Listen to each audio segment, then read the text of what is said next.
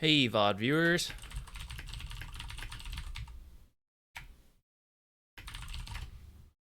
All right. We're going to open up with at least one game, maybe two. Try hard mode. I'm going to just go right into it. No, I'm not. Wait. Contracts. I got to carry my weight. We might end up off lane, so I don't know if we should pick support stuff. What's something we can do in between? Stun two or more heroes. I'm feeling Kunkka if we play, so that should be doable. Get 5 kills or assist on heroes affected by stuns.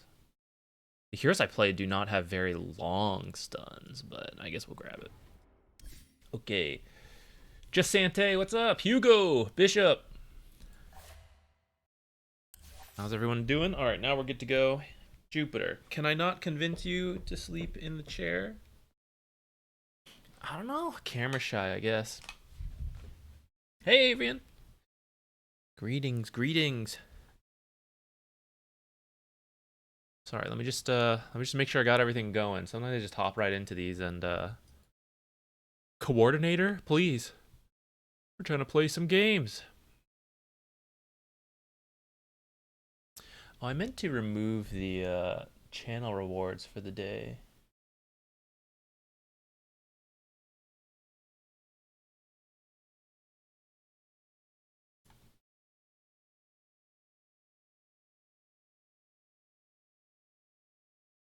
Where is it? This one.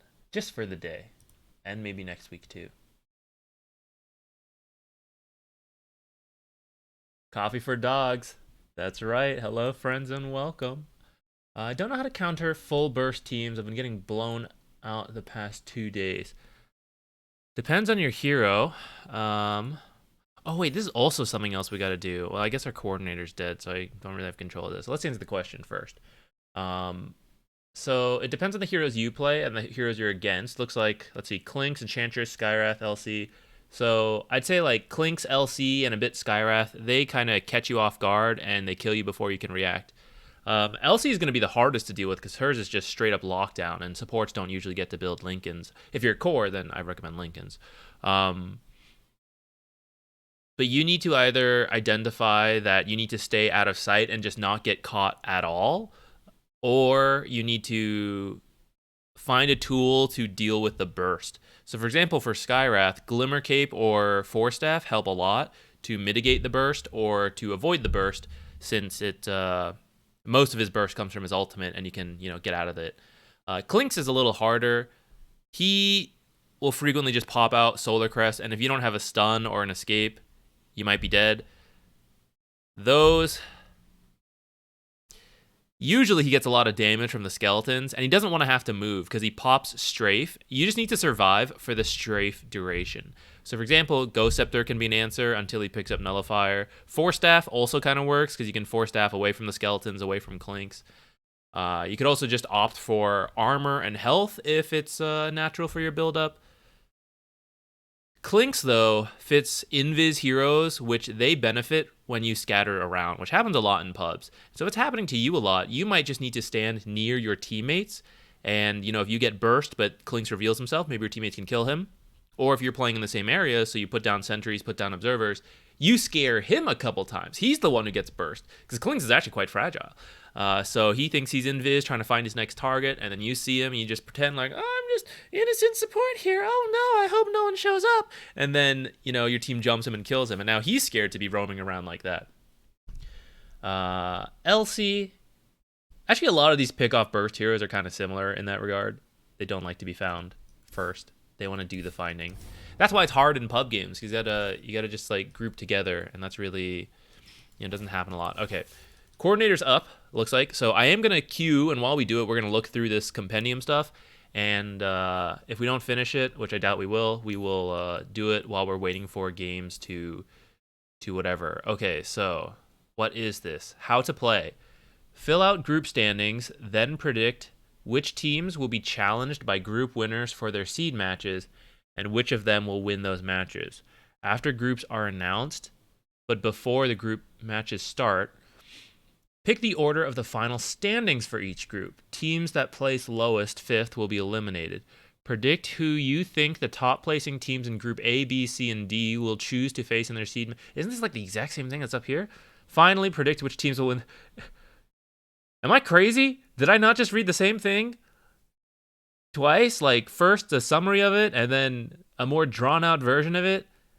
Was someone at Valve told you have to fill up this whole left panel? What's going on? After group stage, you'll get compendium points based on how accurate your predictions were. All right.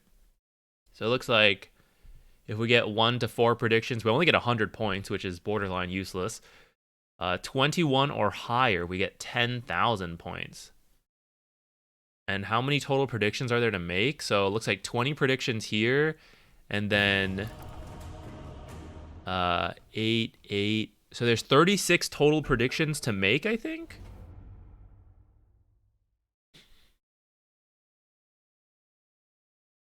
Oh, I'm on anonymous mode. Time to ban. We're off lane. 5 seconds. Man, there really is a lack of offlane players at this bracket. I always get offlane every time we queue this. I have succeeded. I have increased the support population of Dota 2. That was one of my original goals. And the deed is done. Now I'm always offlane. We get a Witch Doctor. Kunkka may not be the best. I feel like someone to set up for Witch Doctor right away is better, but I like Kunkka. Who else could we do? You're up. Centaur, maybe? Someone who wants to naturally build pipe, perhaps? Because there's an AA. 10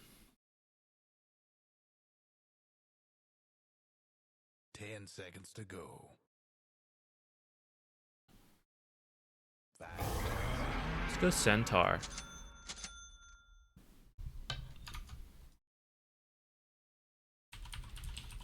And who are we against? Ricky? Okay, that should be okay. It might be a little hard to kill him if he's using his escapes properly. But I think it'll be alright. Let's get this to help us last hit, and maybe we can cut some hoodwink trees. If we're fast enough. Who are we kidding? We're not going to succeed in doing that, but, you know, we can try. I'm going to get a stick. A little low on stats, but Ricky uses a lot of small spells to last hit and just move around. I guess AA doesn't really, though. Maybe this isn't worth it.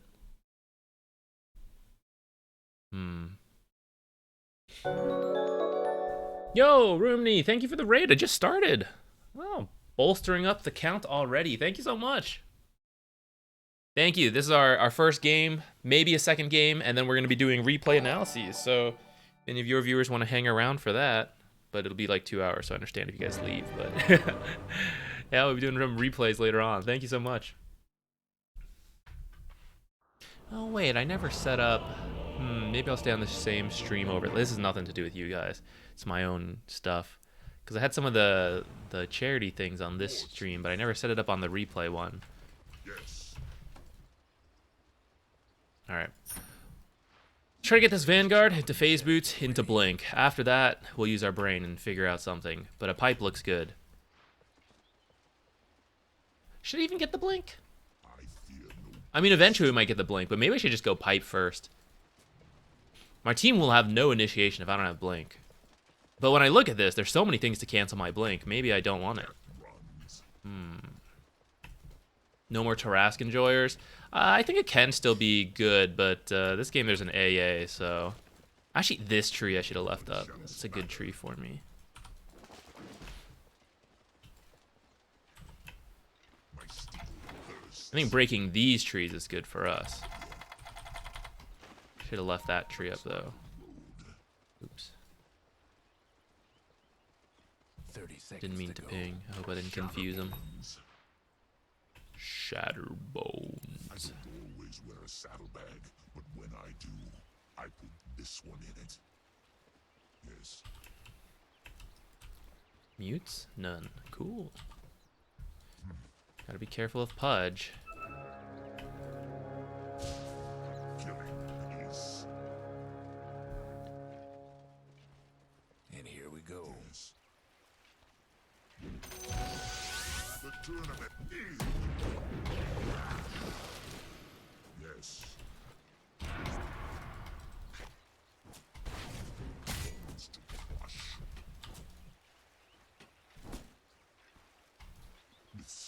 and strength. Yo, leave my witch doctor alone. She's going for the kill.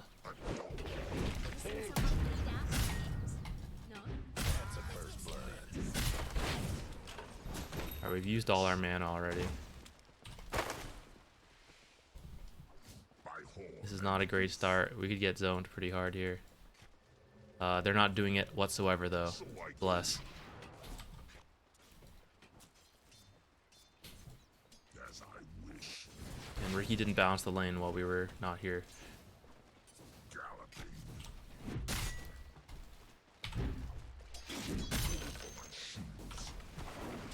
My steed bursts. Dang. Fools attack me. As I wish. Denied. Attack.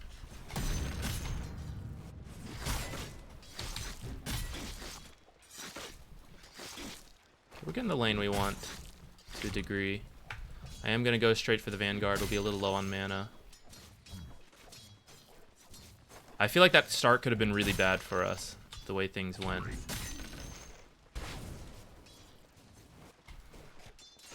Steel and strength. My blade sings.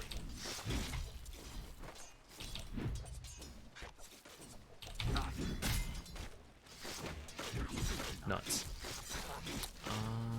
Well, I can make this work.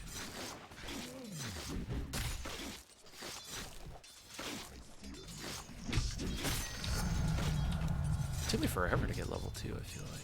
Yes.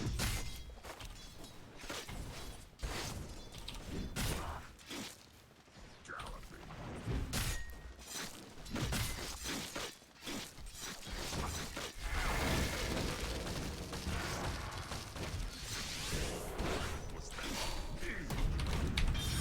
Oh shit. That was scary, that was scary. I'm not sure if I should have double-edged. For my goods. Yes.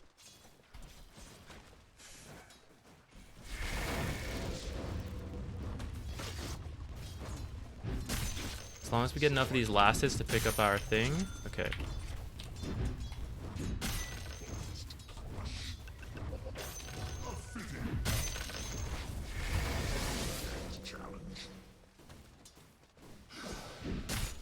Man.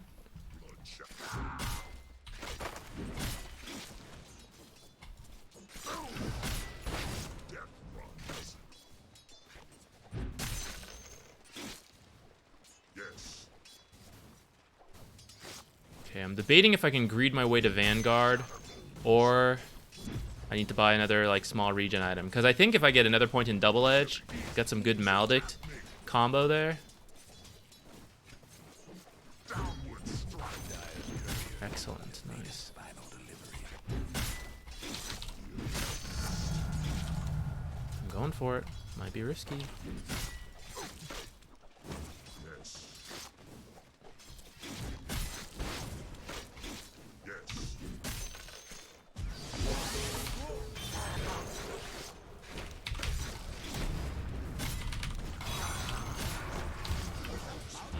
It is a Ricky kill. I might die in the process, though. I mean, I did die in the process. Witch Doctor might die in the process. Is that okay? I died first, though. I don't love it. But lane's in an okay spot, so maybe it's fine.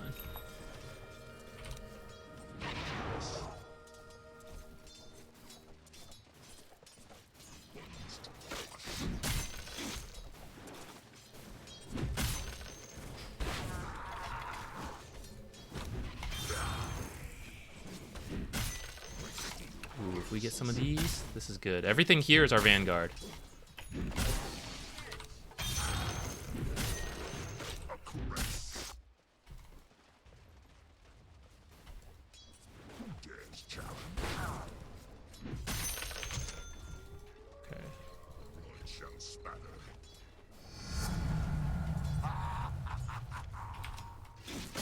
I don't know. I skipped my passive before once, but I don't know if I really liked it, so that's why I kind of want to try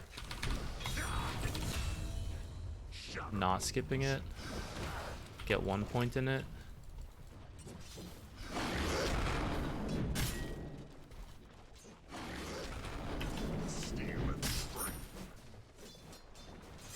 Might also pick up some raindrops here.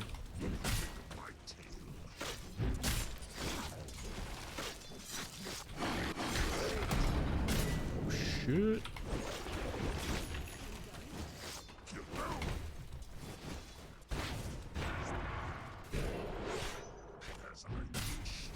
Aw, nuts.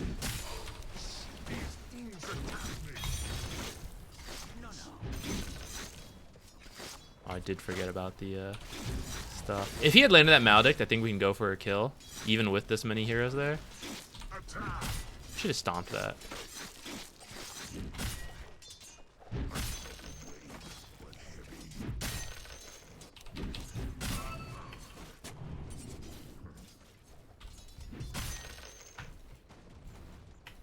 So I go.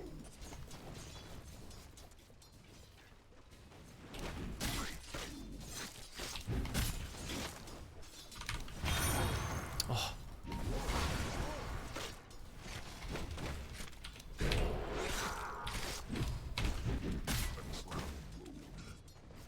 He didn't have Maledict, so I didn't want to waste any regen.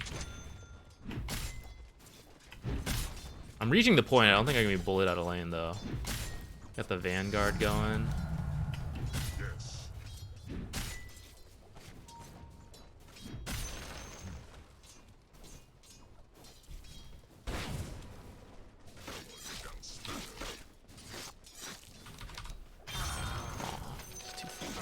Downward strike.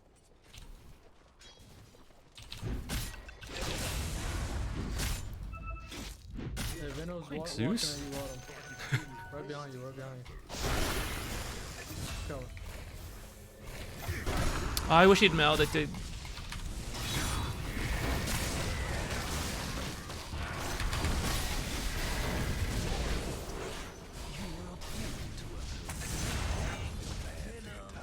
Nothing touches the heart like my venom.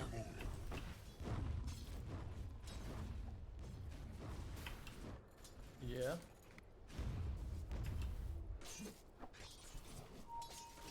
Tips on Silencer 5. You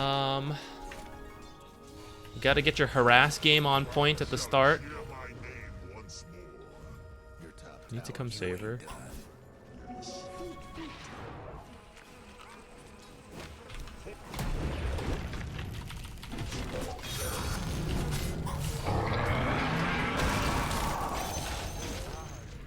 An AA blasted. I might be in a little bit of danger.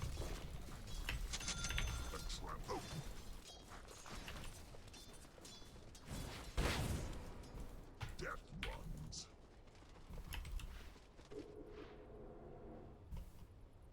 Venom could be rotating bottom, too. That's I don't think I was in vision of that. Bones. Oh, Ricky's not running right at me. Bury I don't think he'll kill me. Oh.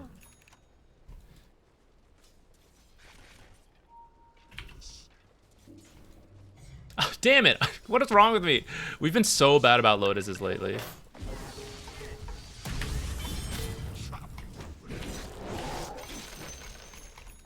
We have no detection!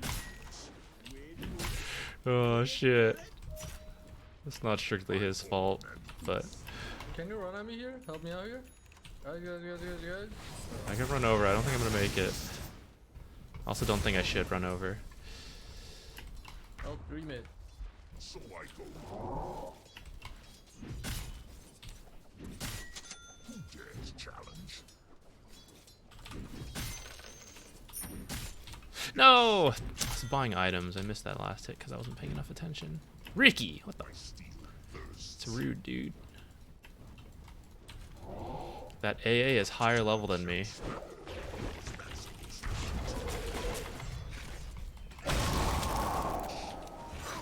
I don't want to die. I'm gonna leave. Yes. Did you? I'm good, I'm good. Galloping. Are they pushing creeps up? All right, we got to get this hood next, I think. Pipe. Come on.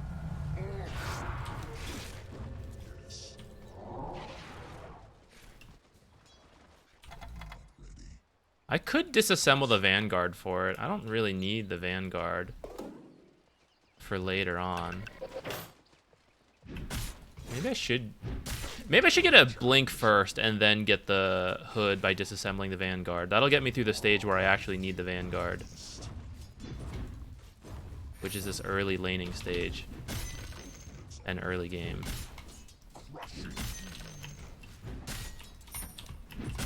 Might do this. I gotta think about it still though.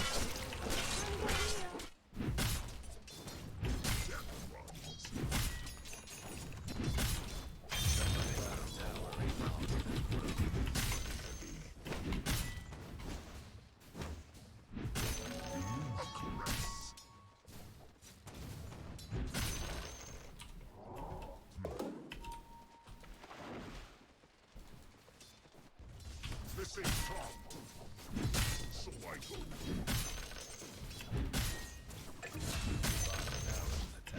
Sure, bro. Okay. The good things going for us are that Venom mid is weird. The other fellas aiming to wreck your bottom tower.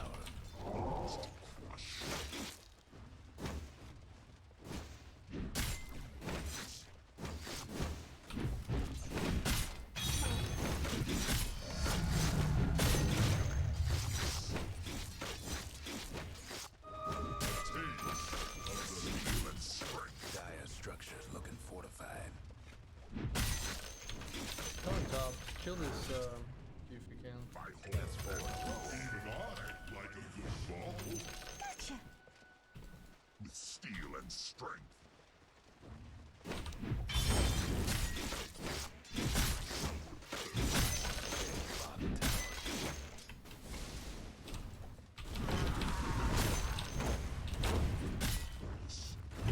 They're meaning to smash that bottom tower of yours. Bottom tower. Bringing down the radiant structures like this.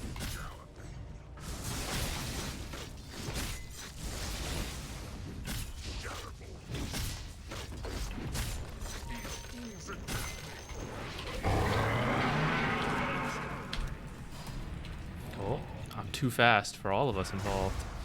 Wow. Jump just before that smoke came out. As I wish.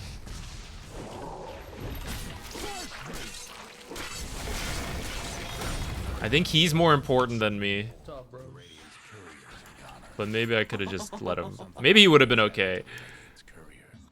I was undecided if I should help him more or not. I thought I could maybe do it while living too. I didn't expect to have to die for that.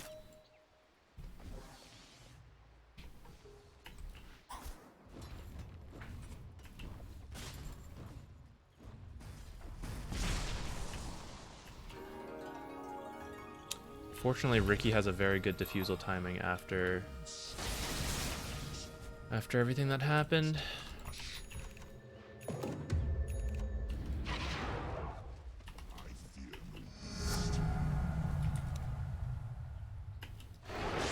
Here's my hopeful plan. We get the blink. We make plays with Zeus. Zeus does the damage.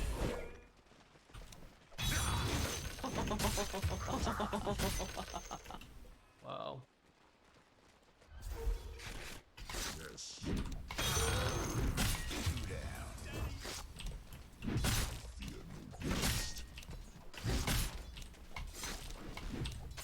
Your mid tower's coming apart. Downward strike.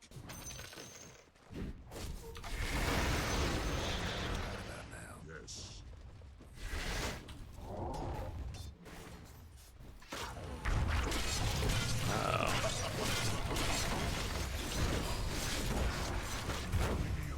Man, I was looking mid. Gotta play together, bros. I should have been okay there. I should have moved backwards more before looking at mid so much, knowing there's a Ricky and there's a, you know, like the Pudge hook. There you go. I will stomp them to dust.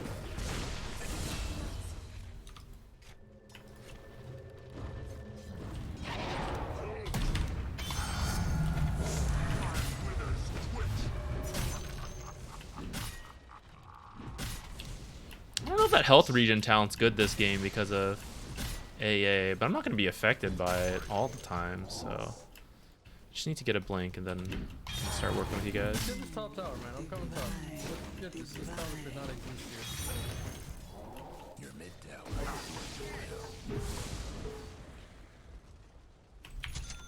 Who dares challenge? My blade sings.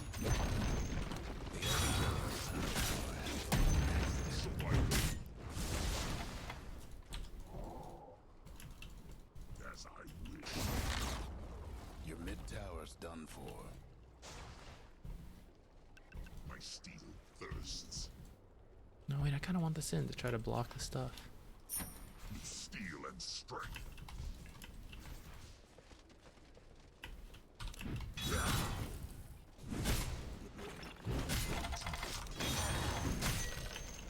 I come. The other fellas Do you have a aimed smoke? direct at the tower. Yes. Try to get Veno top is what I was thinking, but Yes.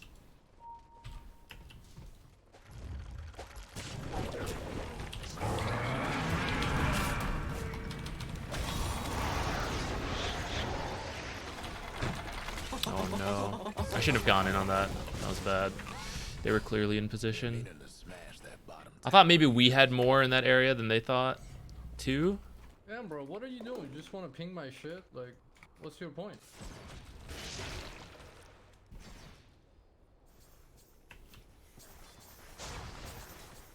You want me to ping your shit? 17 minutes, no battle shooting. Good job. Idiot. Need to be your mid tower right about now.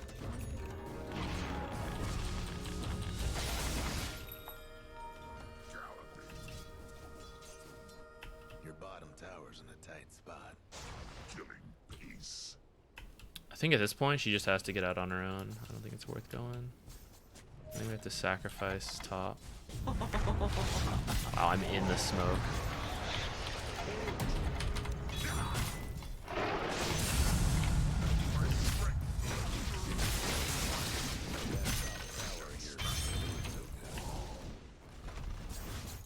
Radiant structures must have been Yes. fortified. Your top tower's getting banged up. Downward strike. Man, not your top tower. Yes. Sorry, folks. Invisibility. Gotta see where they go. I think the others might be coming mid with the smoke. Death runs. Yeah, They're down there, they're down there. he's approaching.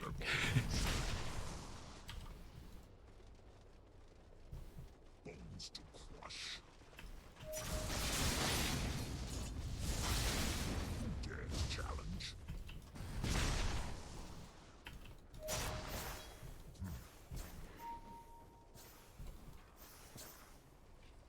My horn.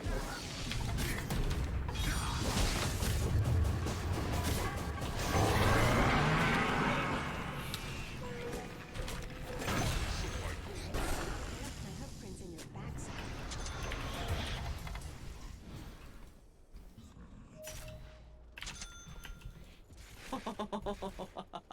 Do you have the damage for this though?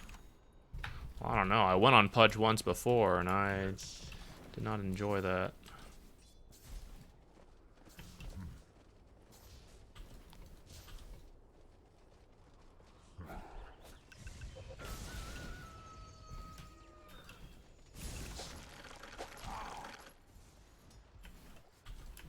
Yes.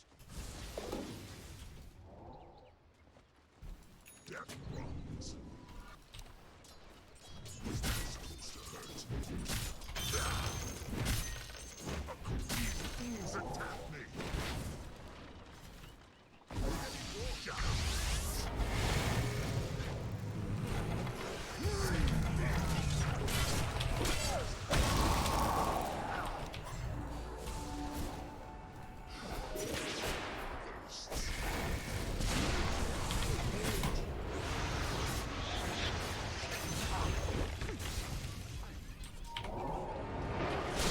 have ult in 7. He's a Venom behind us.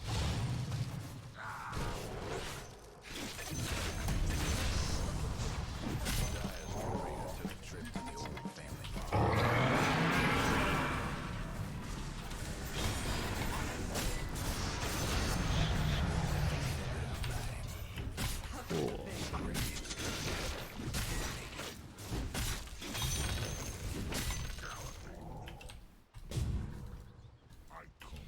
I think I saw a ward somewhere back there.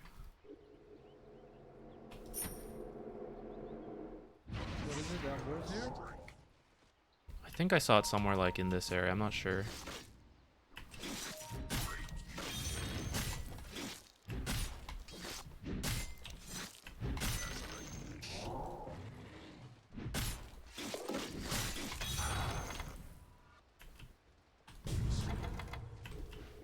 Forgot about tier 2s. I don't know. Now we're all down here. Actually, I don't know if I like this, but I got scared up there because I'm low. I'm gonna ruin my own course path. Farming though. I gotta stop using this thing. I'm gonna justify it as trying to finish this.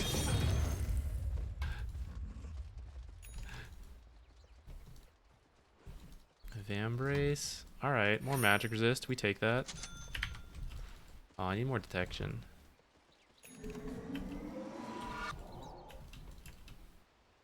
Death runs. Actually, I gotta deal with this. My steel thirsts. What do I do with this now? Heart? Later? Pace. I don't think I need it now. Or do I? Shatterbones.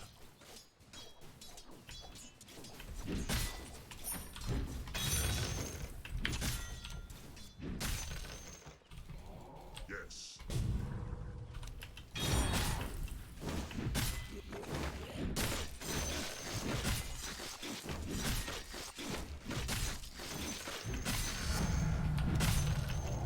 Shall spatter. Dares challenge.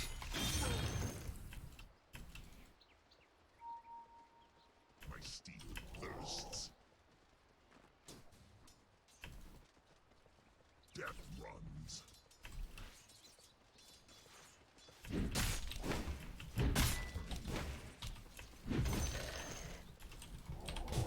Bones to crush. A trampled road.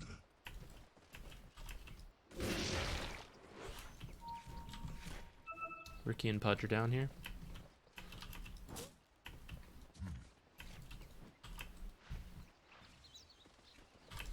Try to bait this maybe?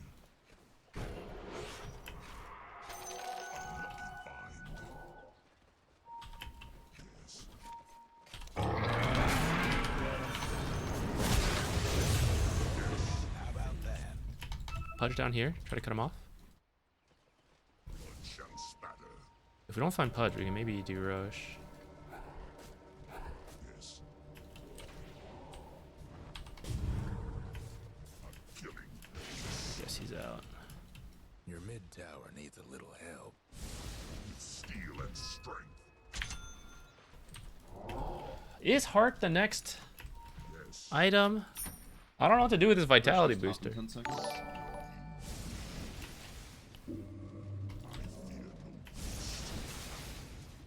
And I'm not sure. Oh, I still need detection, so I kind of want to be slot efficient here. As I wish. Death runs. Yes.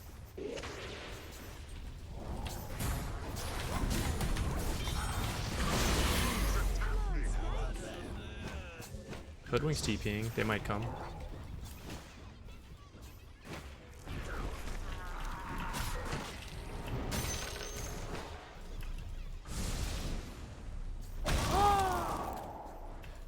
Rip. It's gonna be real close. There's a lot of farm top, CA. What's up? Keep close to her for that magic resistance. Shall What we getting now? Shatterbones. Alright. It's like a funny smoke a little bit. With steel and strength. Your mid tower ain't doing too well. So I go.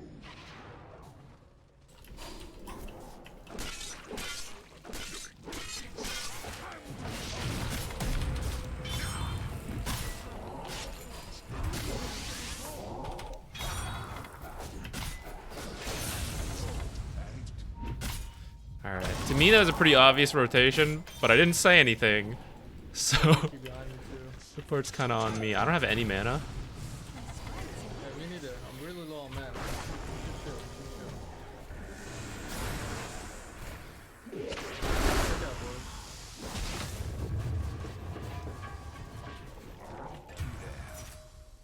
My home. Really low on mana. Oh, shit. They're still chasing. It's not time yet. Abby knows there is a ward here. It's to hurt. A traveled road. I fear no beast. I need a BKB first.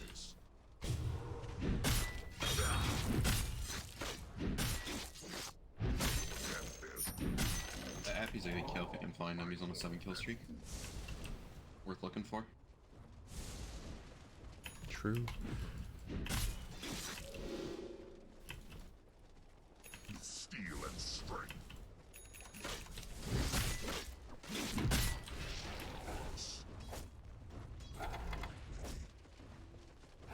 Yes. Not yet. That When it tower comes out, we can do what I'm trying to. Maybe even kill this guy. Shatterbones. Today's challenge. Galloping.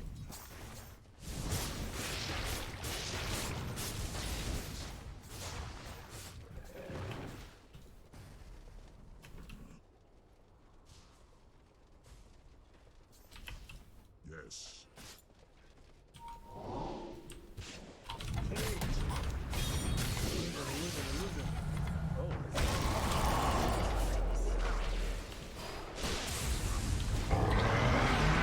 Oh, that was unfortunate timing, I gotta say.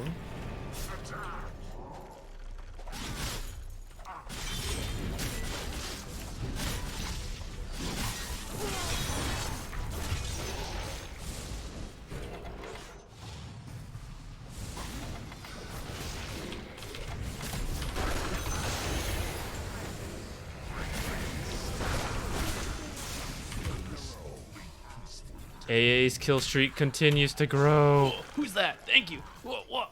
TI funds. Joy K, thank you. Thank you for the sub. Thank you so much. Guys, reminder, charity drive right now. Don't worry about me. I know actually if you want to keep your sub streak, then I guess you gotta. But if you guys care to donate to charity, I think it's a good cause. was about your mid tower. What's worth more? Do I need the? I kind of need the wand. 9-month sub. It's a little baby. I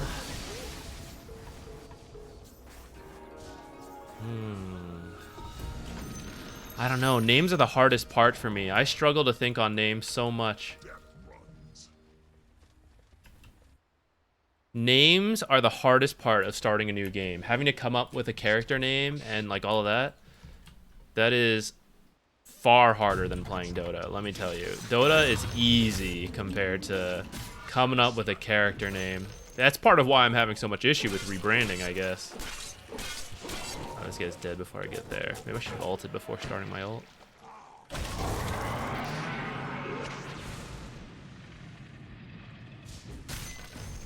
It's a very delayed ult because of that.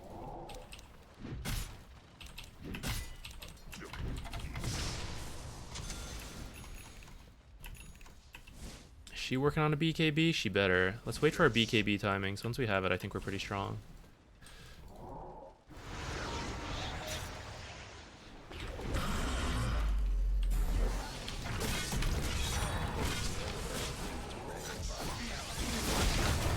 Give me that kill streak! Damn. Nice. I have no mana again. Alright, That bottom tower. Ain't this a treat? Thirsts.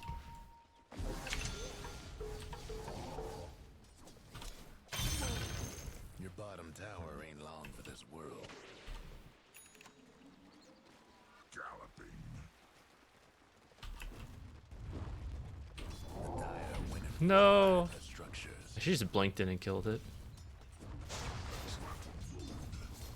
There goes one of the other fellas mid-tower. Just gonna go jungle it up. Shatterbones. Crushing.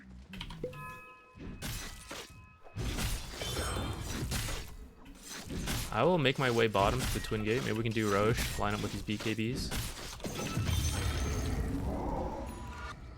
Killing peace.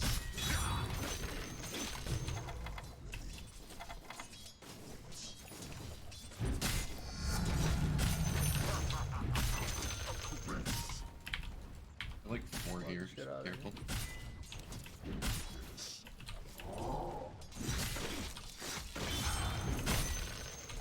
Blood shall spatter. It's not time yet. Let's bury the hatchet. By horn and hoof.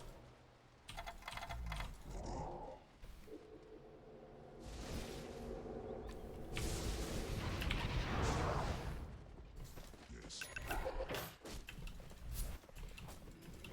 I'm gonna go push mid. It'll be good mid. Be careful for 40 seconds, guys. I think they're gonna try to come in. Ooh. As I On. Can we not fight bottom? Or just trying to rush or something? Alright, good. Just get out, bros. So it's lost. I don't think he can teleport there like that.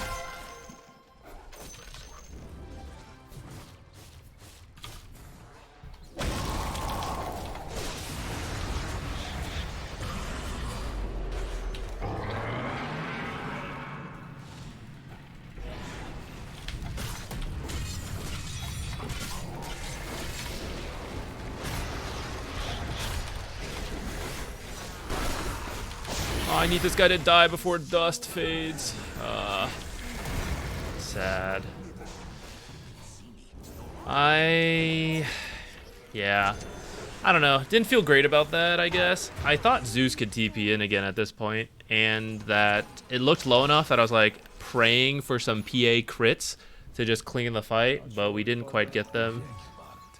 Too bad. Joy K, thank you so much for donating. Partial to your bottom Thank you, tower. thank you. Yeah, interesting. The stun, I did notice that. Went off even though I died. Your bottom tower's an attack. Unlucky, I guess. That I got so low. Maybe we could have killed him. Bottom tower ain't long for this world. Fortify their structures. They're meaning to smash that bottom tower. I feel like I need something else that gives mana.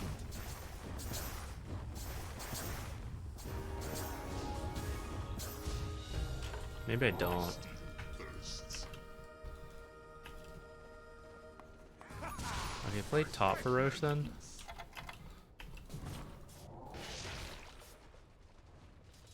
Who dares challenge?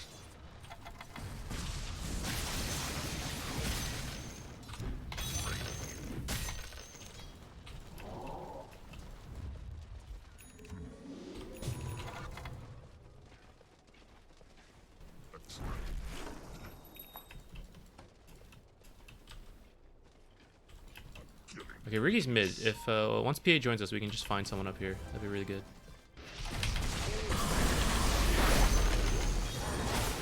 This guy will do nicely.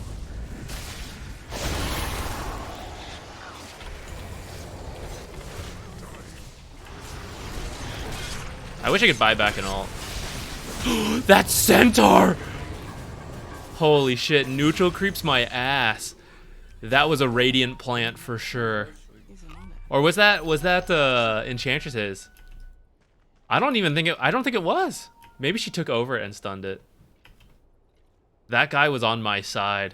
He was the better centaur. Go, go,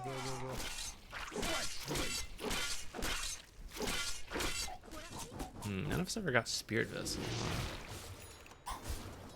Who would have been the one to buy it? Witch Doctor?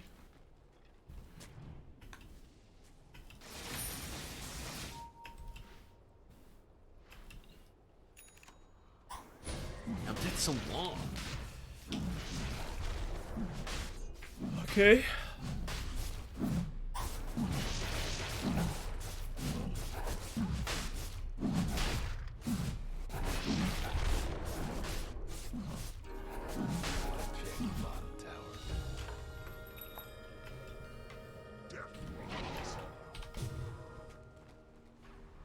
Soon you bleed.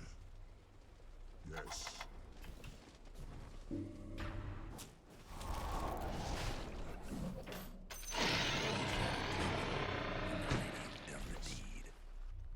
They'll be fine. I don't need to pipe.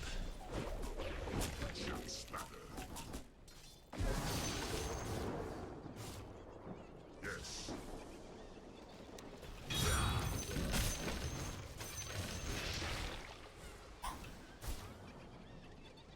With steel and strength. Maybe I need to carry a gem. So I go. My blade sings.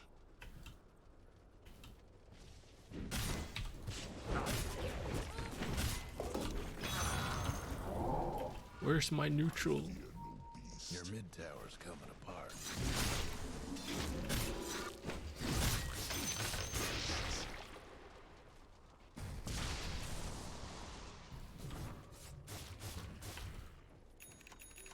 Alright, we don't need to push. Let PA finish Nullifier.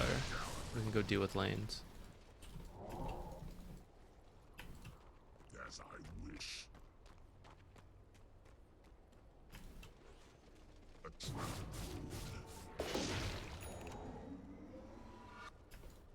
With steel and strength. Downward strike.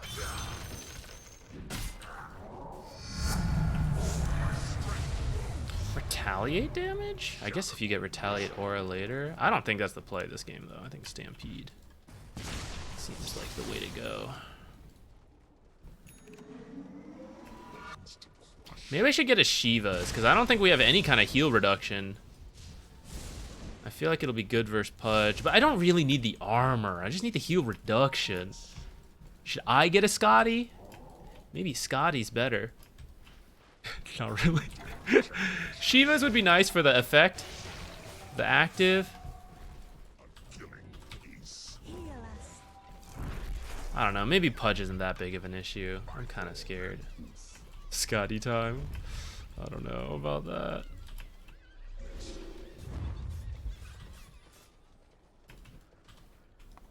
Go as a group somewhere. I don't really care where.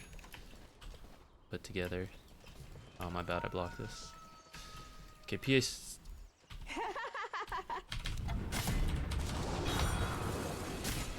Okay, that's her Aeon. Shall spatter. That'd be low tech. Take it away.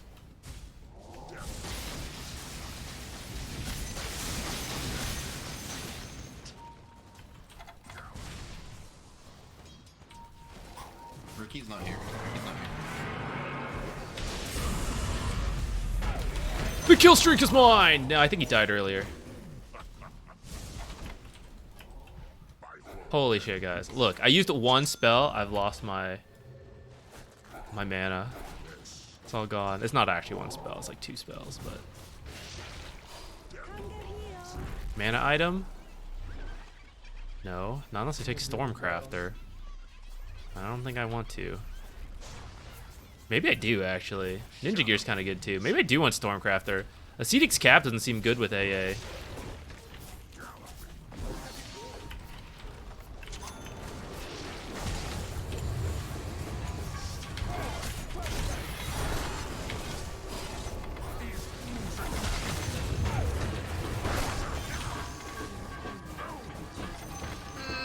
Am I gonna die? I think I am. I fucked up my TV, I'm sorry, bros.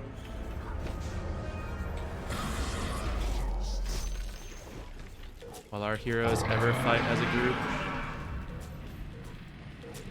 Find out next time. Okay, Hoodwink buyback. Connect with me bottom? The bottom tower?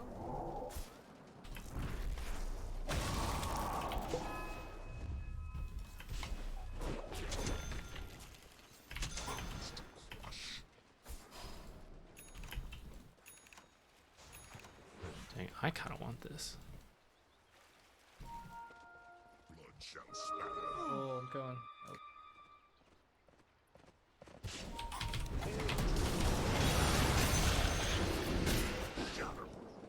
I don't know if this is any good, guys, but I'm gonna get it for the mana regen. I'm really struggling here on mana.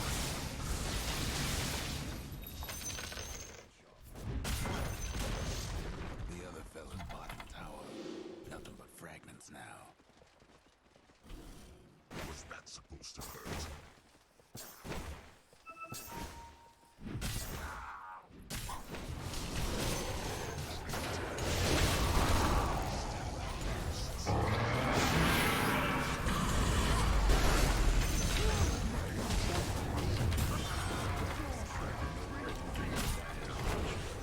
Get out, bros. Get out.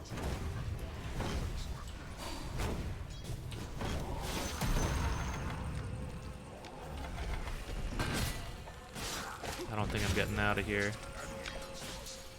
I think this is gonna be an issue, that regen. It's not too late. We can still pivot to Shivas. Armor versus Ricky is gonna be okay. My armor is quite low. I could do with more of that.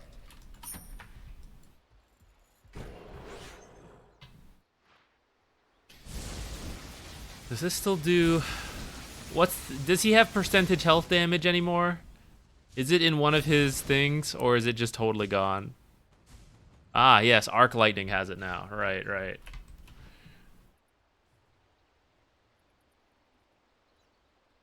This is just a casual vitality booster. It's just been in my backpack like this whole game. Oh, man. Just a lucky vitality booster. I need this for mana, I need this for detection. We swap it in when we use the dust, but like, you know? I keep thinking I'm gonna get heart, and I keep not. Yeah, I think I'm about to sell it. If we get heart, we get it. My man, holy shit. Yeah, it's working. That's good, guys. That's good. He BKB'd and everything.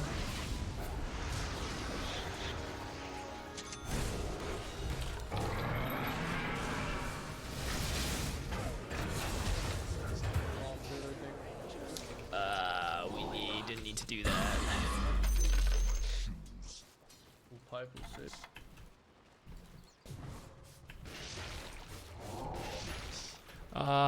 If we had just left after that, that would have been really good. We can probably get, like, just force a fight off of that.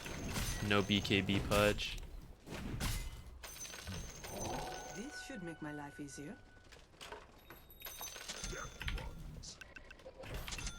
Alright, no buyback, whatever. Totally not a stupid idea, I'm sure. I have a huge wave mid, bros. Without any supports, though?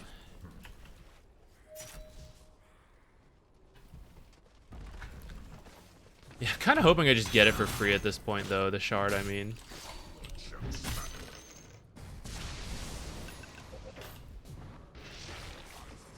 Maybe I can go back to Cloak of Flames now. The other fellas couldn't save I their think Pudge is too tough without our other supports. We can try.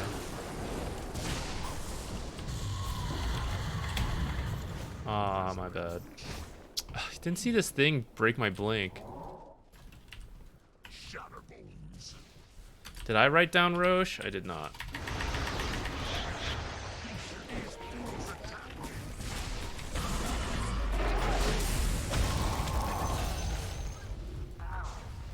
Zero. Wiki's up now.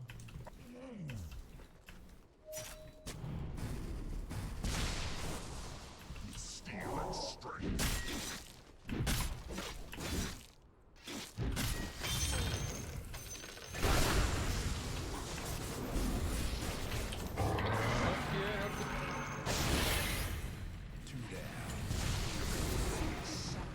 Help PA implying she didn't put herself in that scenario. Alright, we're good though. We're strong now. Yeah, let's go. Alright, all 5 of us together for once. Together.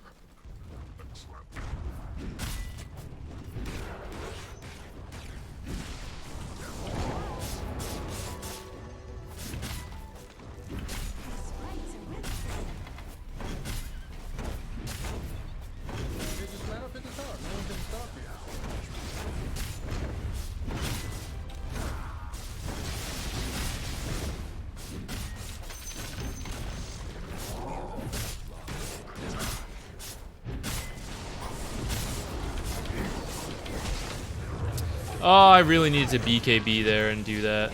It's on me. I guess we got him in the end, though.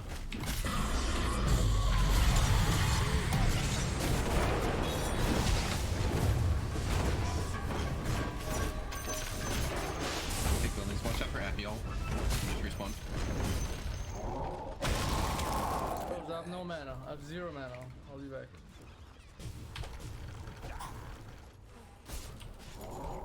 Let's just get out. Let's go get Roche. After we reset. Yeah, go Roche. So I go.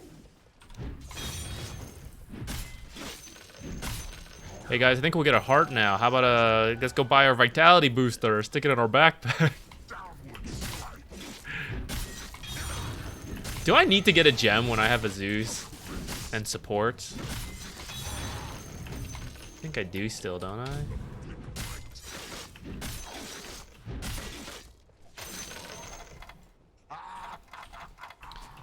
Do I buy my own shard now? Or do I get an Aghanim so I can pull Zeus into these team fights? It's not fake? I thought that was an illusion or something. That's crazy. Is he DC'd? Or is that Rage?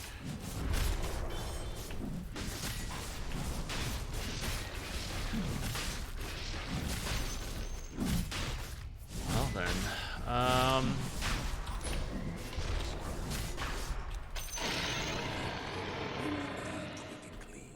My steel thirsts.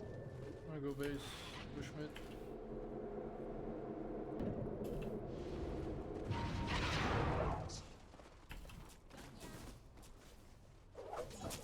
Yes.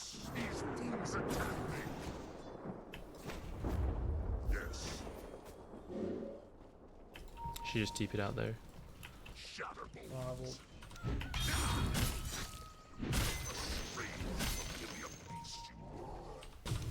If I get my team to do Tormentors, I have a pretty good shot at getting it. Free shard. Let's take bottom. Take bottom, we can get Tormentor too. I still need to carry detection though. Maybe I should just get like overwhelming blink or something.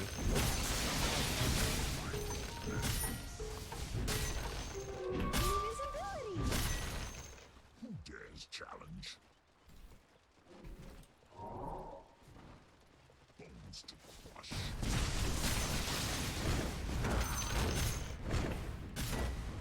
No AA. Sure we got an advantage here.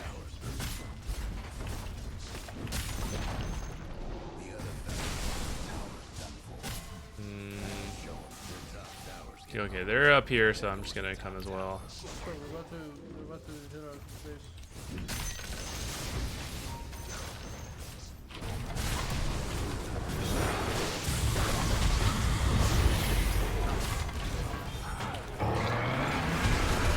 Oh no, this is a terrible fight. Alright, you know what? I'm part of that issue. I blinked on that hoodwink. That was me. And it was a bad idea.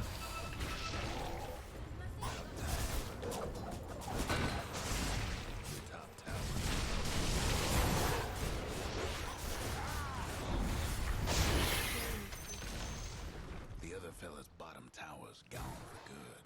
That Retaliate aura, but I didn't take the retaliate damage earlier.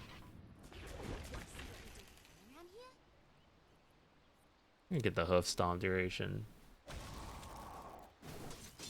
Oops.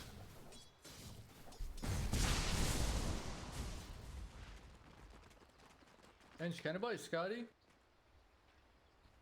Or Budge? I can. It's gonna be a while. Yeah, that's fine, just cue that shit up. Gonna hack. I can Scotty. I'm buying Hex, I'm buying Hex. Are you the Yules? Towers are back door. Don't bypass yet. good luck out there. Just chill. If we lose a tower, it's not a big deal. Just try not to let PA buy back. Maybe I didn't even have to buy back, but Your mid tower's in a bit of a bind.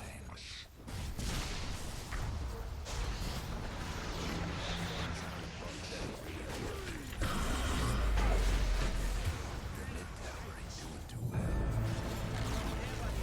Mid tower's gone. Win 'em all.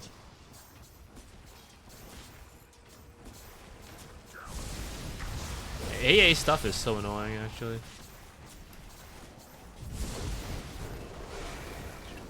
Seconds. Happy ult. Happy ult.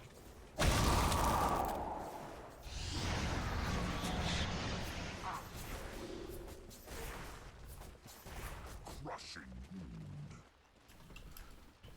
Alright, who are the people that bought back? I mean, not on our team, their team. Several. By horn and hoof. I think we smoke out and try to find someone who bought back. Killing That'll pace. be this guy in here. Shadow Blade on Hoodwink. My steel thirsts. Yes.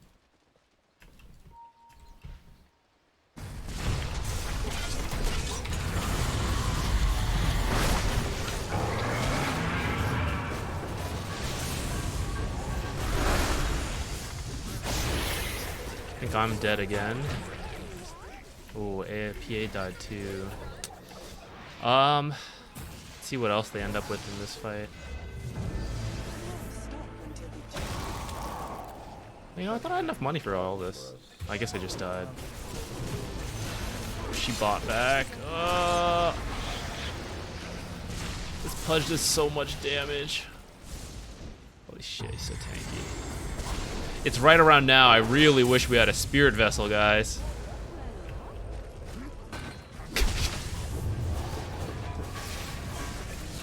This has to be a Pudge kill, right?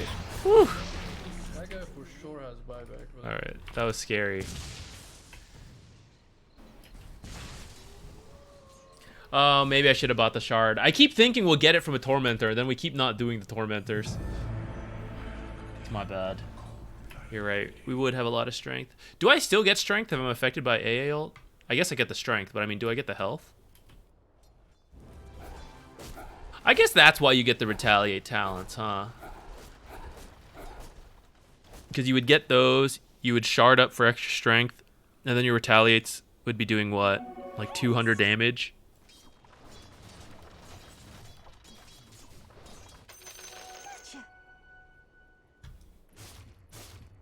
Well, we've gone this long. I'm committed to it. Oh, shit.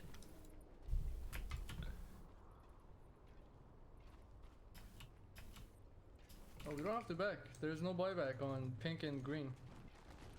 And Pudge is not gonna buy back. Might as well hit this.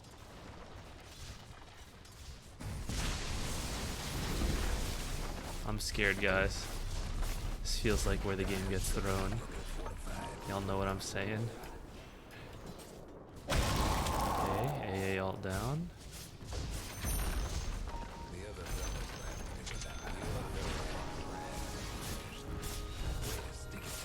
What time is Rosha?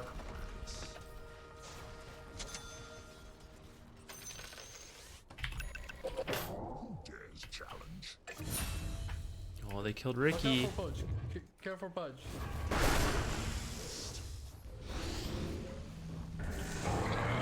Okay, I'm just gonna ult to get them out. Get out. Reset. Full reset.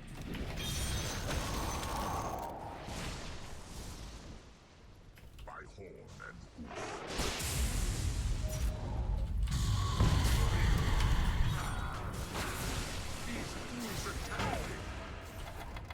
Good escape, good escape.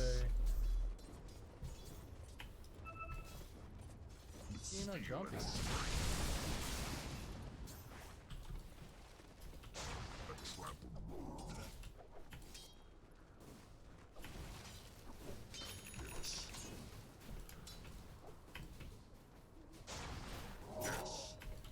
When Witch Doctor is here, he should have his roll. Roll again.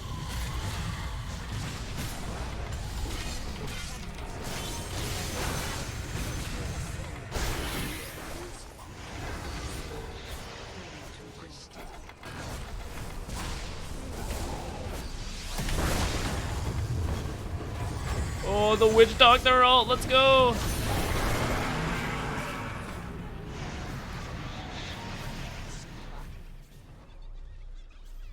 Someone's dropped out. Ow, ow, And this ow, ow. 2v5. Pivotal ended now.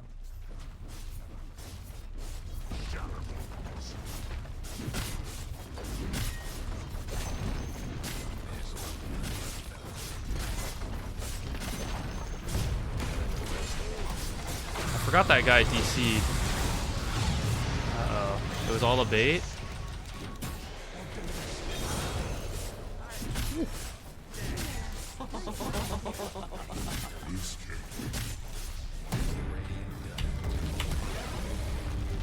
Alright. Managed to win that. Oh, not our best work.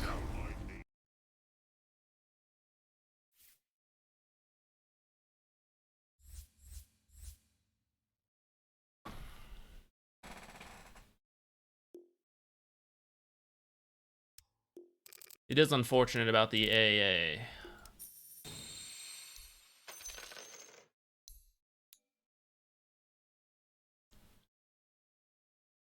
Should I be able to beat Ricky?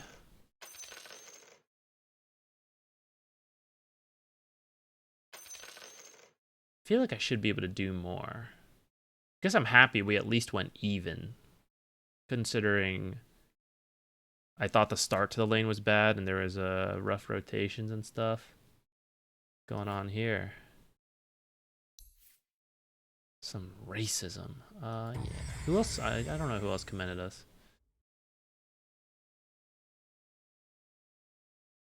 Who would I want in my game more? I feel like Witch Doctor didn't say nothing.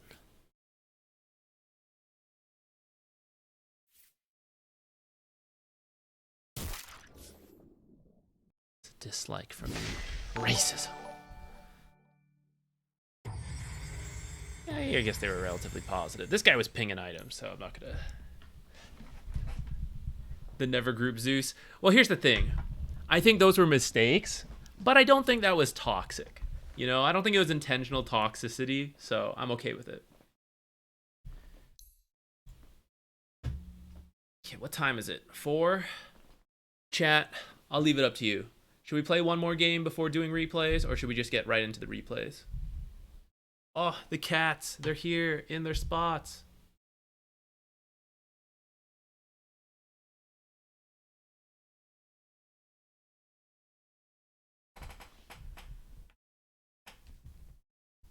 Okay, we got Hephaestus. Oh, you guys, okay, you have two choices. You have two choices. games and/or replays. Eventually, we will do replays, just whether we do one more game or not first. And then we can look at Hephaestus, or we can look at Jupiter.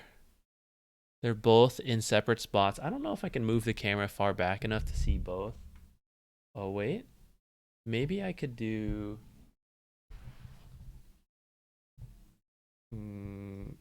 it's not possible.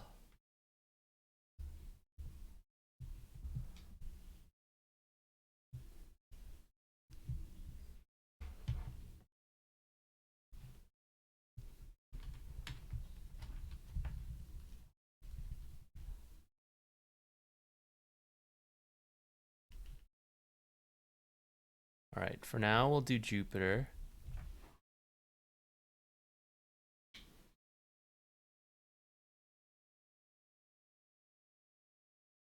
Yeah, they sometimes sleep on their back. Not too often. All right, we'll watch Jupiter playing. Oh, out of date. Guess I'll update this. Oh, while I update this, here, guys, I showed this the very first day, but haven't showed it since. There's a little, so doing a charity thing right now for not streamers, Gamers Outreach Foundation. They're essentially raising money to help hospitalized kids. They bring games to them. Let me show you a video. And we'll have the game update while we do this. Let's see, which one is the video? I think it's this one. Wait, this one.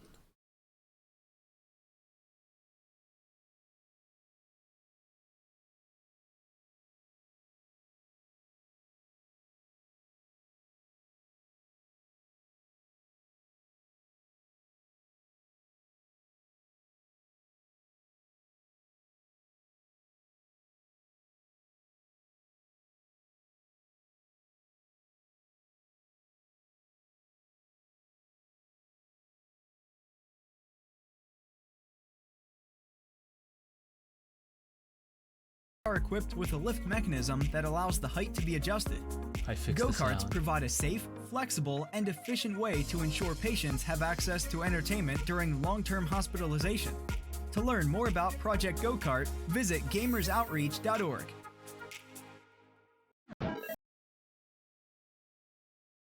Oops.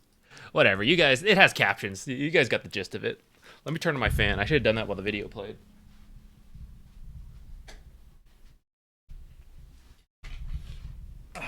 So anyways, totally optional, of course.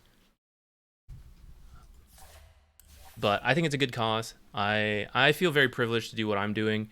So when they asked if I'd be interested in helping out, raise awareness, stuff like that, I was happy to do that. I think it's good to, give back. And I love games, right? So we got to get these kids addicted. Get the future players. Get them.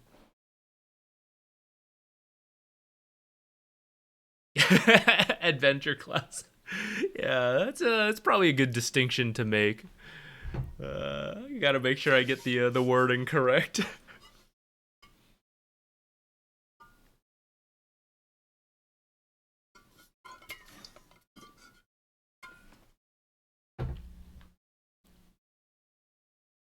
All right, you know what else we have to do? Oh, and then as part of charity fundraising, it's in the description, but in case you guys can't see it, if you guys do choose to donate, I'm here to help. And if you got other ideas, let me know. I don't have an incentive for like if we hit our 1,000 goal, which I'm amazed we're almost already halfway there. Thank you so much, guys. I don't know what to do for that.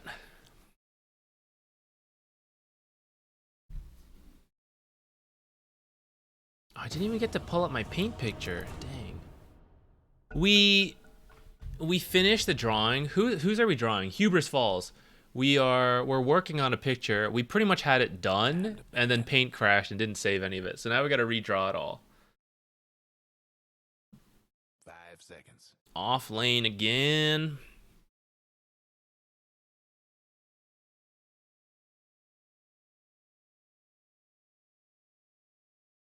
Have that little box up on the screen somewhere. Where can I put it that it's not cluttering the way? It is in the description. I thought that might be enough, but I guess maybe a lot of people, it's just not usually updated, right? So many people don't like checking on that. 5 seconds. Over the minimap. And no one looks at that anyways in this bracket. All right, we got a Nature's on our team, and we're dealing with an Undying. Don't want to be Necro. No. I want to be Bounty. Maybe? 10 seconds to go. 5 seconds.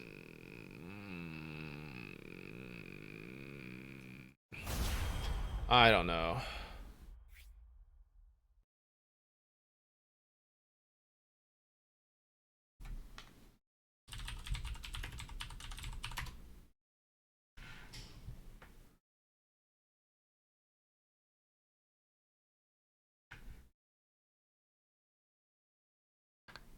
Any of the usual initiators are going to struggle, but maybe we need to pick them anyways. I thought Bounty is at least fast. You know, we can outrun the Undying and do like weird lane stuff. But maybe Undying, or maybe Bounty's an even worse pick because Bounty needs to win his lane. And if I can't win versus Undying, then I'm going to be in a bad spot. Well, it is what it is. Maybe I should have lost gold to think about it harder. I thought about Dazzle, but Dazzle NP didn't seem great. But maybe it would have been okay. Ew. Alright. We got a lot of pressure on us to do well in this lane. And I don't know if we can. This guy's got his doubts. I'm with him. And I'm the player.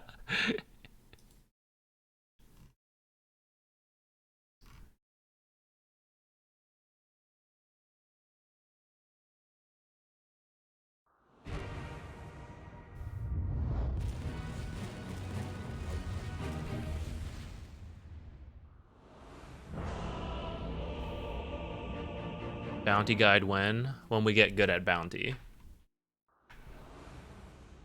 He does seem to be pretty good as a support right now. We're gonna see how he does here in the This one is in the bag. Everybody get set. as a offlaner. We did try one offlane game earlier. It wasn't the best. I feel like that game was a little messy. I can't remember why. All right, I believe in this NP. He's gonna zone that Undying for us. Gonna keep us going. Yeah, my offhand weapon's a cane. Bounty Hunter's old here. It fits. My back hurts. I follow the trail. I know, it does look like a good PL game. That's why we really need to do okay here and bully. I don't know about that sentry. Oops. Yeah, indeed. Yes. I don't know if it was a misclick or he was just like, maybe they see us. But you can definitely stand under the tower. And also, you should probably just block a camp if you're going to do it. Stalking. That's a first blood. Uh-oh. First blood. It's a good PL game and he got first blood. Was only a matter. Let's hope he's bad. Damn, he's higher ranked than us. My blades will do the talking. Can't be that good. The game is on. Over there. Okay, let's go body block creeps nice and early. No more. Maybe we can get the range creep in front. Otherwise, I'll just have one creep go. If I can't do it right away. Can I get range creep? Go up there, go up there, go up there, go up there. Come on, range creep. Get up there, get up there. Get up there! Alright, just one guy. Now he gets up there. Now I've messed up the block. Alright. One guy going in front is kind of enough. He did the same thing. My blades grow thirsty.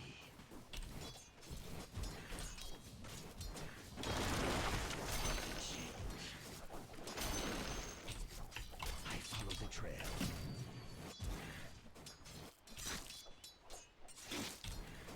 I don't know where Undying is. Are they tri-laning or something?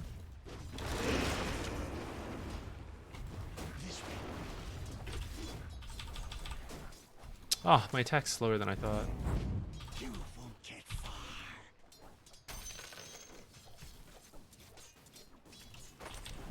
Footprints.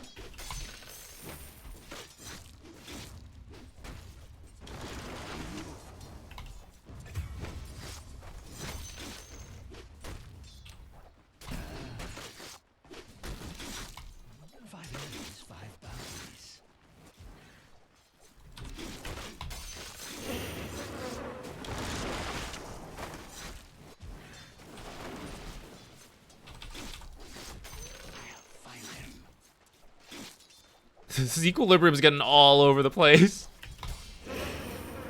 We're almost at our ring of health, though.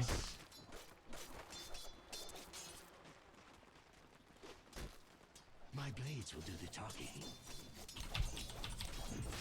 Darn.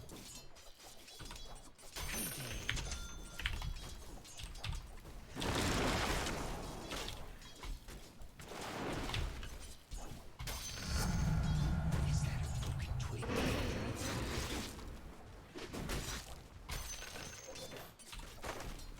Found you.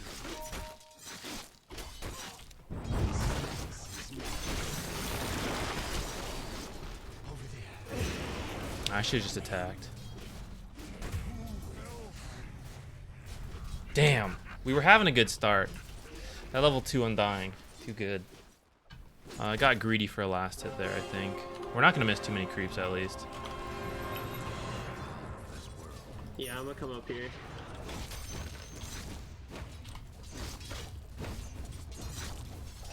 Aw. What?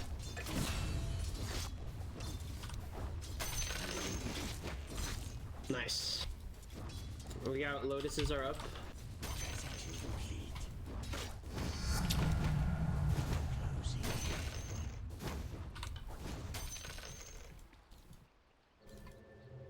On the move.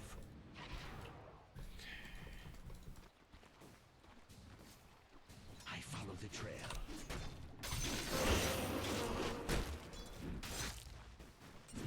Yes. Man, I keep doing this. I keep accidentally canceling my attack. Thought my base attack time went up. Why am I so slow? Go Prima.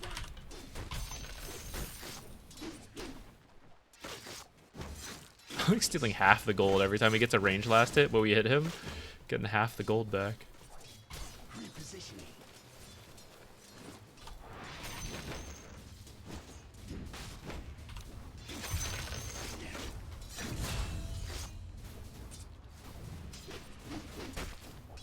Blades will do the talking.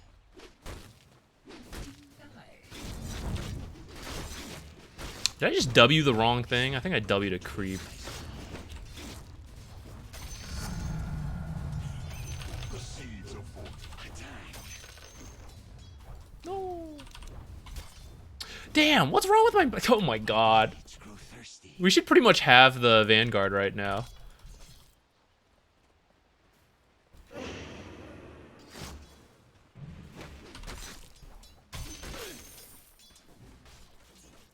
the hunt. I'm under attack.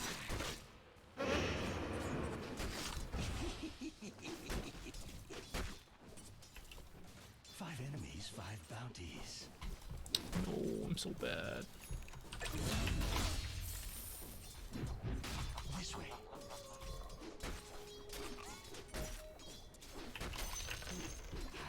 find them. The chase is on. Stalking. Okay. A lead. We're kind of getting some of what we need, but I am worried about PL farming enough here. Why do I...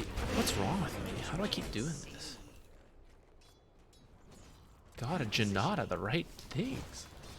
There's a sentry somewhere in lane. Not sure where exactly yet. I'll find them.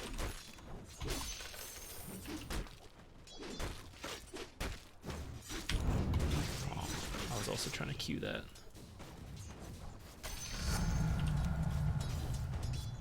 As long as I get paid. Bargain hunting. Come on.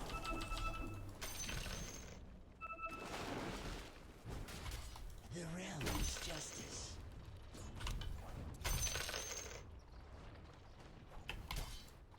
You're through. Someone's here.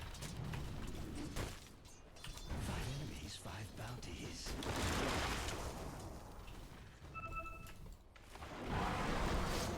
Am I stupid? I said someone's here, and then I still walked up I again. don't want to fight this.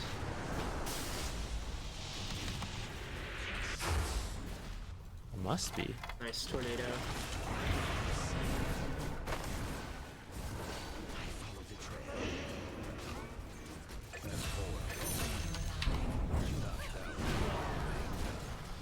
I'm about to die as well.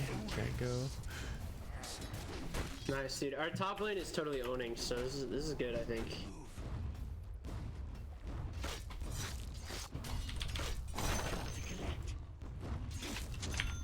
Footprints. Your mid tower ain't doing too well. This way. I'm gonna grab this, I guess. Maybe I should leave it for him. He'll get XP anyway. He stole it. I'm gonna get it before some other support grabs it or something. Is that a broken twig I spy?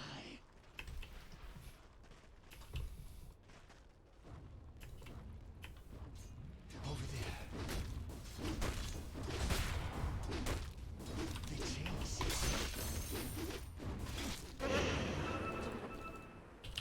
Lita might come top, by the way.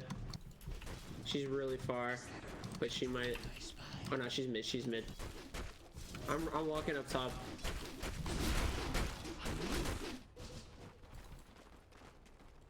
Okay, what do we build? Oh, they see me. They see me.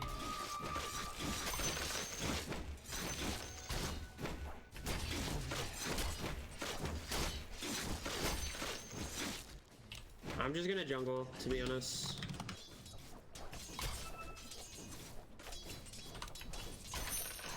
Find them.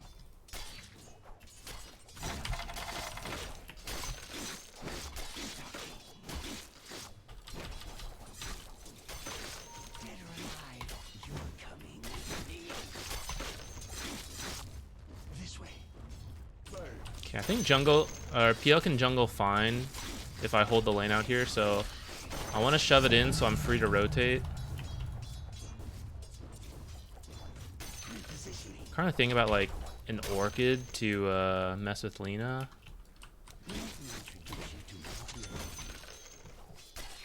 I don't think I can itemize to deal with PL. I don't think it's my job.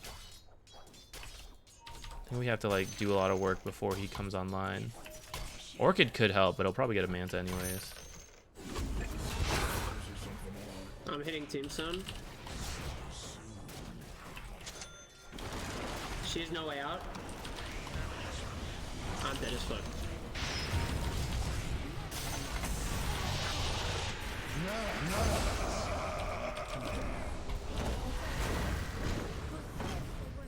I might be able to alter if he. Oh, that's okay. That's okay. Oh, my bad. Yeah, that's fine. Okay, I'm just gonna go back to what we were doing. I follow the trail. The chase is on.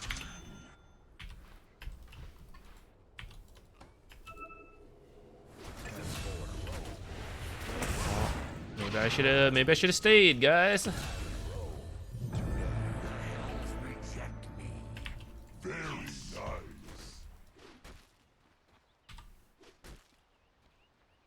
I follow the trail. Tales of this.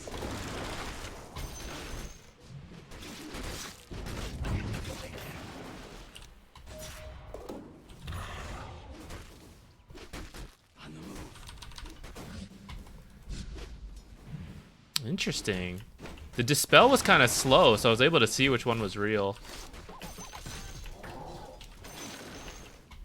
That's neutral creep stealing my last hits. Heck. Could just get a Crimson Guard to not care. 5 enemies, 5 bounties.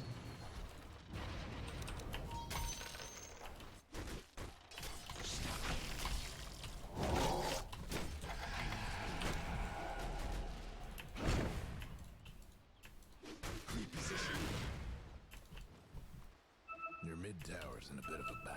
Damn, I didn't expect them to just like go for it. I thought that was just Lion. That's why I was like, oh, I'll get there when I get there. Lion's messing with him. Then I heard the burst. It's like, oh shit, I am supposed to be there. Oh, Lena's back there. My blades grow thirsty.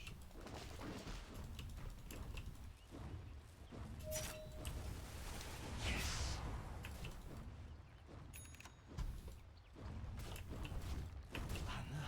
This bitch is dead.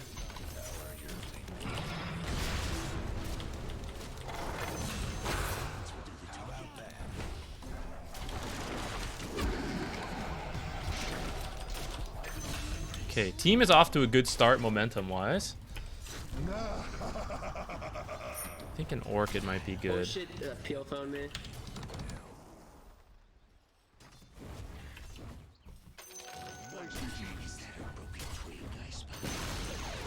Tower's in trouble. I don't want to lose this tower.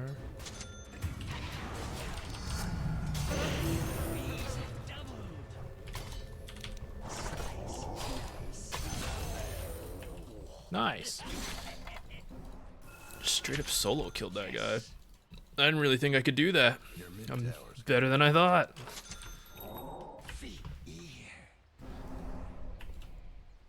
Hate to be your mid tower right about now.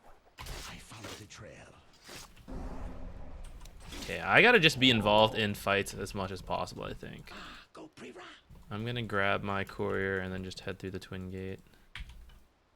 I guess I'll farm this camp while I wait. Bounties. I see.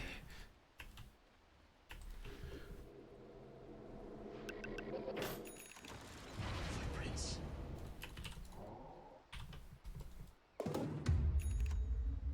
Is that a broken twig I spy?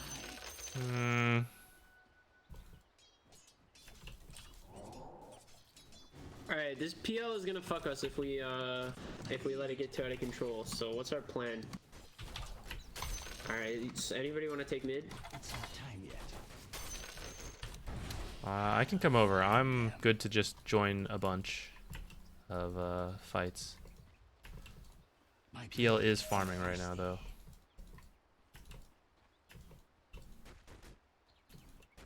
on the move. It's so tough. They just nuke the wave. Talking.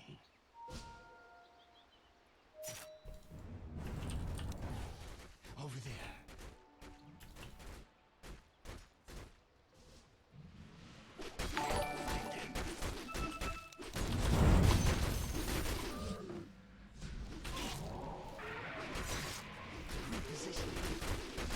Just gonna poke at him on occasion. Hopefully he spends more time running between camps than just like farming 24/7, you know? Stalking. Okay, I'm gonna get this Windlaze to help us run around faster. Hopefully that's the right idea. This way. Finish mid. Okay, okay, they're tilting. Nothing left of the other fella. What? Oh! God, I didn't wait long enough for the fade, guys. That's so annoying. Oh, I'm so pissed. I'm so pissed. That should have been a free Lina kill. Reposition.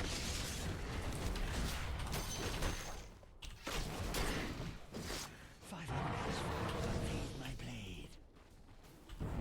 If you guys didn't know, there's a fade time, and you don't stun until you've gone into fade.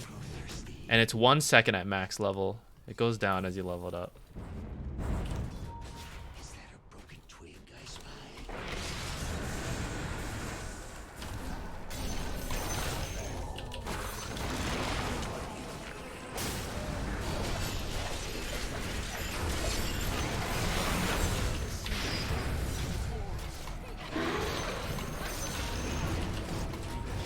I think I had the wrong priority there.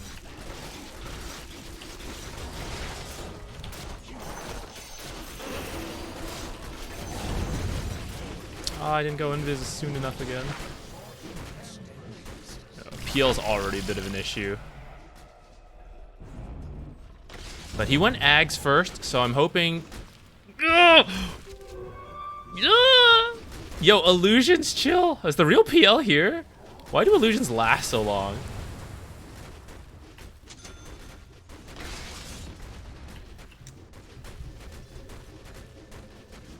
I'm hoping he gets Diffusal next, so we can finish Orchid, and we might be able to kill him, like, 1 or 2 times, you know? Yeah, this one might be a little tough. Now it's over there.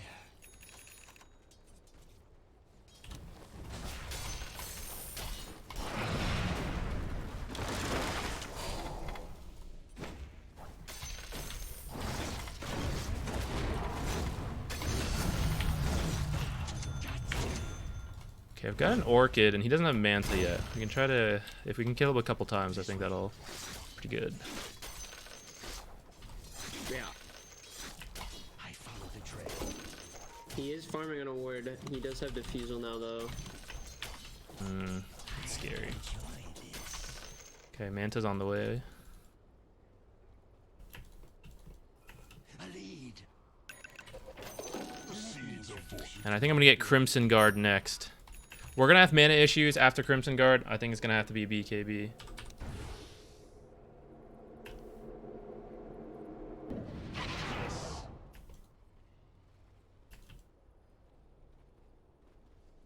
My blades will do the talking.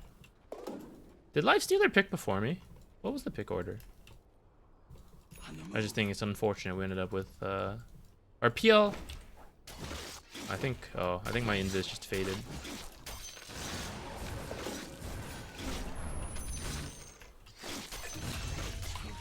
Maybe he last picked and so is PL.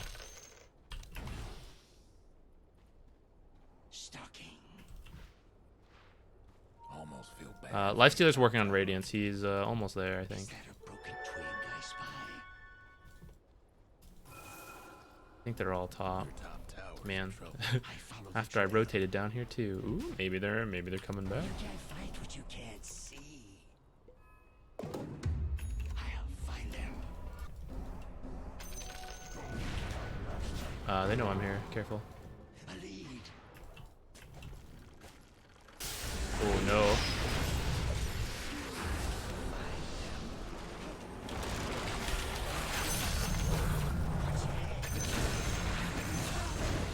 Okay, let's go. These 5 bounties. Maybe we take mid. Maybe, and then we could maybe get Roche. Over there.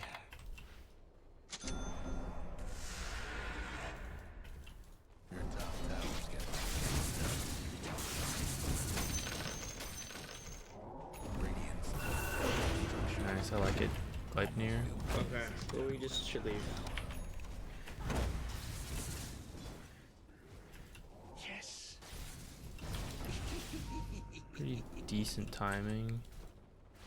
Footprints. This guy got a gem. Whoa. Really trying to up the tempo. We got a real pro lineup here. Nature's rotating into ganks. This guy got a gem. Itemizing against the enemy team. Wow. Is that a broken twig I spy?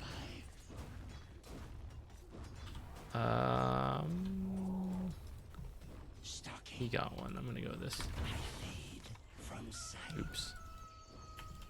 My invis keeps fading. It's shorter than I realized.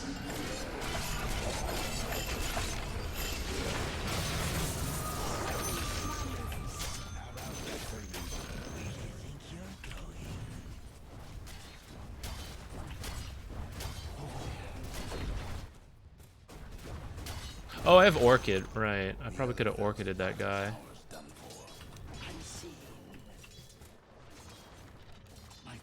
Yo, you have a sentry or something?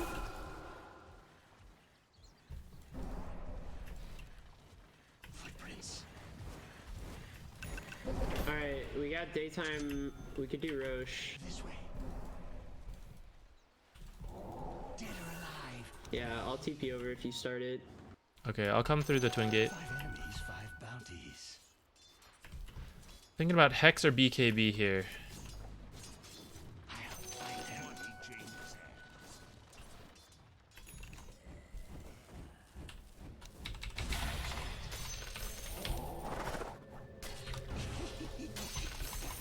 Did it properly this time. Let's go. Bounty collected. How did I end up with 3 sentries? Who gave me these?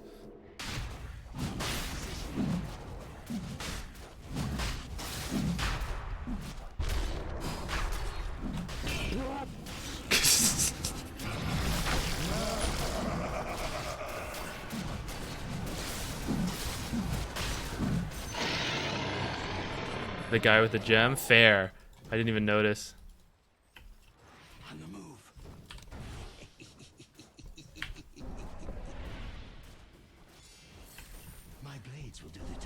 what's the next item? I'm gonna queue the BKB just for now. I do think we're trying to end, so it probably is quite good. Otherwise, like a Hex could also be good.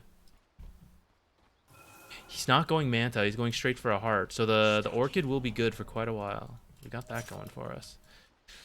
Are we strong enough to go high ground?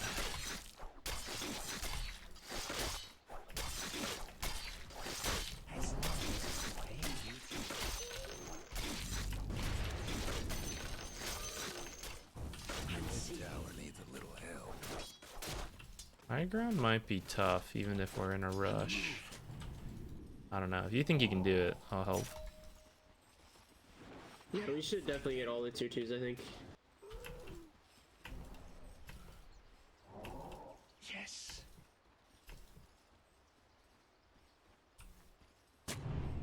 This way. Dead or alive, you're coming with me. A lead. Feed my blade. Radiant structures must have been fortified. Unlocked. Oh, Lion walked through here. I didn't need to do that. I follow the trail. They're all here. Can't find what you can't see.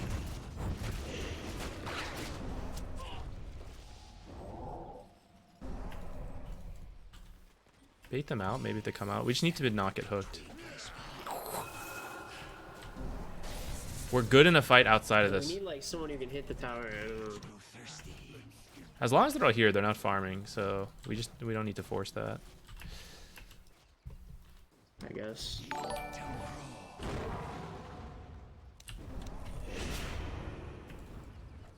Five enemies, 5 bounties. Oh, I guess I revealed that.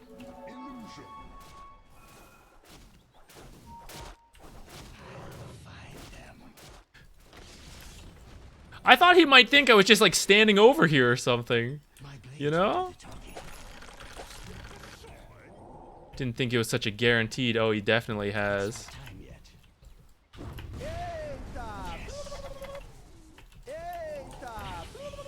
From sight.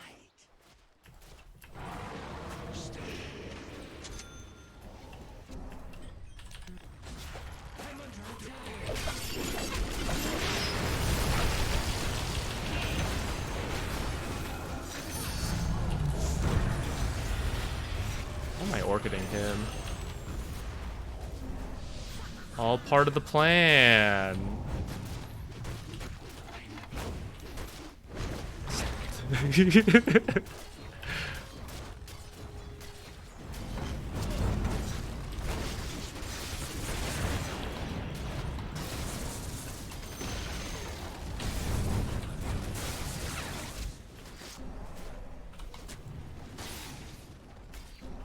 Is that a broken twig I spy?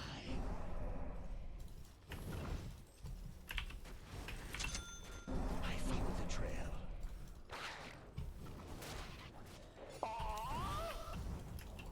Over there.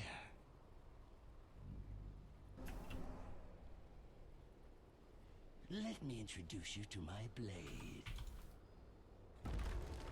My blades will do the talking. The other fellas down tower had a little accident. Okay, game deciding moment coming up soon. We can't close it out after taking this lead. We might need second Roche. PL is gonna have heart though, which is gonna be a huge pain. Dead or alive.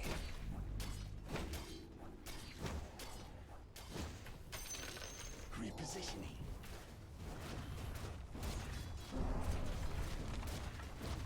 Footprints. The other fellas couldn't save their top tower. A lead. We'll feel that in the morning.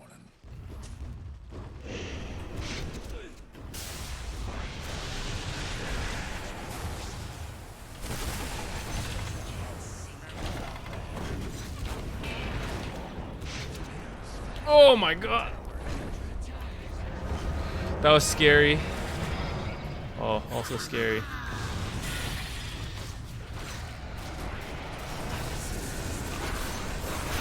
Yeah, let's go, baby! I don't know the BKB!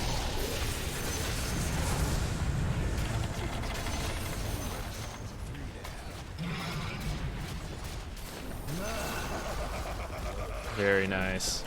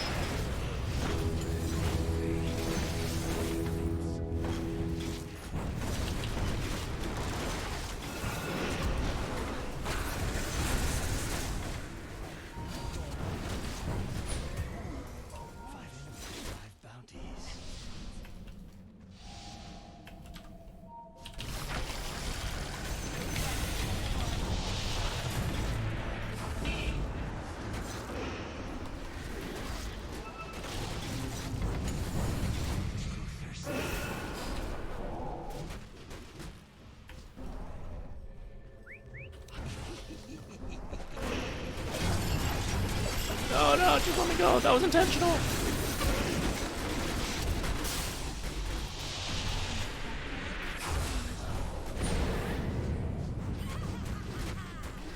Come on, creeps, help me out here. Get in there, Megas.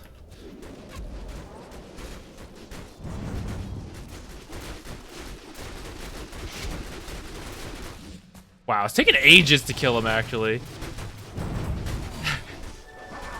Oh my god, 2,000 gold. I hope that's not the start of a terrible, terrible mistake.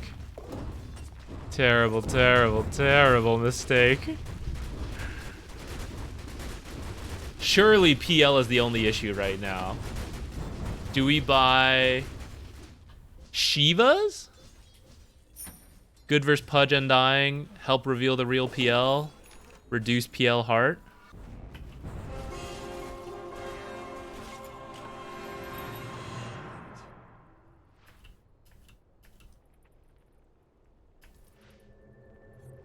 Yes. Alright, that was so long. Second Aegis is probably up. You guys can solo this?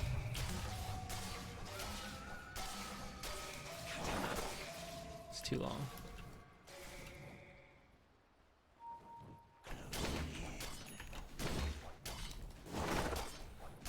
I should keep buyback. Let's be reasonable. Keep buyback. Work towards Shiva's end game. Oh, I should get the shard so I can use it as a save.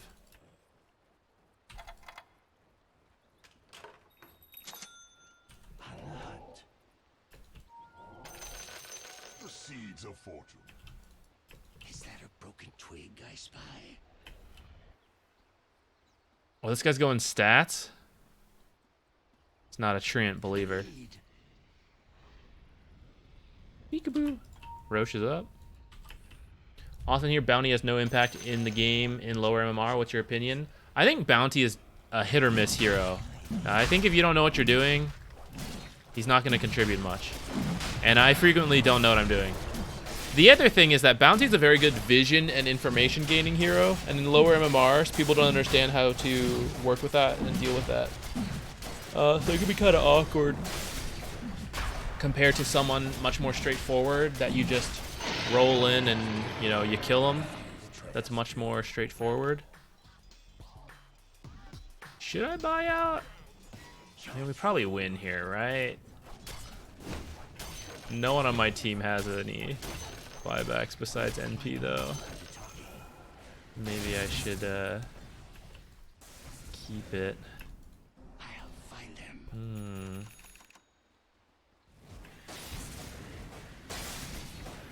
A lead. Oops. Yes. Feed my blade. Just careful of getting hooked into Fountain.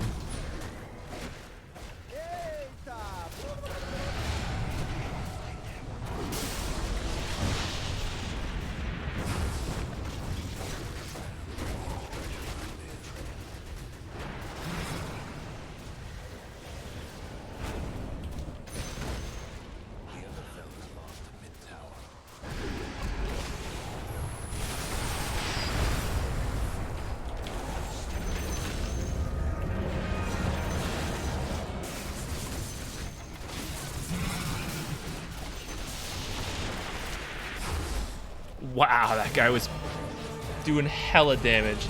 Nice one, guys. Oh, we had a great team there. Everyone worked together. That was a clear vision, clear... Well, I don't know how clear it was. We had the clear understanding that PL was going to win late game, and we actually did things early. That's amazing.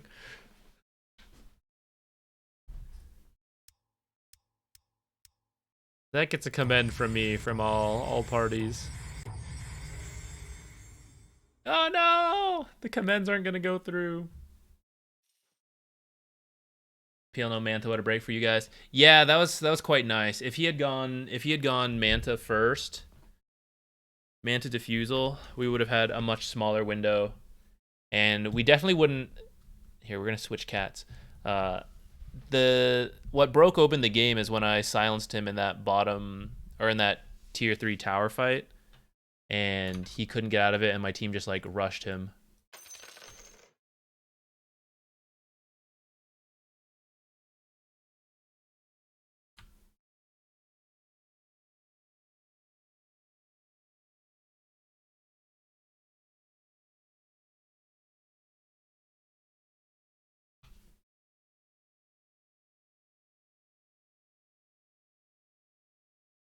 There we go. All right, chat, it's replay analysis time. How good was his start? Not as good as PL's. But Pudge had a bad time. Our supports were rich because Nature's was doing good ganks, and he was doing them at excellent times because my lane would be like in front of me, which was a little scary because it meant PL was farming, and you can kind of see that. But I was getting gold, and he was accomplishing something. I think it worked out this game. It might work as well if he stays and we're able to bully out PL, but into Undying, I think it's pretty tough. Oh, I thought you wanted to be in the camera still, Jupiter. I thought you were getting in the camera. Too bad.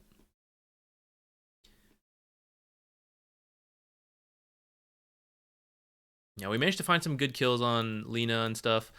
It definitely feels fun. It feels good when it's, working out, but I definitely recognize it's not as straightforward as other heroes. And we lucked out a little bit that there's several heroes we can kill here, especially this mid Lina that we were able to kill a couple times. Without that, I think our impact would have been a lot worse.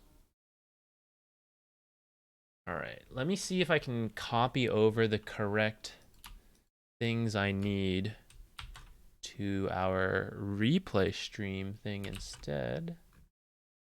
Yeah, there we go. That should be fine. Just got to adjust the cat cam now.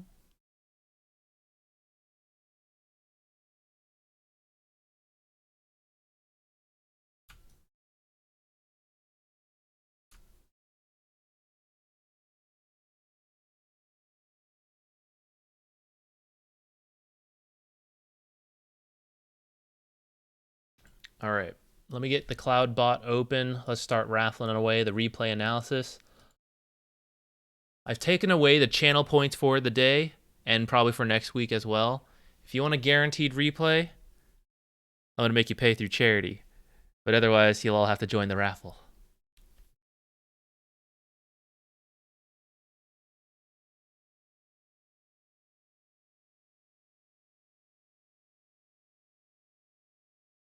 All right, here we go. Start. Where's my thing? Yeah, so if you've never been here for one of these, just go ahead and type !replay if you're interested in joining the raffle. If you get picked, we'll do a replay analysis for you. Amount of time varies. If you pay for it, I'll do the full game. No 5-10 minute replay. you know. Otherwise, usually just for a certain amount of time until we feel like we've found a couple things, we go through, we review your game, we give you a couple things to work on, and then we start the next one. It can be any rank, any role. Depending on what it is, I may be more or less help. But yeah, it's all free. Join if you want. Match ID needs to be within the last week, otherwise I can't download it.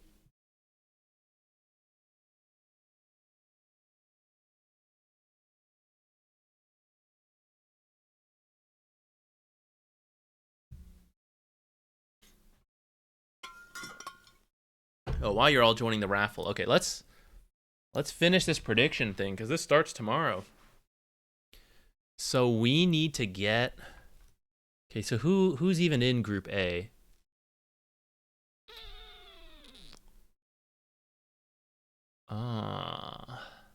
So Team Spirit and Nine Pandas have been doing pretty well lately. EG, I think they're okay. I don't think they showed up to the last tournament. Entity, I think, had stand-ins, so tough to say. I don't think I've seen much of Team SMG lately. They're probably lower on my radar right now, and I don't really know much about them.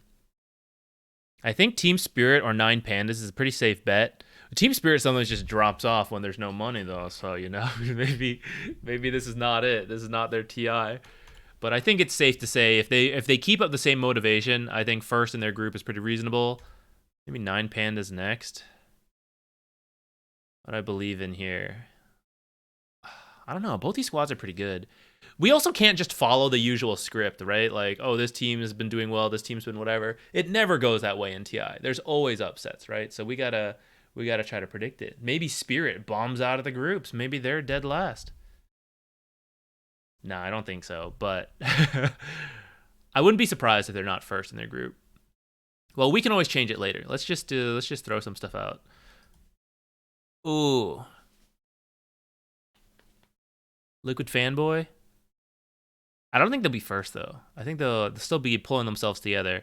The question is this a Shopify Rebellion, clean group stage, throw Shopify Rebellion?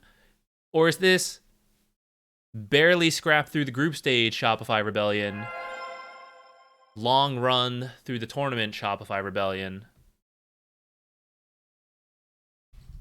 AB Joe, keep fighting the good fight. Thank you for your generosity.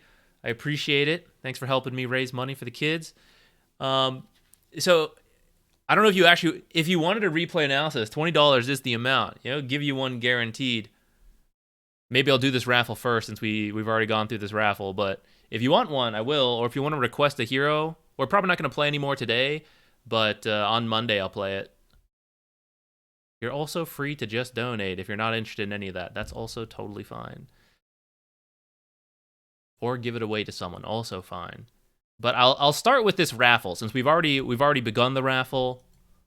I'm gonna see it through. Holy shit. Guys, if you do good things come to you. I'm pretty sure, look, I don't have rules written down, but I'm pretty sure AB Joe gets 2 in a row here. I think that's what happens here. Does anyone disagree?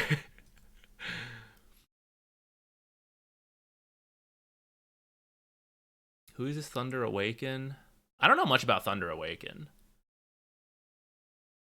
Azure, got a lot of big names. I don't think I've seen them play too much though. Scripted rig? No. That's just the world working as it does. Just do the dono one. You can re-roll the raffle. Okay. Well, you know what? Let's just do yours first still then, because I mean, clearly it's supposed to happen. It is meant to happen.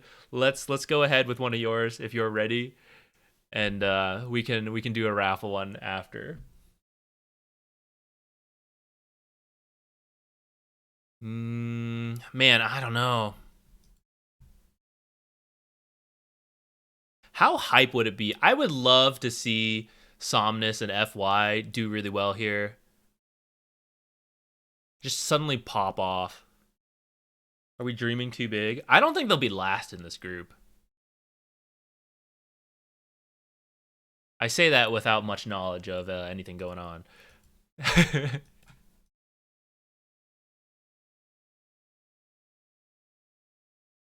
A wild prediction?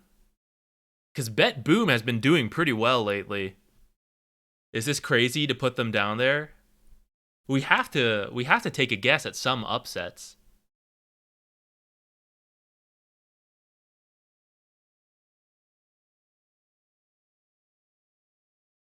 Okay, we have AB Joe's replay ID. Let me grab that. Can you share some interesting data stats analysis about us 200 plus viewers? What do you mean? Oh, like maybe regions and stuff of where you all are from? Let me see. What can we find?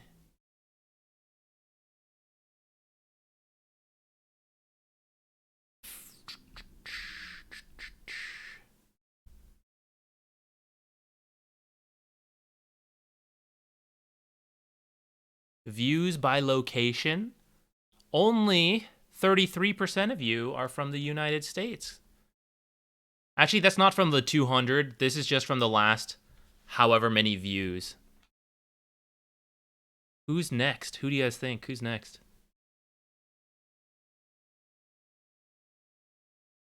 You'll never believe number 4 on views by location.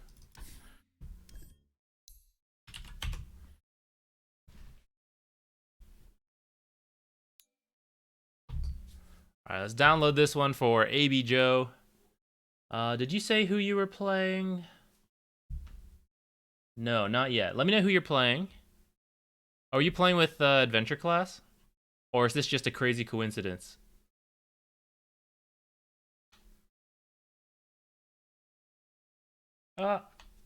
Hef left. No. See, he just switched spots. Look, you can't... I don't think you can see him. He is now behind the pink chair. He's sleeping on the windowsill. So technically, he's in frame. He's just hidden. And then the other cat... Oh, who's that? Thank you. Whoa. He's now on the floor. All right, cat cam down for now. They don't want to be in the camera, I guess. Hey, Swick, thank you for gifting some subs. I appreciate it a ton. Congrats to anyone who got a sub. Now you got some cool emotes. Not that many, though, because I've really put off ever expanding it.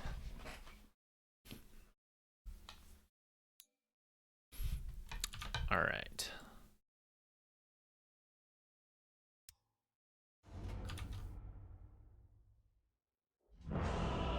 This was Legend Offlane. We got a party game, Adventure Class with... No, not... I don't know why I thought you were Bristleback. With the Hoodwink, position 4. Change it, go back. Soft support. All right. Now we're good. Let me close this for now. We'll do another raffle once we're done with this, everyone. Also, I see a lot of you are here. Thank you. Did I miss a raid or anything? Or is it because the server's down? No one's got anything to do. Everyone's bored. Welcome. I'm here to entertain. All right, we got a Hoodwink plus Bristle. You guys could probably consider lane swapping if you want. Io plus Bristle's a solid combo, but Hoodwink should be okay. 30 seconds to go.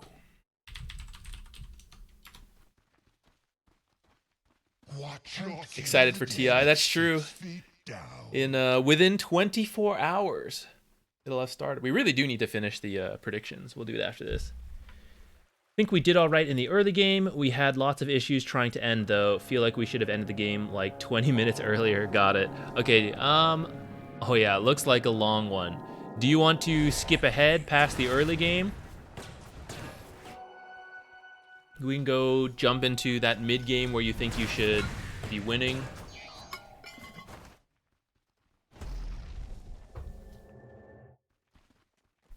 Adventure Class personally through at 29 minutes. for not being in a team fight. We'll witness that. We're gonna see your shame. All right, take a quick look. Sounds good. All right, let's slow down a little. Let's see. A Bristle, or sorry, PAAA can be annoying. You're gonna harass a lot, but Bristle's a pretty tanky guy. Is he going? Might be getting a pretty quick Vanguard. So I'd say you can prioritize some stacking here. Doesn't need to be right now, of course, but Bristleback loves stacks. It's part of the tempo. If not, the Luna will do it. Unfortunately, you have 3 cores who are all a little bit similar. But if you can find time to go a stack, that would be good.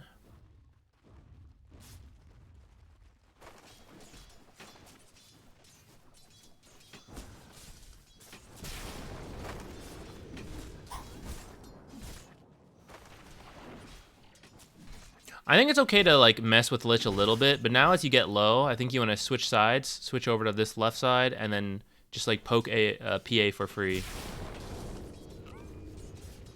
And Lich will poke your Bristleback, but Bristleback's healthier than you. He's melee. Yeah, you might have avoided dying here because of that. It does pick up a return kill at least. So yeah, when you're... It's okay to be there for a bit, especially if you thought you might pull or you kind of want to zone him. But I think as you get low, you gotta switch over. Oops. Wow, that's a lot of... Nice! A lot of fairy fires in here. Let's take a look at the time. Lotus. I mean, you can unblock this first. You have time. They're both dead. See if you grab the Lotus. I'd also forget to grab the Lotus. But I'm going to hold you guys to a higher standard than me. The Lotus. The Lotus. You could also look over to the other side of the map if you want to rotate. That would be another viable option. Hoodwink's pretty good at rotations in the side lanes, thanks to Scurry and Bushwhack. Although you don't have Scurry yet, but Bushwhack from the trees for a stun, still pretty good.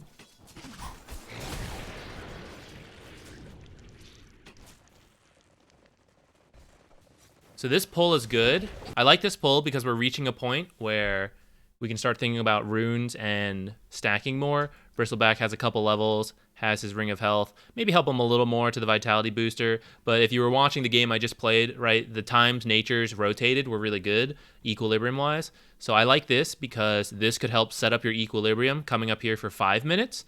So maybe play this lane for 10-ish seconds, and then you might need to run down here, and you could go for a double stack. Let's see what happens. I mean, we're gonna get a kill instead. Kill also pretty good. Wait, did that not stun? How'd that not stun? Did she blur it? Is this, what? I'm confused. Is this bugged maybe? Maybe this is a replay bug. Maybe there aren't trees here. Sure seems like that should have hit, but maybe it's landing further back or something. I don't know. Weird, we'll just say.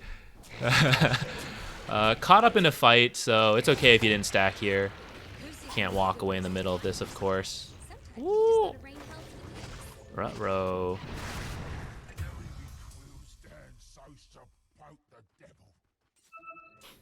Alright, with this big of a creep wave, I recommend you just shove this in. Either use a spell, auto attack a little bit. Now, it'll push in a bit on its own, but you kind of want to make sure this starts going under tower, because otherwise they may be able to hold the lane here for a very, very long time without you doing something, and that limits our abilities to go stack or to rotate or anything like that. So, getting this to shove in could be good. She's also pretty low, right? So you might actually just be able to dive. Even on your own, you might be able to.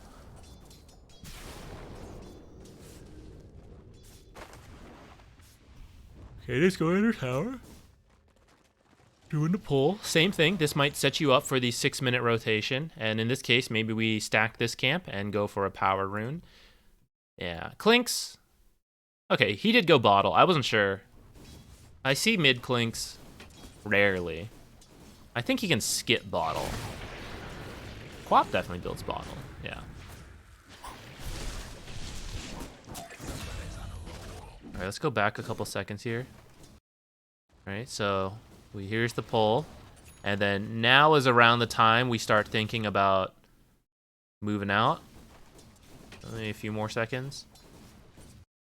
So would Bristleback be okay without you for the next 20 seconds? If you were to leave right now to go set up for the double stack or to like prepare for this, I'd say it looks pretty decent. He might miss some creeps. I think he would have been okay. I don't think he would have died. He has his Vanguard. Those two are lower level than him.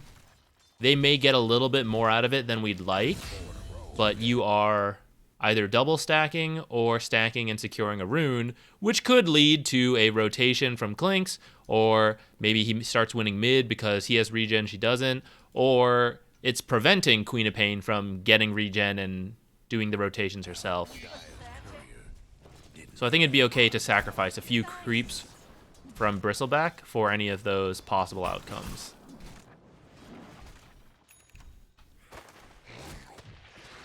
I have some trauma from playing 5 with carries that don't want me to leave until 15 minutes. For sure, it's tough. But you gotta frame it. For one, I think it's easier when you're playing position 4 to go stack. I think it's more accepted that the 4 is gonna roam than the 5. But also set it up as a like, hey Bristleback, I'm gonna go double stack for you, right? It's not helping the team. He doesn't want you to help the team. He wants him to help you, or you to help him. You're like, I'm gonna go double stack for you, Bristleback. You're gonna go get farm. You know, later on, he's like, oh, it's about me. Okay. Maybe that'll help sell it for some of the offlaners. I do find offlaners are usually more open to you moving than carries.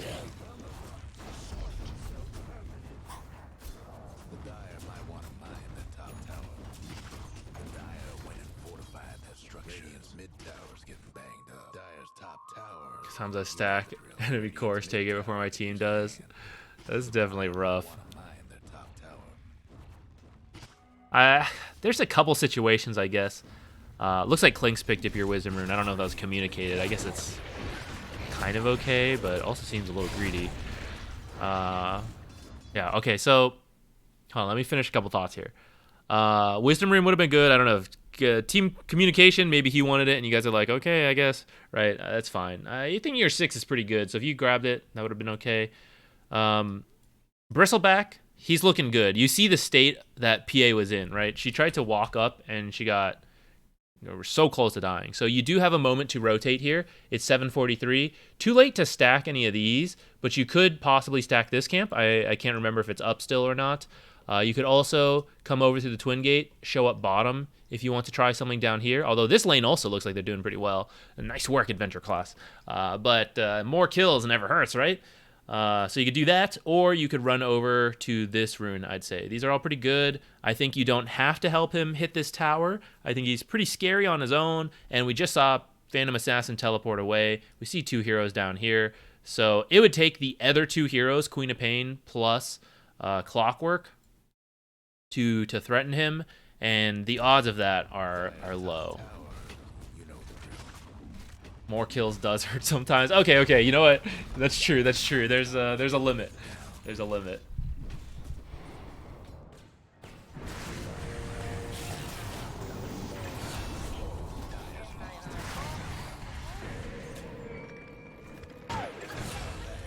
Alright, so you did end up rotating down here, which I think was good. You got the kills.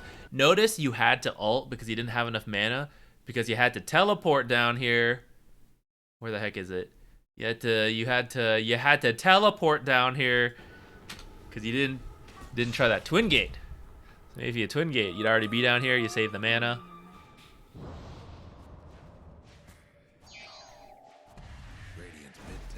Adventure Class, give me mana. Help me out here, man. I got nothing. Maybe I just can't see your cast indicator. It looked like that landed, but maybe it went a little further and missed. I mean, it must have. Still doing replays? Yeah, doing replays for the rest of the day. if you're here to see me play, I don't think we'll do any more games today. So the next time I stream will most likely be Monday. I don't think I'll stream any of the TI games. I'll let you guys know if that changes. I think I want to watch it, work on other stuff. I'm going to be watching and working on my Position 4 guide, as well as, you know, watching TI and seeing if there's anything that comes up that I want to make a video on. And it's kind of hard to multitask that while also streaming. I guess I could. It would just be a super casual stream. Dyer's top tower. You know the drill. Instant cast on key down.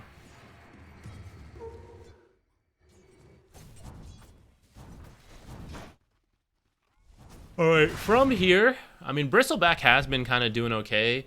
So to a degree, you can leave him alone. But your alternative is sitting with Luna, and she already has Io sitting next to her. So I don't think you really need to help her. I'd say you can chill top / mid with Clinks and Bristle. You don't have to force things to happen. You can do the stacks we talked about.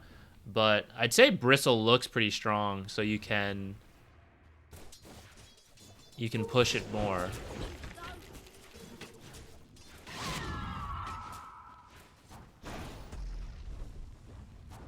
All good, I work Wednesday, so I figured I would miss these forever. Yeah, I know, maybe I should mix up the days every now and then. I know depending on your own schedules, you can't always show up to everything. Well, I'm glad you were able to make it.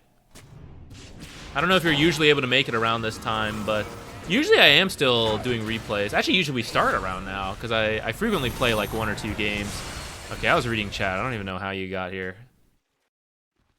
Or I can see the fight going kind of badly for you. Looks for your team it might be okay. I gotta see if it's a bad time for you to check that ward. But yeah, usually I start streaming around now, and I'll probably be going for another like 4 hours or something. So I don't know if that usually fits into your schedule or not. I guess we see 3 heroes here, 1 over there. And Clockwork there. I think that's the key hero to notice here.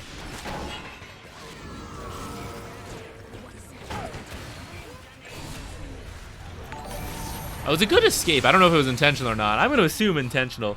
Good escape attempt. Good on Necro, I guess, for being there to cut you off. Or maybe he was out of position for the rest of the fight. Who knows? I'd say that's okay. It seemed like you should be able to do that with your team close enough. And, like, if you die, they get the follow-up, so it's okay. Got rocked by Clock this game. Force Staff's not too bad. I see you getting a Veil, but you actually have 3 heroes who aren't going to make the best use of the Veil. I'd probably say like Force Staff or Solar Crest would be good. Force Staff good versus Clock, also good versus Lich. Just, you know, general utility item as well. Solar Crest really good for Bristle and well, all of them really. Bristle, Clinks, Luna. And then Solar Crest, you could probably also get a Solar Crest because of Necro. It's not amazing versus the other heroes. You can probably do it. Trizzy Trent, hey, what's up? Coming back to Dota after a few years. Nice. If it doesn't exist, what would be an awesome video is covering major things that have changed in series of Position 5. So I just made a new Position 5 video. I think it released on Sunday, so 4 days ago. I would watch that one. That's the most updated, but it's not as in-depth as the previous series. But it did try to cover like the most recent current meta. I do agree. I've always in my head wanted to do this series that explains like, welcome back to Dota. You've taken a break for X amount of time. Here's what's up. But it's just, I don't know. It's just hard. I don't even know where to begin because depending where you took a break, you're at different stages. I like the idea, but I've just never been sure how to approach it. You're welcome back. Happy to have you here. Both in the stream and YouTube channel, but also Dota. Always happy to have the player base. Show the Luna build? Yes. There we go. Mask of Madness, Dragonlance. All pretty normal. I'd say the least normal part is her skill build. Lucent Beam ult is kind of uncommon. Okay, you guys are grouping up rather early. You are doing quite well as a team, and I guess you got Clinks for really good tower damage. Seems a little map inefficient, especially with Io. I'd say Io just relocates in like Luna. You guys are trying to end now. This is tough. Because the thing is, so you guys are 12k up over the enemy. That is a huge lead. Anytime you meet outside of the map, you're probably winning the fights. But when we look at your net worths, right? So Luna, 9k. She's actually very farmed. So is Bristleback. But let's say Clinks, right? 5.6. He could be a bit higher. Usually one core is lagging behind a little bit frequently, though. Compare that to... Let's go to another game real quick. Let's go to the game I just played. I don't know if I can... Will this show while I'm in a replay? So when we ended up sieging high ground, right, we're talking like 10k plus net worth. Sometimes, you know, especially in pub games, it doesn't happen up till here. These are items that help you, like, it's not just a lead against the enemy heroes, it's also a lead against the enemy buildings. The buildings are just static defense that you have to be, you know, you have to have a certain amount of power to get through. And you actually do have good heroes for it, like Clinks, but it's still hard if you try to go this early at like 16 minutes. So sometimes when you're winning this hard and you do want to end early, you still can't just end. You still need to farm up, get enough items to actually make it possible to kill buildings, plus the heroes that are going to be defending those buildings.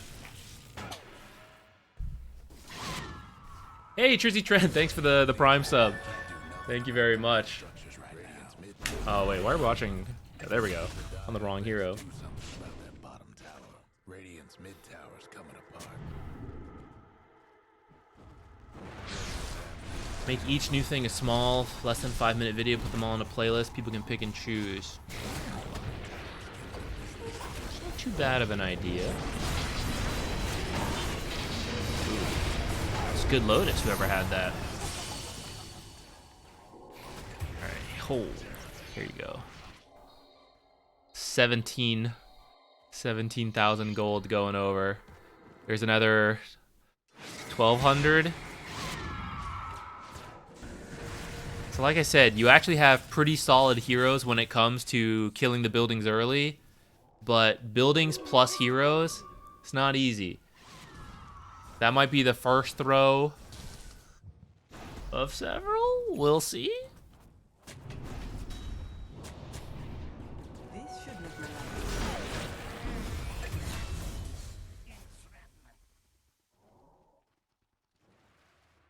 Bristle and Luna wanting to clump up and fight. It's hard as... Yeah, I'd say as Io, you probably do have to just follow them. And if you can't convince them to go somewhere else, it's too bad. But for example, what I think you guys should be doing, you support duo, right? Just kind of maintain the vision along this rim. This one's not too bad.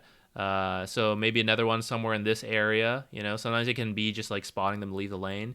And you're all going to play greedy, and anytime you see someone trying to like sneak out, you're going to rush over and kill them, but you're not actually trying to take high ground until you have a lot of kills or you have finished farming up some more stuff. And you guys are the support, so I know you can't force that to happen. But that's what I would want to see from you guys coming up here. I'd want to see your vision help to trap in the enemy. This one, for example, is too far back. I'm not sure who placed this one. We can find out. It was Gat, AB Joe. But this is going to do some of the same stuff as this one, right? I just need to see them leave this perimeter, and then we can go hunt them down. This one's a little too far back, where like you probably already saw them through this observer step out. So this one could go like in here, or it could go more on this side. You'll probably see them with creeps through there.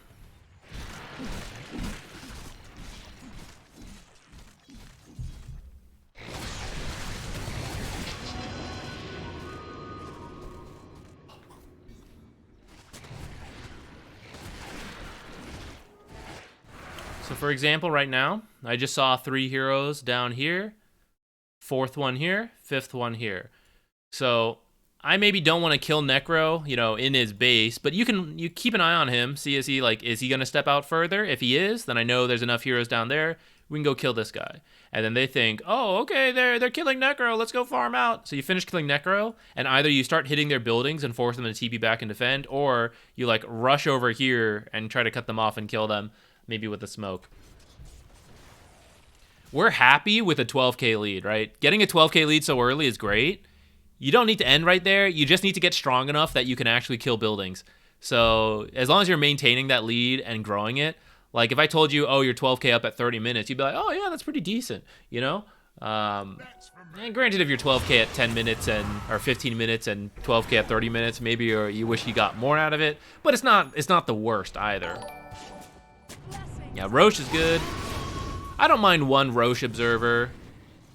Though again, when you're this far ahead, sometimes just vision all the way around here is enough. So like, see where you guys have vision? It's actually further out. You're like, think of it in terms of jungle camps, what they want to farm. By the time you see them, right, they farm these camps. That's pretty good.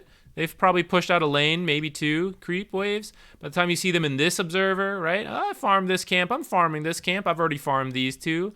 And I'm like in the triangle. I'm like over here, right? They have access to camps. That's why you want the observers closer up, because you want to see them, and while they're trying to farm, you're going to go get them. They're scared. They're not going to walk past this unless they're like really brave. And if they're walking that far, you should have spotted them by then. You should have been suspicious of something. It's mainly them like trying to get farm in these initial places that you want to scout. So all of these observers are like way too far back.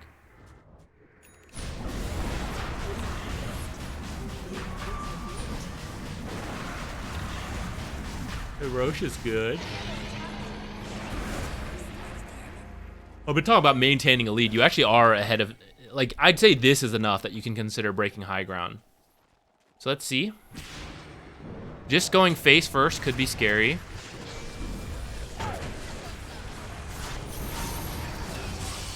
Okay, big chunks. Clinks got killed. Quapple. Alright, Aegis person is one of the last to die. Right, so this one's a positioning issue. We go back to the start. You don't have heroes that can dive. Right, Luna's not a hero that does that. Bristle's kind of a hero that does that, but he's not good at it. Let me step back.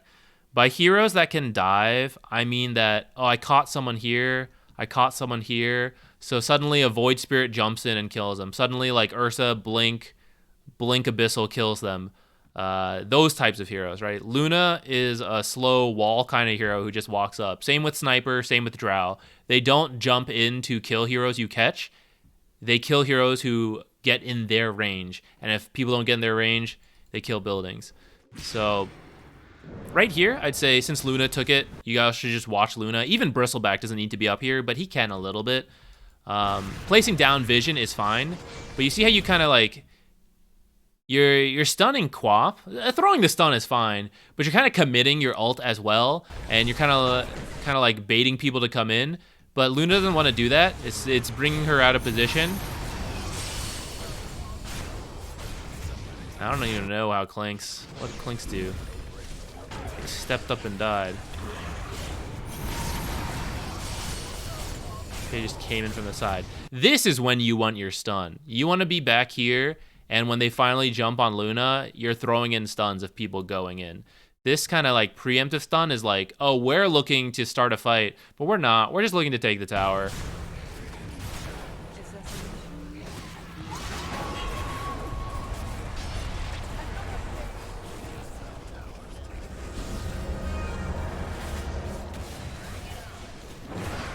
Free or replayed. Both. AB Joe donated to the charity for the replay and then won the raffle, but we're just doing the donation one technically right now, and he said we can redo the raffle. This might be, we might have covered enough at this point, because it sounds like that's just going to keep happening. So let's jump ahead. Let's watch it happen a second time, and then maybe we can end. Oh, we got one. We got one. That's not too bad. All right, so looks like you guys got some kills first. That's pretty good. Where did those kills happen?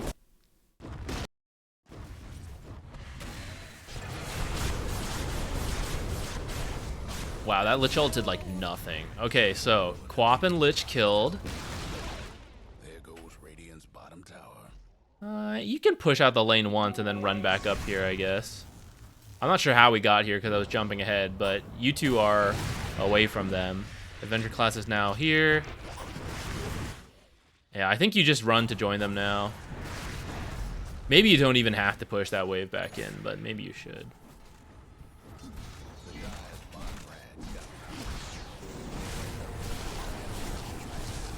See, like, why is Luna up here? Isn't that, like, bizarre? I know it's a pub, so, like, you know, whatever. But tactically, she doesn't need to go any further than here, and Io doesn't need to be any further than back here, which is way safer than, you know, Luna being up here. This is all we need.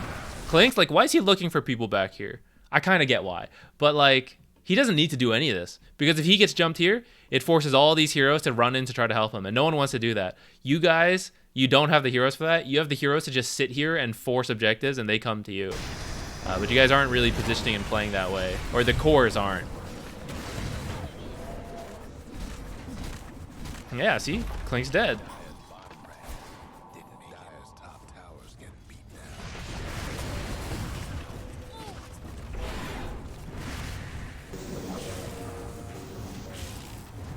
Okay, Clinkz is your mid, so I don't know if you want to continue this without him. I guess PA just used BKB. You could probably wait for Clinkz to respawn and then come back for him.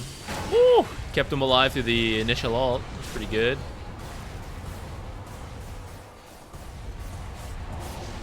Here's the respawned Lich immediately in the fight. Clinkz got a TP in. That's the defender's advantage coming into play there.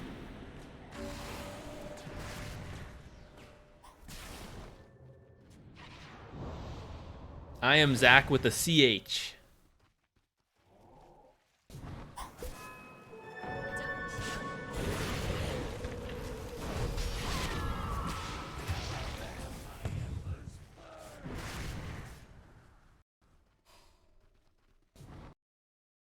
I'm sure it goes both ways. To me, I'm always getting confused, or not confused. People are always misspelling my name with the CK, Zachary. And it's not really a big deal, you know, it just is what it is. But I'm sure out there, K Zacharies, they're living the same life, but with H's. Alright, I'm going to open up the next replay. Let's start a new raffle.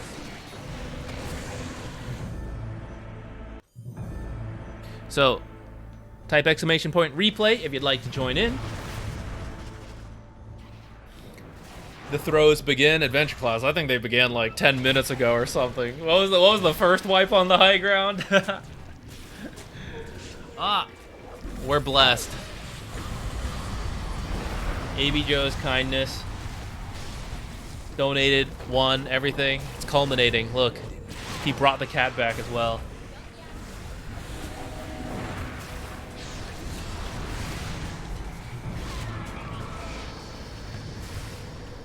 How did he do that? How did he do so much?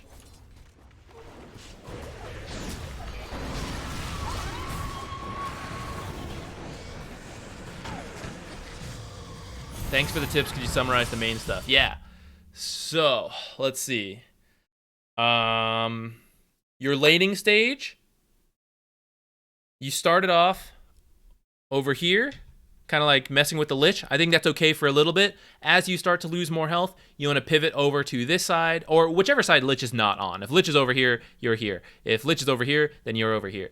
Because now you just want to harass PA for free. PA could always dagger jump on you, but Lich, if he's on the other side of the lane, he can't pitch in as much, so you're not as much risk. But when you're low health and you're still next to the Lich, PA is going to be able to jump over and join, and Lich is going to be blasting you, all of that. So as you got low, you got to switch sides and let Bristle tank the Lich while you just poke the PA for a bit.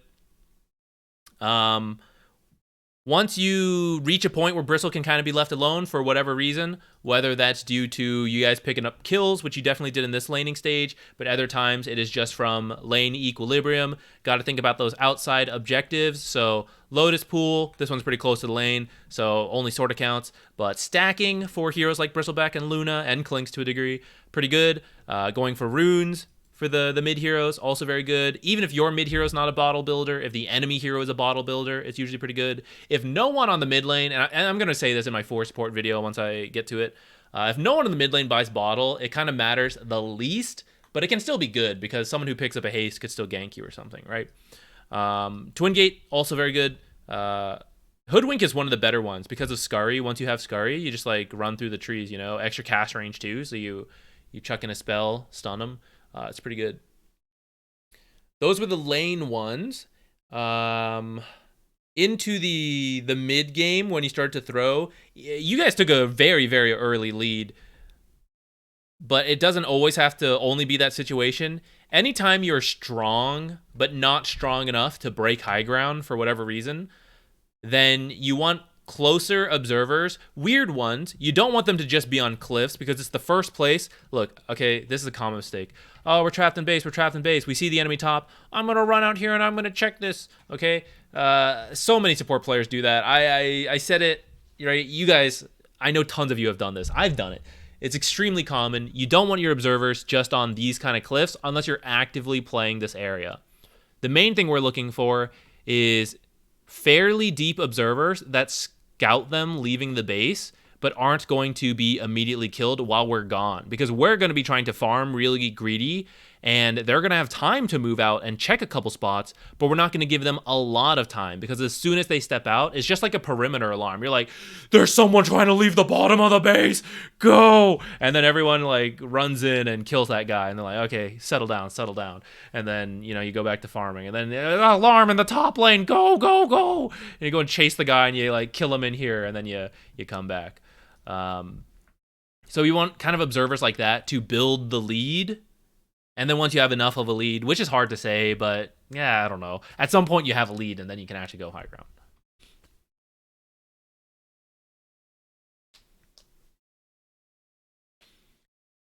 Easier said than done. You can always leave briefly when you feel the course safe. Wait, I don't know if I jumped into that conversation in the right spot. How to tell when they can be left alone, carry versus offlaner. So that's definitely a hard question. It really comes down to, are they going to die, and how much are they going to farm while I'm gone? Every matchup has a different answer to that, so it's hard to say. But the survivability aspect is probably the easiest to go with. Like, oh, he can do whatever and he can't die, then he's fine to be left alone. Equilibrium is a good way to circumvent that. If a guy is going to be up here and he could die, but if he's back here, he's not going to die, then, you know, when the lane comes over here, maybe you play here still and go for a kill or something, but maybe you're free to move away. So equilibrium is the easiest way if you're not sure on the answer to those questions I just said, of like, can he die or how much is he going to farm? If the equilibrium is here, then that's the best spot to be. And as long as the equilibrium is going to come here reasonably soon, that's also fine. You don't need to wait to see the creeps here and then go. As long as you can see, oh, they have 5 creeps and there's 2 of our creeps left, right? What's going to happen in 10 seconds? It's going to push out to here. So you don't want to wait those 10 seconds and see it here and then go, oh, I'm going to leave now. You want to spend this time walking. Unless you're not rotating, then that's fine. But once you can identify it, you tell them, hey, I'm going to go roam. This lane's going to come in. That's the issue. Many core players don't identify it fast enough either. And that's why it's good to say as a support player, you see it happening. This is one of my strengths as an offlaner. I see the lane coming in, and so I go, I don't need to die for this. Sometimes I say it. Sometimes I still feed, whatever. But I see it happening, so I know, okay, I don't have to go crazy. I just need to stop this pull from happening, and then the lane's going to be here, and I'm going to be okay on my own. And that's why when supports leave me, a lot of the times I'm fine, because I'm also looking for this stuff with them. And so if you're a support player, you learn to look for it. Sometimes you still have to explain it to core heroes, like, no, don't go in. You're dying alone because you're going in here. You just need to wait. You're not going to miss any creeps because there's 5 creeps versus 2. 2 creeps aren't going to kill any creeps here. You're not going to miss anything. You just need to wait. I think that was most of it.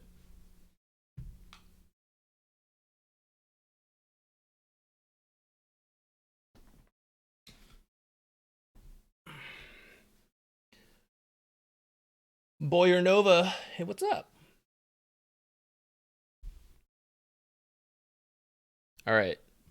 You guys entered the raffle quite a while ago, but it's finally time. Let's see who's got it. What if it was AB Joe again? That would have been insane. Thick waifus. A classy, well-tasted individual. What's up? Ah, you got it already. Nice. Let's go.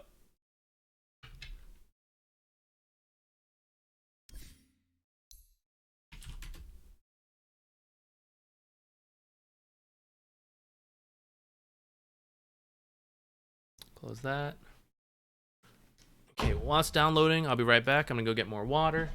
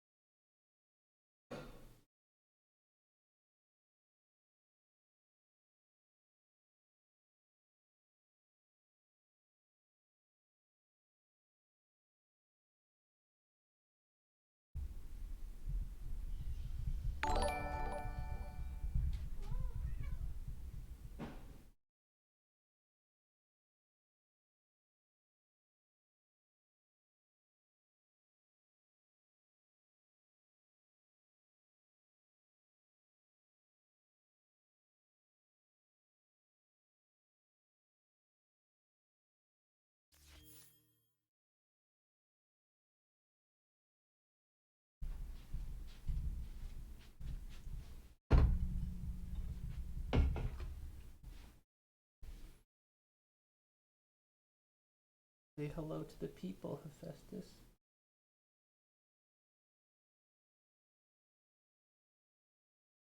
He doesn't care.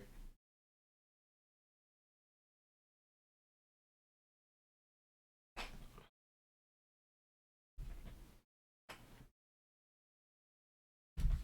you gonna sleep on the floor too, Hephaestus? It makes me nervous when they sleep on the floor because I have a rolling chair and I'm always worried I'm gonna crush him. Oops.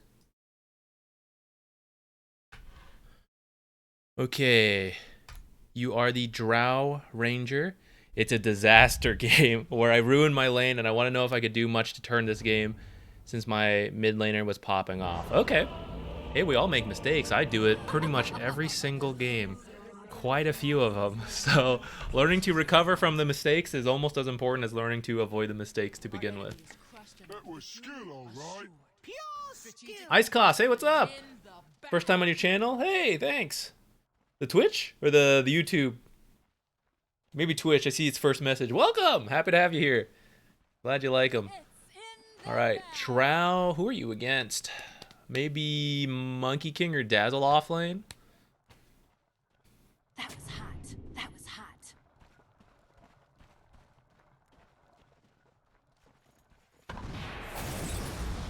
You may not remember this, but I asked why sometimes the game auto-buys TP scrolls at certain times, and I found a workaround for it. Okay, what's up? I do remember, I didn't remember you were specifically the person who asked about it, but I do remember this conversation coming up that we weren't sure. It seemed like a bug, I think is what we said. I was like, I don't know what to tell you, sorry. What's the workaround? I'm kind of curious now.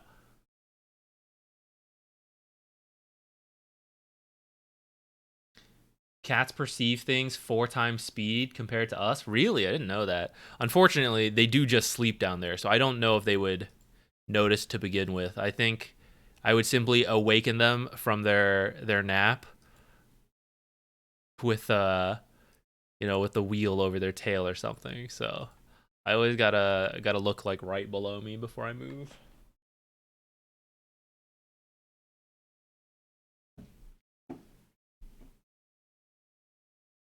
I just put I guess that, okay. So it's a bug with the quick buy, I guess, and you're just putting something too expensive to buy. All right. I hadn't thought of that. That's a good idea. I guess it's unfortunate that the thing's not working for you, but I'm glad at least you're not randomly buying stuff anymore. All right, let's get into this one. So we got an ancient carry player. I may not know too much about Drow specifics, But I'll give some feedback on, you know, what I would want to see from my carries as I play. Okay, looks like we've already got some action. In the bag.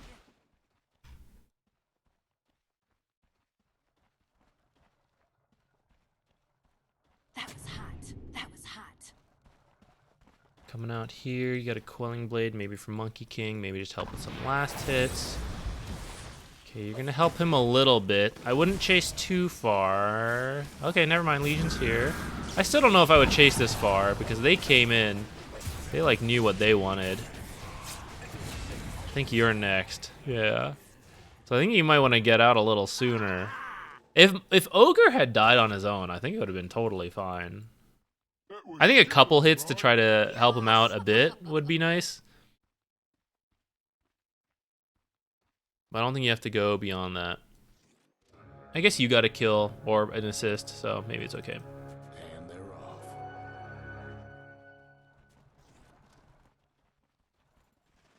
Alright, so you're body blocking the whole thing. I might recommend letting one creep through. You have more leeway. Oh, see, it was close. You have more leeway to do this on the Dire side because the creeps naturally meet out here. But on the Radiant, you know, they meet right here. No one blocked down here or both blocked. So it's a little risky. If you want to guarantee equilibrium for yourself, letting one creep through and blocking the rest can be a safe way to do it, because that way that one creep is definitely going to meet here at the appropriate time. And even if the enemy blocked everything and your creep meets them out here, because that one creep is on their own, they're going to die first, and it's eventually going to push back in. So I think that's a little safer than body blocking everything, unless you have someone standing out here to check if they're body blocking as well or not.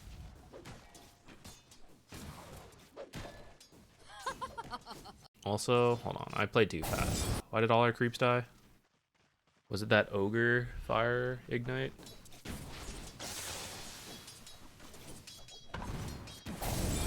Ah, right onto the creeps. I see. Wait, did he even hit Monkey King, or was that literally on the creeps? Oh, maybe it went to Shaman and we didn't see. All right, unfortunate. And then someone under tower too. Okay.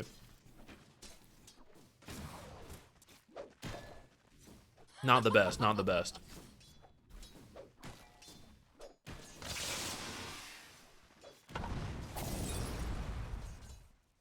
Body blocking. That might actually be a case to leave it open. But it looks fixable. It looks, maybe it's fixable.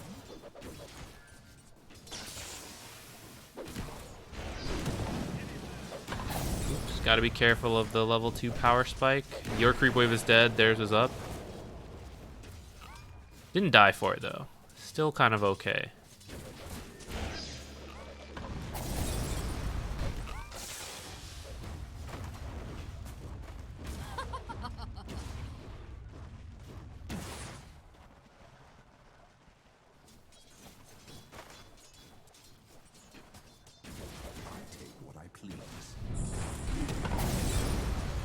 Try to stand away.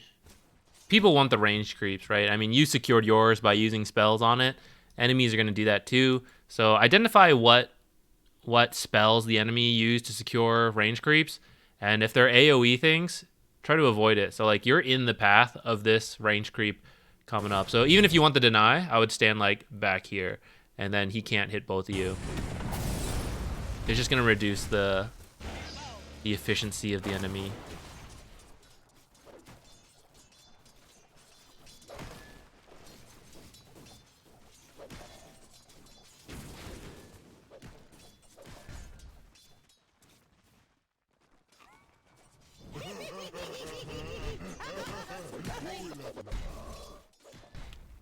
I don't want to come drag this around. Alright. Currently, I'm just seeing the lane bounce back and forth, which I think is not to your favor. So you gotta try to identify... I mean, some of it's not your fault, like Ogre igniting a creep wave. But for this, like when you see him do this, you should see two things. One, you should see this, and you should see... Here's 5 enemy creeps and 2 of my creeps. It's not going to survive very long. It's going to push up pretty soon. Then you look over here and you see kobolds. Kobolds also will not survive very long. This creep wave is not going to die. It's going to be a mostly full health creep wave. So I need at least a mostly full health creep wave or more coming in to balance with this one. In other words, this could come under the tower for a couple hits, but I have to bring it out of the tower before it gets more than that. If this is a stronger camp and possibly a stacked camp, and this creep wave is going to die, then it's okay for this creep wave to come under tower. I'm specifically talking about wanting to reestablish equilibrium, staying in this area, which is usually what Drow wants. So because of that, I feel like you got indecisive for a bit, and you're like, okay, I guess I'll come over for last hits or like poke this. But you took too long to come over here, and now the next creep wave's coming in. So now you have to spend time getting over here, and it's like too late, right? It's already under the tower. So now your lane's gonna push again unless they do something, which actually he's already started by accidentally drawing creep aggro. But I'd say your lane is still gonna push after this, especially if this wave. Ooh, wait. Nah, yeah, we're pushing out a bit. Ah, okay, we gotta pull in. Saved.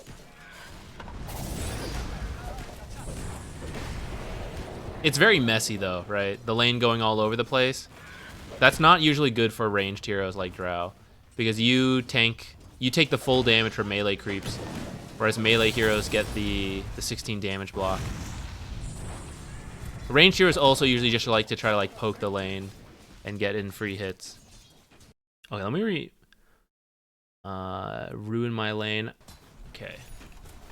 I don't know if it's totally ruined yet. Maybe some of the last hitting could be a little better, and then maybe you'd have... I don't usually nitpick too much on the last hits, like we mention it, but I understand it's always a work in progress. I've seen you get hit by the Q securing the range creep like 3 times, if not more, at least at this point, though. If you took all of those away, maybe you didn't need to buy another set of tangos. But I think the creep equilibrium thing is a bigger issue, which is not just on you. It's a duo effort from you and your support. Oh hey, LC, what's up?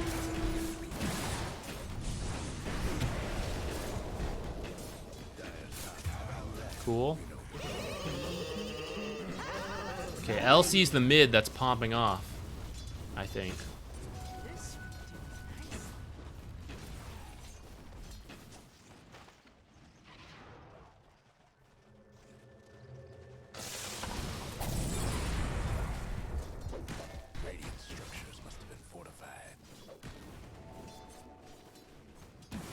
Ogre on it with the pulls.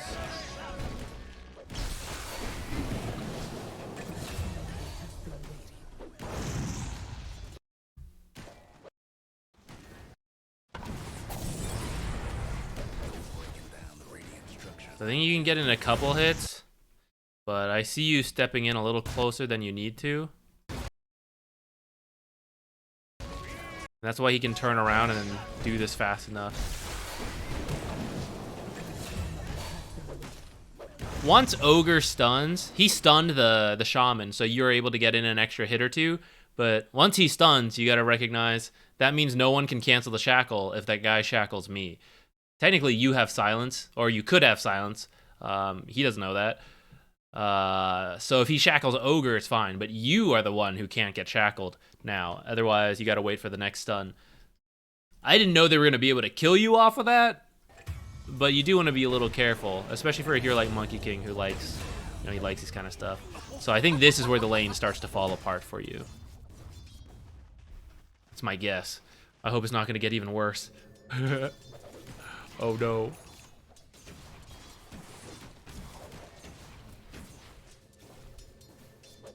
Ogre should hold his Q.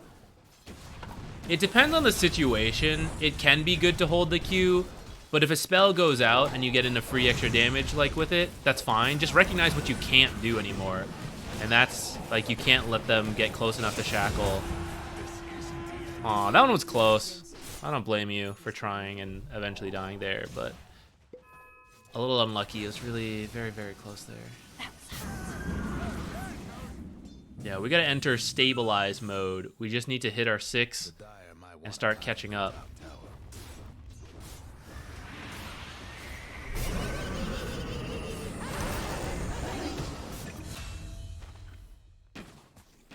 Maybe we're doing it now. I don't know the usual Drow build, but I think a point in silence Might have been good. Couldn't you have taken it at level 4, maybe? Looks like it occasionally happens. Because it's pretty good versus Shadow Shaman and versus Monkey King. They want to get close and you push them away.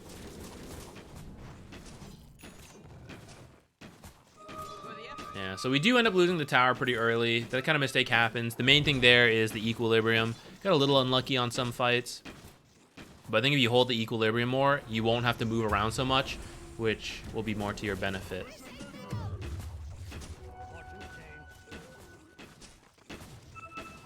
That wasn't too bright.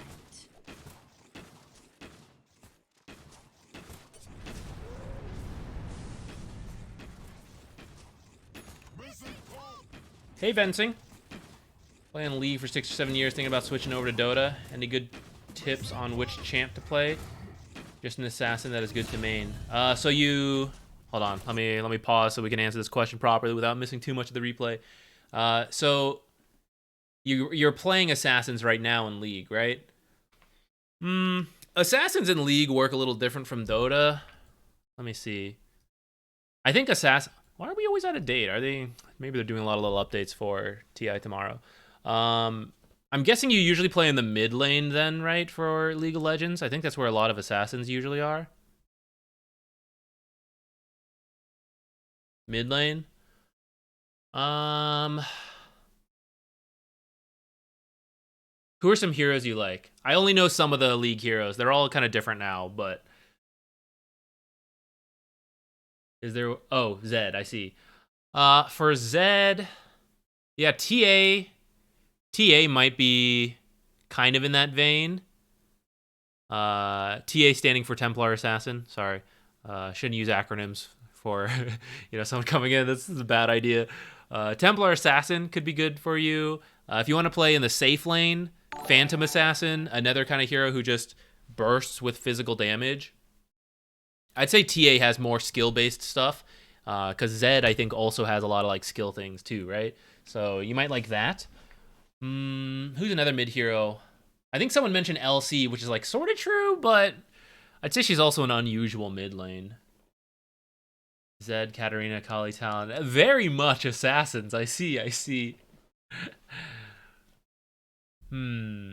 As far as I know, most of those are like physical assassins.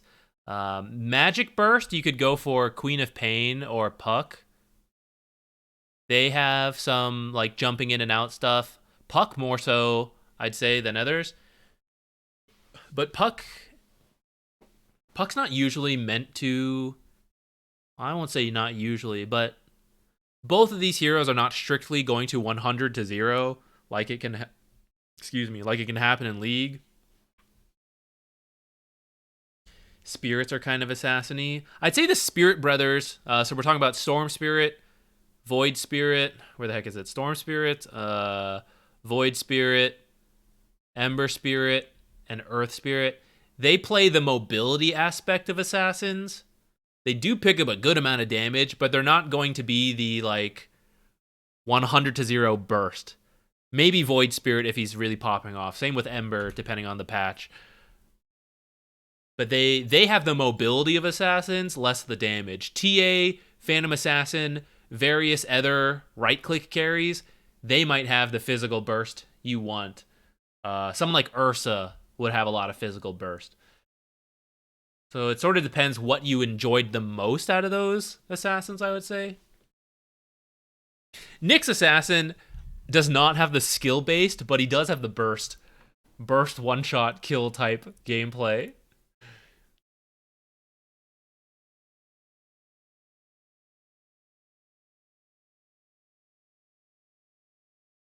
Yeah, Phantom Assassin's pretty boring to start. A lot of carries are just last hitting in the lane. The mid heroes are going to have the more skill-based matchups as you go up. But if you're starting and you're like playing at Herald, you're probably not going to see that much skill, so you can just like snowball, run down people. Dark Willow, I wouldn't really call Dark Willow an assassin. He might like Tinker.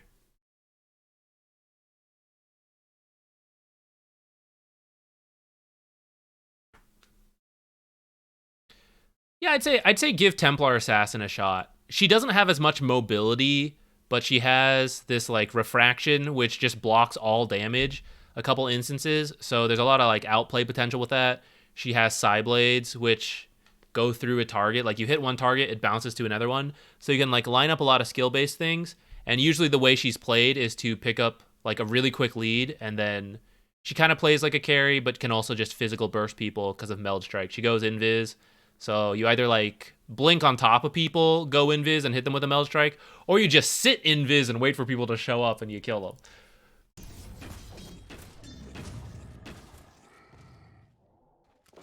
The Dire best do something about that bottom tower. Radiant's mid tower is coming apart.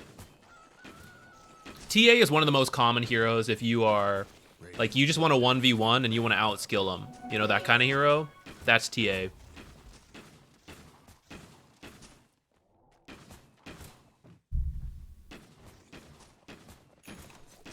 Back to assisting with Drow. So jungling definitely seems good. I'm a little worried about Monkey King because he got off to a good start, but if you can identify where Monkey King is, you can push out lanes for your team so that, for example, Legion Commander's doing well. You said she's popping off. So I want her to join fights and aggressive plays as much as possible. I don't want to have to come defensively push an empty lane. So anytime we see that happening a bit, we might want to go head over there. For example, that bottom lane, someone's going to have to deal with it. I don't want it to be Legion Commander. Looks like Pink went there. Spirit Breaker, that's okay. Same thing with top if it starts making its way in. I was looking at the minimap. Is dynamic icons fixed yet? Is this still bugged? I forget to check.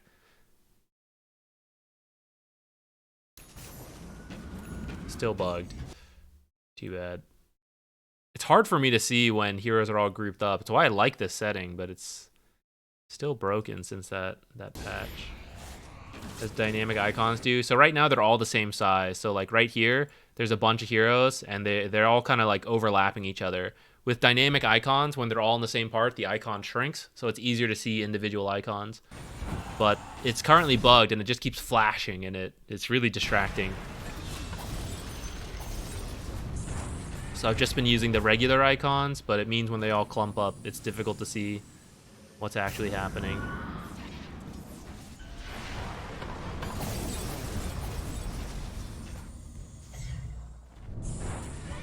So you can farm your way back top.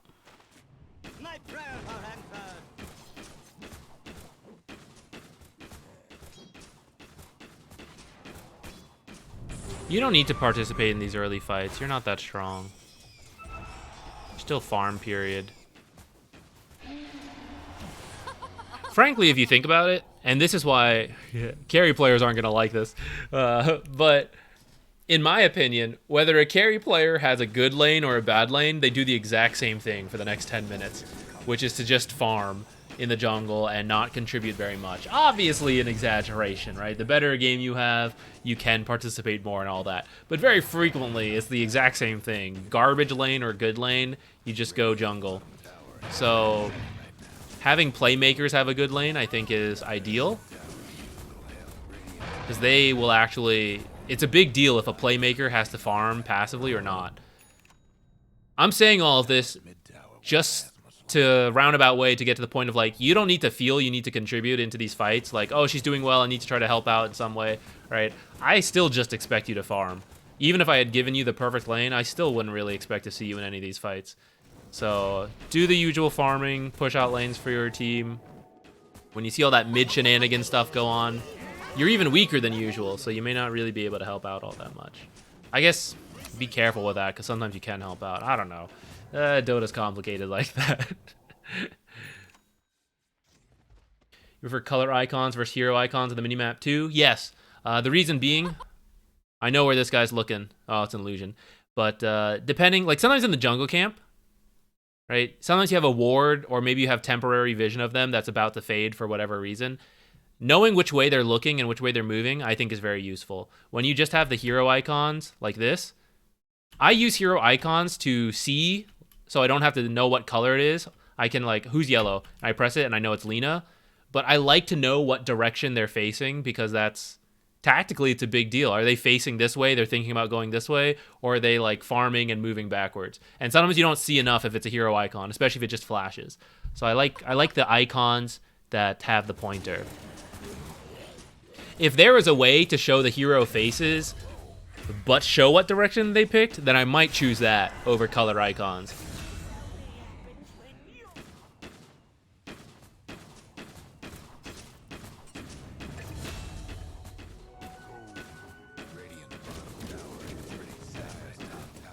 Thoughts on joining nearby fights for cores? It's very context dependent, and I'm not a good enough core player to give the best advice, I feel. It comes down to the core player, and sometimes you just got to do it to learn when you should or should not have. But you really just need to decide, how much do you get out of a fight? How much would it have been better to just farm? And you can calculate this to a degree. I've seen a high level mid player who's a friend of mine like kind of do this when we watched over replays together, right? To be like, this was so bad. I missed out on like 500 gold because it would have been however many camps he farmed, right? So you can kind of calculate that based on where you are. If you don't join a fight, let's say it's 30 seconds, how many camps can you farm? You can farm this camp, be in position for another creep wave, right? That's probably 400 gold or something. But maybe if the fight looks good and you're like, I can pick up 2 kills, that's like 500 gold, okay, kind of worth it. But if a fight looks iffy and it's like, I don't think I'm getting much, maybe I'm getting an assist, and if I die, that's 40 seconds of my time, meh. Some heroes can farm more than others. Some are meant to fight more, and they're more likely to join in. Radiant's mid tower could use a hand. Have fun. Then you also got to think about win condition as a whole. Like, do we really need to win these small fights, or do I just need to hit 3 items and then I win the game? Like the Phantom Lancer in the Bounty Hunter game I played, we were all worried about Phantom Lancer. I would say Phantom Lancer should only join the most critical fights that he is confident in, because all he needs to do is hit Diffusal Manta Heart. I don't think he even needed that Aghanims he built first. Like, he just needs to reach critical mass, and we did not have the heroes to deal with him. Obviously, he can't lose the game in that time, and that's why you got to judge the fights. But any fight he joins, unless he is getting a lot of gold, is just slowing down his critical mass. He can lose every single outer tower and probably a set of racks or 2, but if he hits the critical mass we can't deal with, they will win the game from there. As long as he doesn't make other mistakes. Dota's complicated, guys. I don't know. If you can identify that stuff, though, then you don't need to show up to fights as much. I'd say so far you've done pretty well on recovering. I get a little distracted answering questions, so I haven't been 100% on top of whether you should be in the best places, but I see you're caught up on last hits. Net worth wise, still a little lower, but you've been farming up, getting your items. That was a pretty big team fight. All right, this I think is a mistake. Your team just wiped 4 heroes here. Should move on to their half and farm, in my opinion. I guess if any hero was to stay and do whatever, it would be you. But I also think, right, you can come push up, help farm this stuff, help your team feel comfortable taking control here, and then fall back. And you still fall back to your own farm, because it's turning 19 minutes, right? So if you come over here and you farm any of these camps, especially after it turns 19, and then you back out and you farm this, then they respawn, they TP here, and they're like, there ain't shit out here, right? Because you just farmed all their camps. And that's how you get a big switch. But if you're over here as it turns 19, you did farm this, that's true. It's going to respawn, you're going to farm it again. But they're going to respawn, they're going to come out here, they're going to farm all this stuff. So you're not really pulling ahead in the farm department.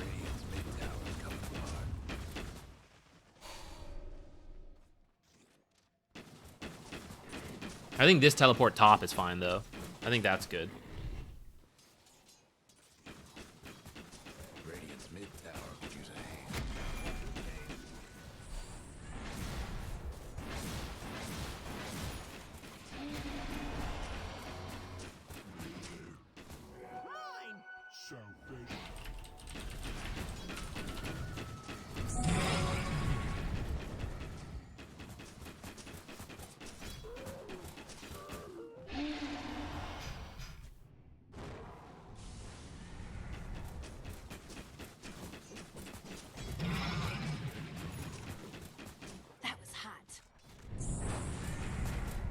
Simply farm like Arteezy. True, true.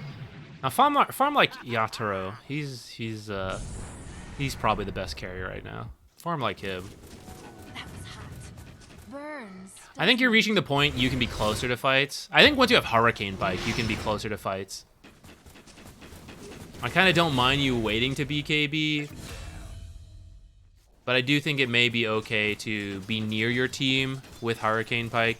You can chip in the damage from afar. Burns, doesn't it?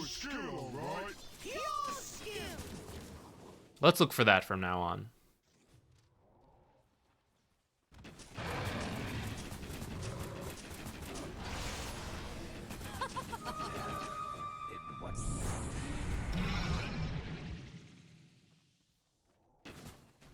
I think maybe you should have farmed top. Your team just took that fight bottom, so I know there's several heroes in this area, especially because your team retreated.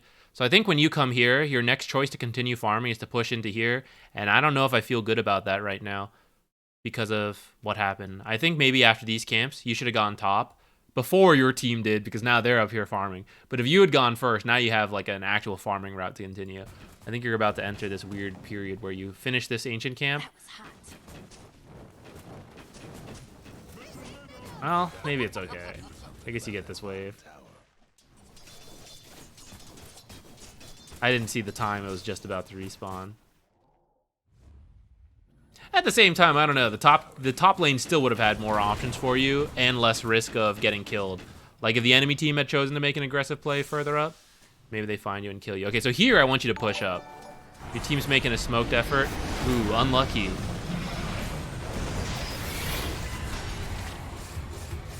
Ah, holy shit! All right, good contribution. I think that's okay. A little unlucky that the smoke missed each other and you're the one that got caught out, but you lived, right? And your team won the fight. It's unlucky you got killed or didn't get killed. You got focused first. But other fights, I think, like if we repeat that and your team catches them somewhere different, you get to contribute. And you're helping out in a proper fight. Okay. As a team, I want us to play top. You can take Roche. You and Legion can get Roche. I'm mainly just watching the mini-map this whole time. I think that's how you have to determine farming patterns. I do think your team is strong. I think you can get together and do stuff. I think it should be near the top lane. Take that tier 1, get Roche if you do win a fight. Or after you take that tier 1, if they're all bottom, you can probably just go in. Radiant's mid tower's coming apart.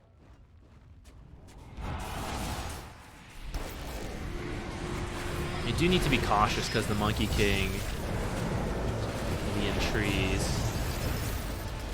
Alright, here I think your team's positioning was sus. That wasn't too bad. Mainly your issue here. I think this Legion felt invincible with the shield rune. And she's blinking in under the tower. And he goes in. And you guys are fighting in the tower. You never knew where Monkey King was. And now he gets a great ult and then just swiping people. I guess you got some buybacks out of it. It's not the worst. That's kind of why Roche would have been better, right? It's way harder for them to be set up like this. You guys are pushing under tier 2. There's a much easier objective in Roshan and tier 1 towers to get. Wasn't too bright. Yeah, the vision the supports play, so that's not the Drow's fault, but yeah, the supports ended up placing wards back here, which can be fine wards, but if we're sieging this tower against a Monkey King, we probably need this ward, and then we play top half. Dire's mid tower. Take the Dire structures looking fortified.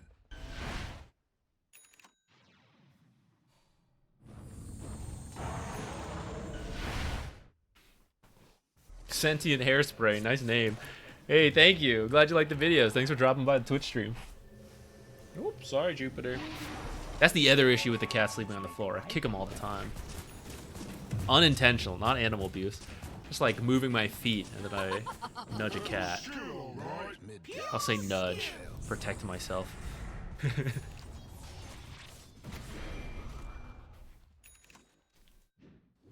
Alright, I wasn't looking at the minimap for that few seconds there. I have no idea where you all are.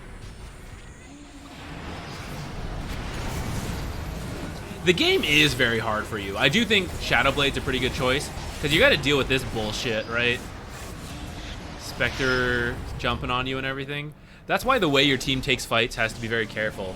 Because if Monkey King jumps you, if Spectre's on top of you, it's very difficult. It's a very hard trial game. I think Shadowblade's good to help you reposition. Silver Edge also good for the break. Radiant's mid tower's coming apart. Guess what's happening? You did get the shard, right? The shard is... Yeah, shard's what gives you the regen? Oh, is that the Ags? Gave up a bottom tower. Or did it get changed out of that? Which is the one that reduces regen? Hypothermia, right? Or does it not do that anymore? I don't see it. Is that gone? Am I old and outdated? Who is this hero?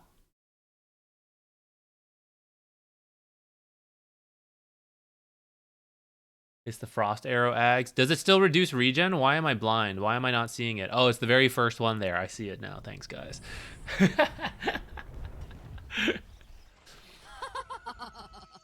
Listen, my back hurts. My eyes get dry when I stream log. I'm just old. Can't read.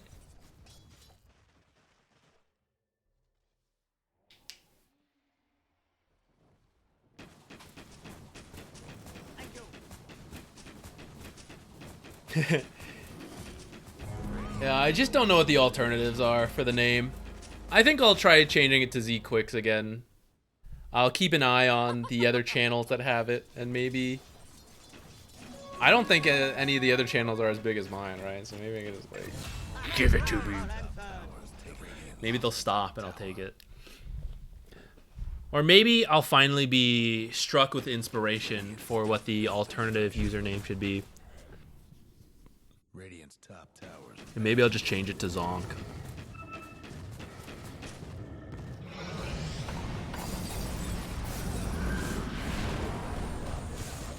That wasn't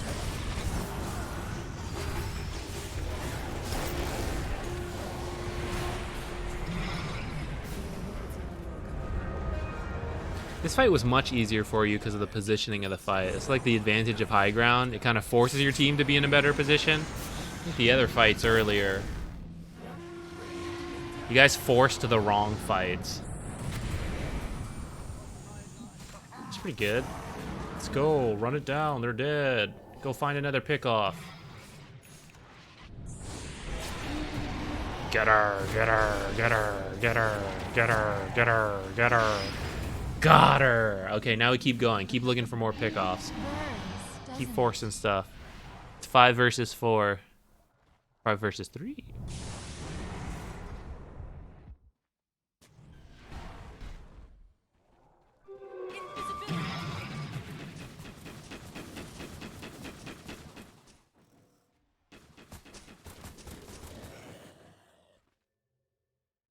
I see your team just totally scattered and did nothing.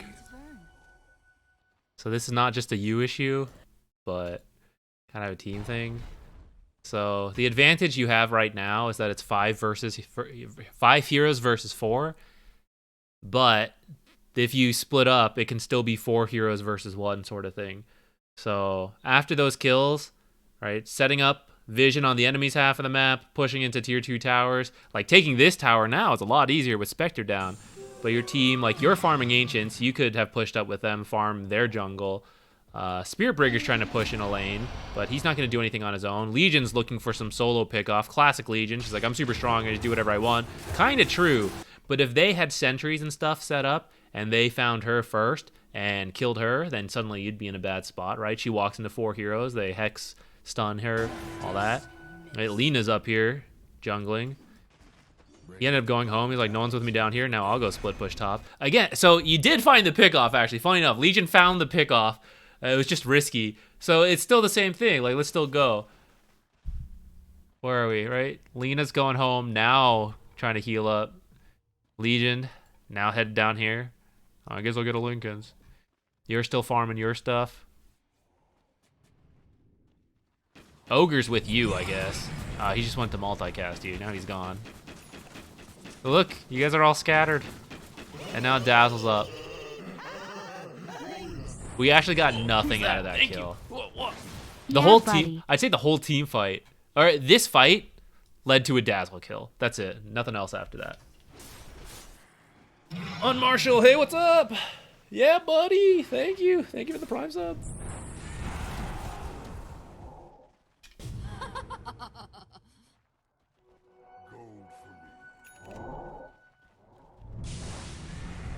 I agree. It's dangerous for you to go up alone, but you just need to get the team to go. You need to ask. I know teams won't always coordinate and stuff. Like, what's happening right now is much better positioning-wise. You guys are all together in this chunk, and now things can happen, right? That tower fell. That's not a coincidence. You all came here. It's riskier now than it was when they were dead, but, right, at least on our own team, it's kind of good. Now we're kind of scattered. Spirit Breaker, at least, is pretty fast to get back in. The 4 of you, though, need to stay somewhat close. So now I see Spectre top, right? What does that mean? Pop quiz, chat. If I just saw Spectre top, take a rough guess at where the enemy team is based on everything else we just saw.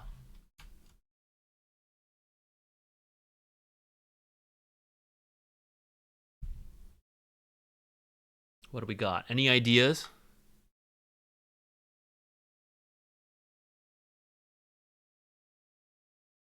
They bought anywhere else, not top. Yeah. Because Spectre is the hero that's supposed to haunt in. You don't want to play around her. Now, this is a pub game, so they might very well all be around Spectre when we go check enemy vision here in a second. But conceptually, they should not be near Spectre. They should be either in the base because they think you're about to push this in and do that, or they should be like here in the tier 2 and looks like we see a Caudal Blast coming out, or they're in this jungle or this area, right? Now, maybe they are pushing up and they're going to like all scatter out, whatever. I don't know. It could happen. But if you're actually clicking around and you see Caudal, which is why it's good to call these things out, because it's not showing on the minimap, right? But maybe one of these heroes is looking here and they see like, oh, Caudal's there. That's 2 pieces of information that is enough to now take a fight. So Caudal is mid, Spectre's top. Even if the rest of the 3 heroes are all in one of these locations, 5 versus 4, advantageous. So this is where the supports have to have the smoke ready, and you go, I see this, go anywhere. I don't even give a shit. In a pub game, I think going top for Spectre is the best because you also get control of this area and you can prepare for Roche. I don't know the exact time. Maybe you guys do. I don't know. But I think that sounds good. Even if you don't find Spectre, you get top control and you can start pushing in this lane. If you want to force mid because you see a good pickoff, that's fine too. But you know, always more dangerous near the actual towers. Plus, Spectre could haunt in, which, you know, defeats the purpose of trying to split up a fight. So I'd say going to Spectre. Okay, now I know Shadow Shaman's there too. All right, let's take this fight anyways. Let's all come in. You guys are strong enough. It happened. Purple bottom. Spirit Breaker showing top. You guys be careful on their half. Okay, yellow's bottom too.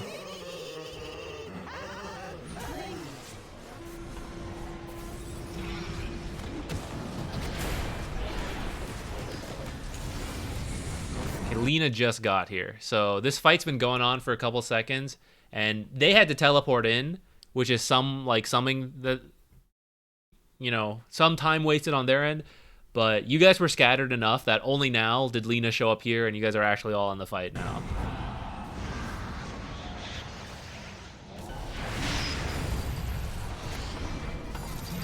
Oh God, no.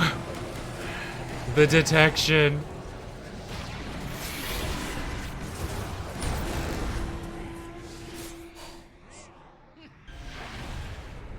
Hey, this is a much closer fight than it needed to be.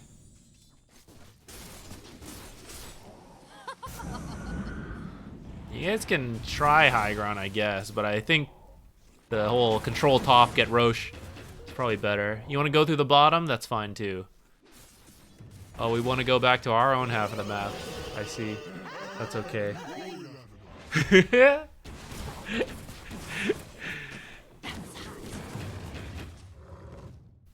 You keep coming back here. Okay, this is my ending advice. Your initial, we had a bad time, we got to catch up. That farming was fine. At some point, you got to draw the line, and like we're past that. I keep seeing your team take advantageous fights, and we get something, and then you keep making your way back to this same area. You keep giving up a lot of control and enemy farm and stuff. So even if you're gonna farm your own half of the map, farming the top half of the map is better because you'll be near Roche, and it is getting scarier as they start to respawn. But I mean, as you disengage from here, you saw 3 heroes go this way, your 3 heroes go this way, right? They can't be up here. It's not possible. So you have some time to come up here. And then as you wait longer, now it starts getting iffy, but...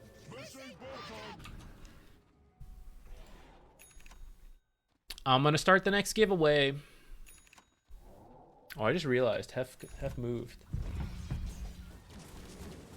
Whoop. My prayers are answered.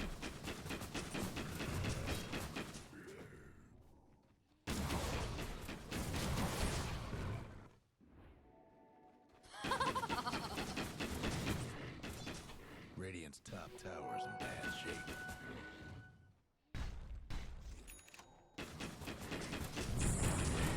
Probably eat dinner soon. I am hungry. Maybe we'll do another replay and then I'll go heat up my food.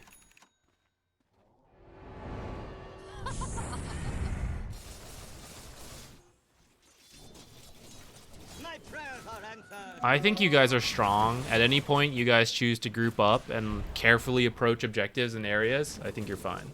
That's kind of all I'm waiting to see you guys do. We waited so long, it's now a Roche fight bottom. Oh god. Detection! I don't know if that's the time for the Lotus Pool.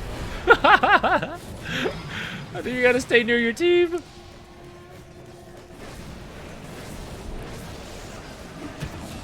Maybe you were calling to get out, I don't know. But, I mean, all that happened there, they aren't stronger than you. They don't... They do have good heroes for dealing with you. But that wasn't what was at play there. All that happened there is that they made a play before your team. That's what a lot of pubs come down to. It's just like whoever takes the first move is kind of it. Between Boots, Wand, Sentry, Dust. Yeah. If they ever add an extra slot, it's just massive balance changes.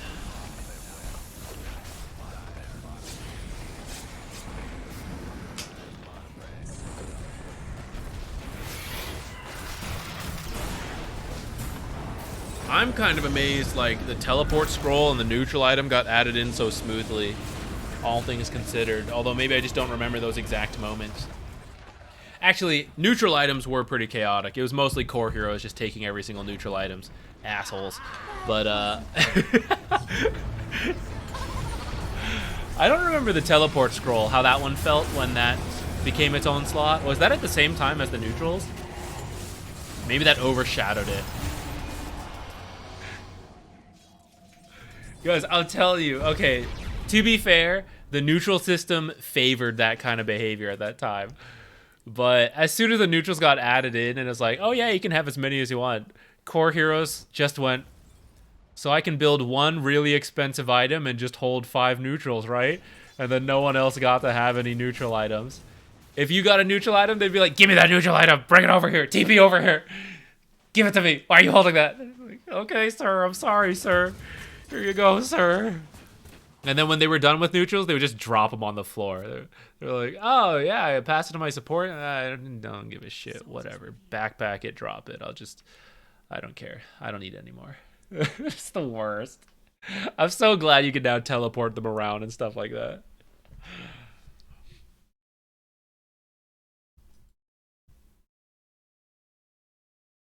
All right. Anyone else want to join in on the raffle?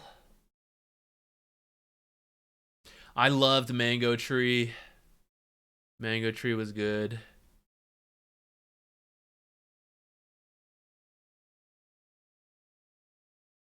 Flynn TV, congrats. So the advice for games like these would be to farm more aggressively after 2 items. It's not strictly 2 items. It's more... Okay, think of it this way. If your team only farms your half of the map and their team farms only their half of the map, even though we're distributing all the gold to you as the carry or mids or whatever, right? We're doing all the whole gold distribution, and you feel like, oh, I'm hitting all my item timings. You get to the late game, you're 6 slotted, and you don't win. And a lot of people say, like, I got my items, why didn't I have more impact? It's because you're a 6 slotted carry fighting another 6 slotted carry, and it's coming down to other stuff. But if you are a 4 slotted carry against a 2 slotted carry or a 3 slotted carry, that's actually a gold difference, and it's a big deal. So getting your own farm is step 1, and depending how good the matchup is for you, it's fine. That's why like PL could have done all defensive farming and hit that critical mass and been okay in that game we played. But in general, it's always going to be easier if you actually build a gold lead. And one of the ways to build a gold lead is to steal enemy farm. So you need to look for those opportunities. It's not strictly when you get a certain amount of items, but just like, how much can I do this without actually just dying? And that's why heroes like Drow, we typically let you stay on our half of the map because you have no survivability, you have no mobility. You're just a sitting duck. You're weak. And that's why we let you stay on our half of the farm, our side of the map and farm, and that's okay. But a hero like Juggernaut and Lifestealer, Naga Siren, they're much more survivable, and it's more on them to play aggressively and steal enemy farm and then get out alive because they have the toolkits to do so. Now, even a hero like Drow, though, when the enemies are dead, or because you're stronger and you have your team in the area, things like that, you want to try to steal enemy farm as long as it makes sense. I don't know. There's a whole lot of nuance here. It's not always going to be the case, but I don't want to say it's just after 2 items. It's just like you need to see there's an opportunity to pull a gold lead that I take their farm and then I fall back to my farm and they respawn, they come out, there's nothing left because I killed it all.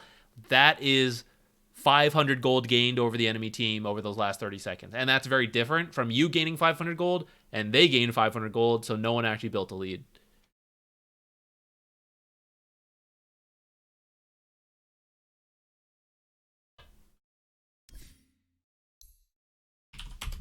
I don't know if that made sense or it was just way too wordy.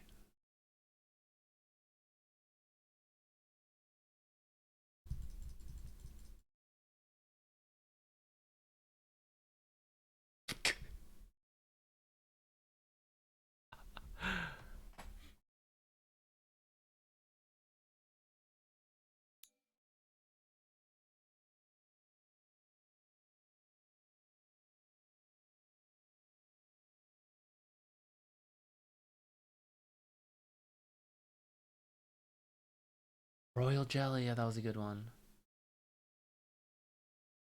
So I don't know if I could have contributed better. The main thing I would say is just like, there were a couple opportunities that your team won fights and you went back to your own half of the map to farm instead of like stealing farm from the enemy's half of the map. You don't even have to take objectives, but just trying to like move in with your team to take enemy farm would make a difference.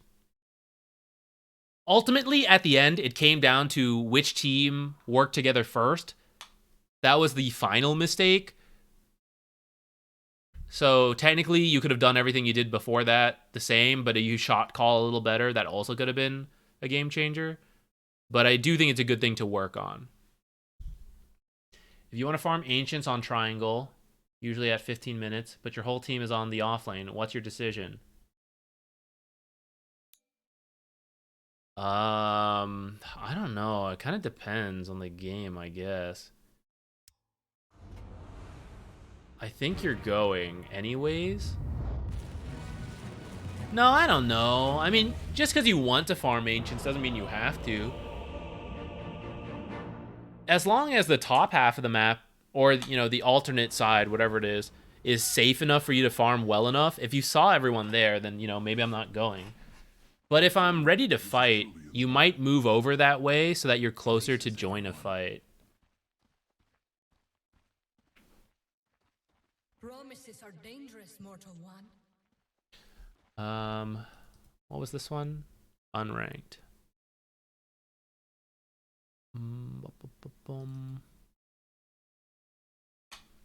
Okay. Unranked. Flynn. Are you named Flynn in the game? Yes. Hard support.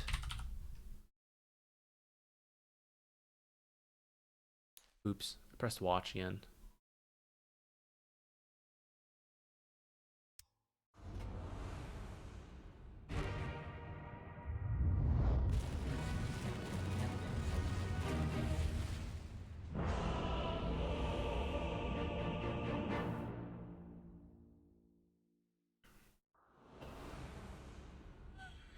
Archon? Okay.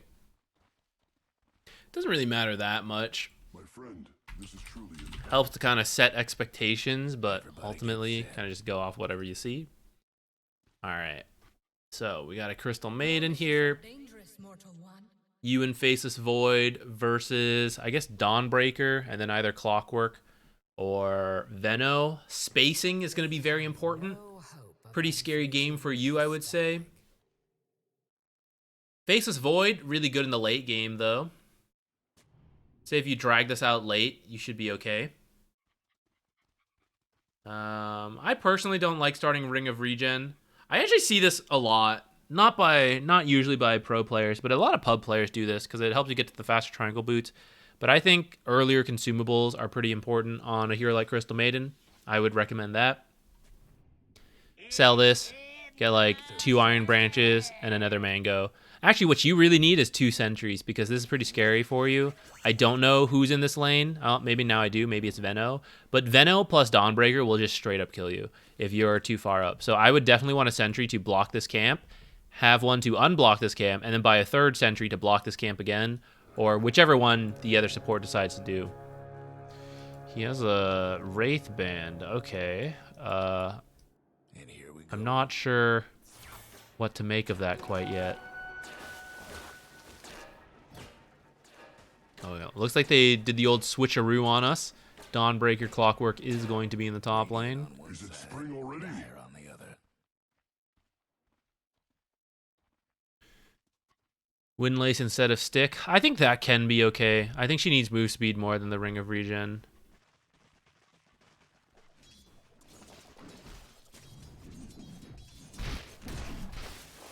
Not sure if you were buying items or something there, but right now, for example, walk around this outer edge and start poking this Dawnbreaker. You don't need to start off with the spell. If you were full mana, I'd say it's okay, but you already used the spell earlier, so you kind of see after you used it again, now we're just have no mana. So kind of out, and we're going to be forced to use a Mango pretty quickly. If you use one more spell, or if you hit level 2 and you want to use both, just not going to have anything. This is not a lane, whether it was Venomancer or Clockwork, it's not a lane where you're going to like be poked, and then whittle down die. It is straight 100 to 0. Venomancer hits you with the Q, Dawnbreaker's coming in, and you're dead. There's no healing in that time. There's only going to be a few seconds. That's why the Ring of Regen doesn't matter as much, so much as like stats or burst heals, like Fairy Fires, because you need to survive that initial burst. And in the meantime, you're just going to poke them and keep your distance. A Void will take more harass because he's melee, but if you get too close as a Crystal Maiden, you will straight up die. And then this is why you want this camp blocked, because now we're forced to come contest this if we don't want to lose too much, and that's scary for me. And this camp's blocked, so now I can't use this instead. That's why like the 2 sentries at the start were very important. So the mistake I'm seeing here is opting for too greedy of a build, going for Tranquils too quickly, which is very tempting for some players, because especially for Crystal Maiden, because it's like, oh, I got my aura, so as soon as I have Tranquil Boots, I have all the regen I need, which is true, but you can't sacrifice the lane too much. So buying a good chunk of consumables on Crystal Maiden is pretty common. There you go. You see how much once that guy used his Q. Where did he use it? So him as well, right? He used it. Now he's also 100 to 0. There's no healing in between this. It's all a game of keeping out of their reach. And to do that, you want to maintain the equilibrium as much as possible. So if you didn't recognize that, that's totally fine. That's part of playing Dota and learning Dota. But once you can identify these types of lanes, Clockwork, Dawnbreaker, Tusk, these kind of heroes are very common for this kind of stuff. The 100 to 0, it's all about, like, keep the lane here. I need a lot of sentries to block the camp, unblock this camp. I need things like Blood Grenade, Iron Branches to tank up. I'm going to need Enchanted Mangoes. One set of Tangos, totally fine. Probably going to need Salves more than Tangos, because if you do survive the burst, you got to heal up. That's why things like Magic Stick are really good to build up some charges, to try to burst heal in the middle of the fight. Yeah, Ring of Regen is for heroes like... Well, Venomancer can be that type of hero, depending who he's paired with. But when he's paired with a Dawnbreaker, it's going to be 100 to 0 kind of fights. Someone like Dazzle could be an example. Oh, that's pretty scary. You're dead. Try to lose the range creep before you come over here. Even with the range creep, you were fine. You just gotta journey around the world. You gotta go all the way this way. You gotta go through the trees.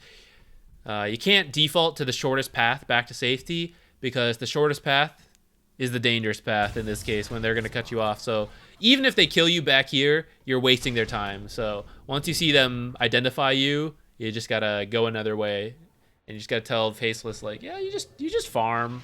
I'm going to go this way. I hope I live. If I don't, at least you're farming and they're not bothering you. I hope you deny some creeps as well. That would be good.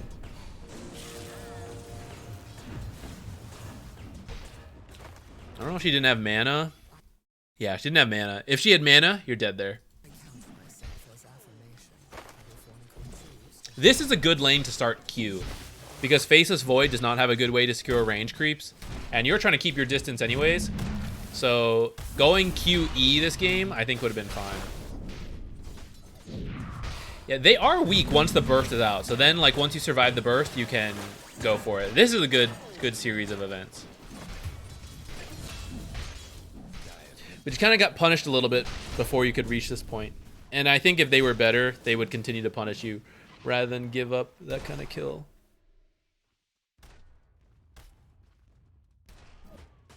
Is it trolling to start with Sage's Mask on Warlock? Depends on the build you plan to go.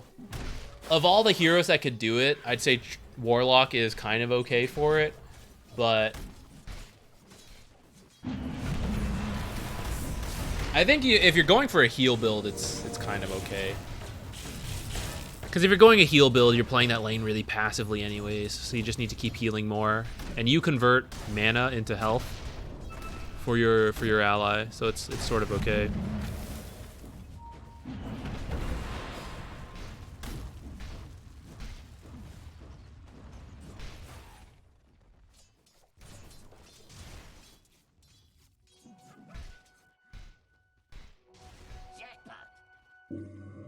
Better at Lotuses than me.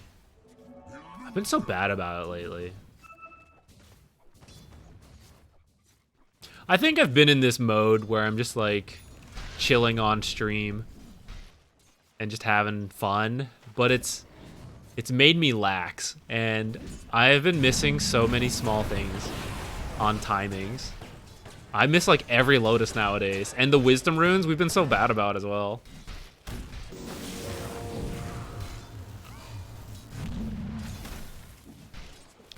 They messed up the execution there a little bit. That was kind of crazy to me. You guys were all over the place, which I think should have favored them. I think you want to run back to your tower there.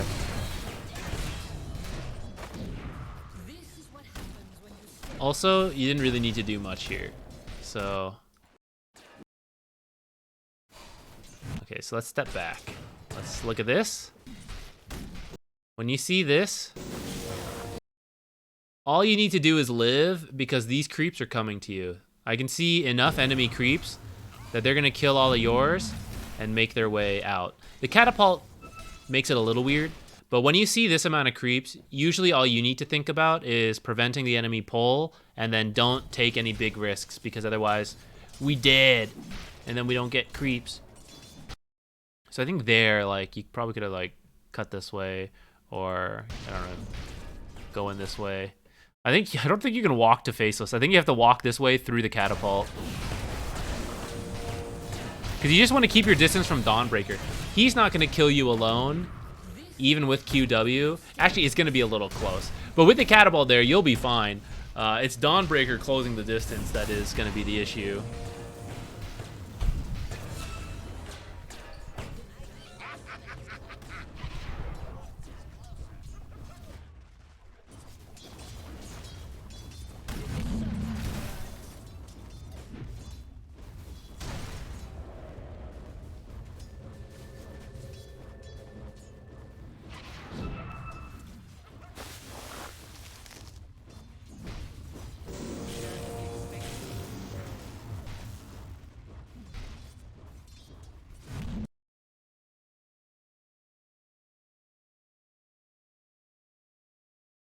I didn't know this. Allies in the cogs get the magic barrier as well. I guess I'd never really cogged my own allies. I just saw the creeps get the magic barrier. Interesting. I never realized that.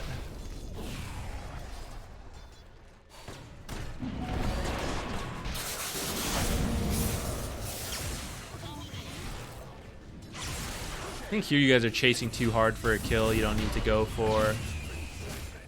Let's finish this out before we go back to that. Okay.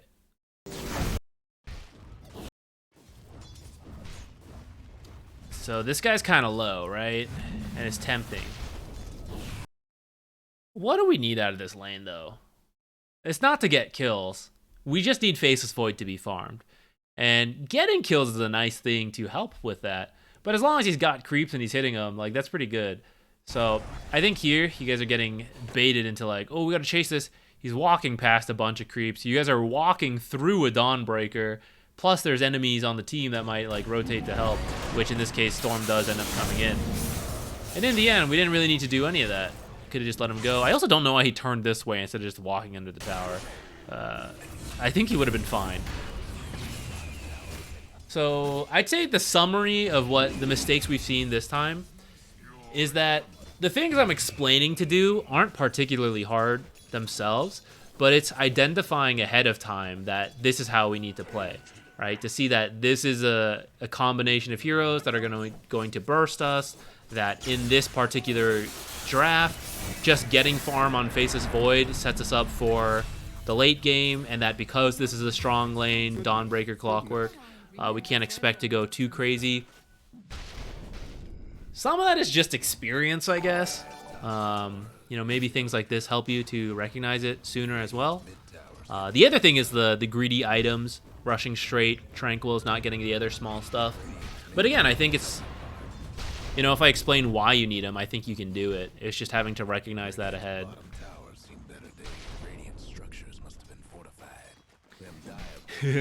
Thamada, great question.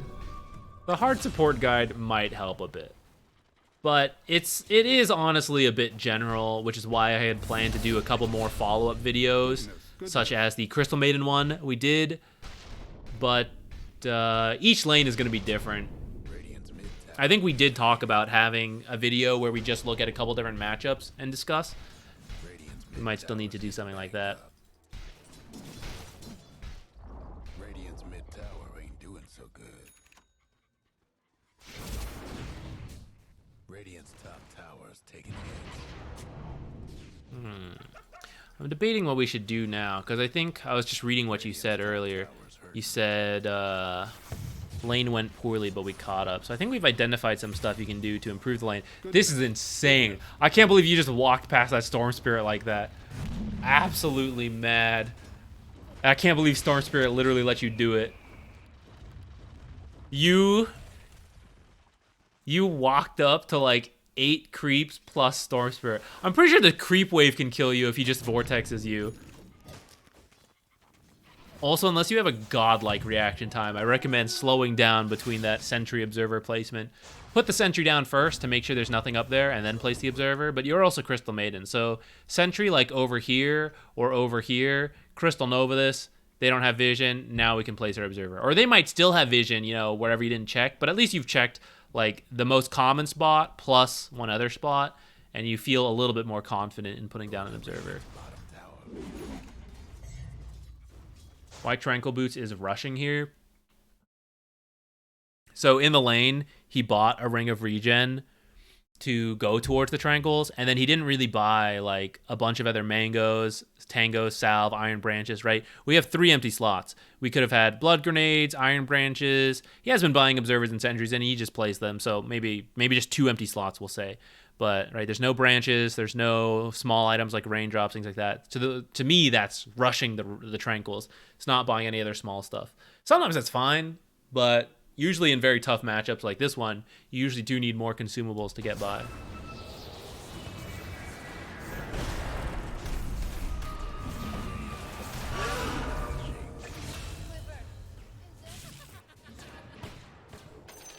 I do think trying to go too far into specific matchups is tough, but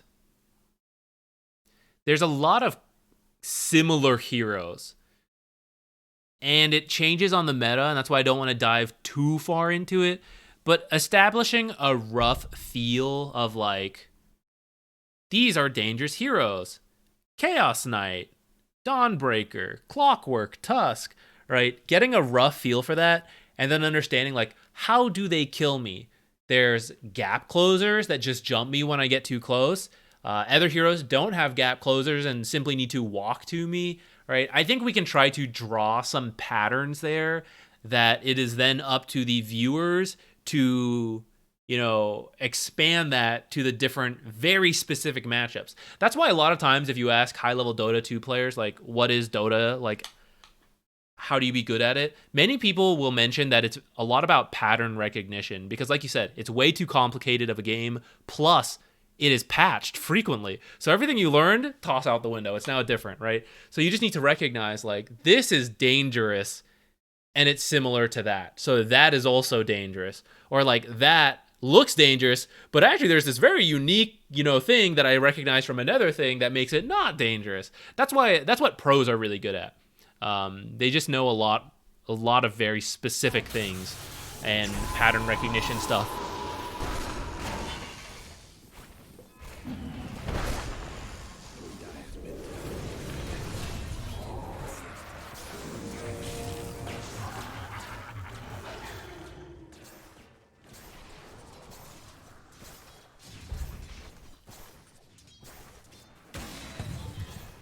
When should you max E instead of Q on Warlock? Actually, I'd say the high level play is to max E, but that's because you can contribute more early with it, and a lot of pub games don't do that.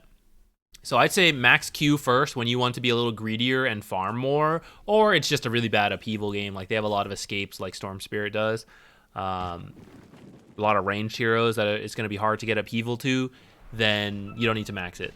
But usually there's a good mix of melee heroes in a game that don't have those kind of early mobilities, and a point or maxing out E first is better when you want to be active and you're going to be interacting with those heroes so that you can upheaval and they can't really contribute to the fight.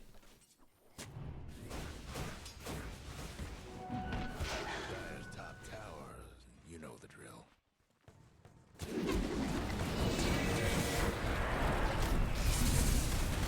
I think we'll start the next raffle.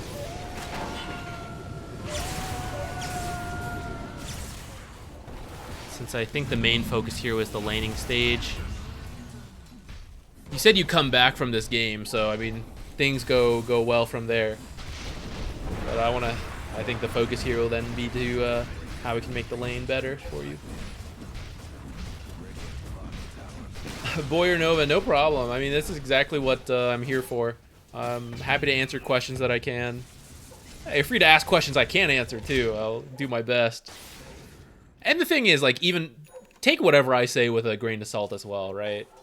Dota is that complicated. Like, even though I have kind of committed to this full time, There's still things I'm gonna be wrong about and I'm bad at, even things that I think are right. That's just the nature of the game. So you can take what I say as like a good starting point, but be ready to be like, oh, he was wrong. I gotta report back to him, Zach, you stupid idiot. This was not correct at all. Well, my bad. Sorry. Radiant's top tower's hurting. Yeah, Flynn, I would actually default to not buying a Ring of Regen right now. There's been times where it is good enough to buy as a starting item, but right now I think there's a lot of emphasis on strong lanes, and so buying cheaper stuff like stats, blood grenades, consumables like mangoes if you're that type of hero, maybe a fairy fire.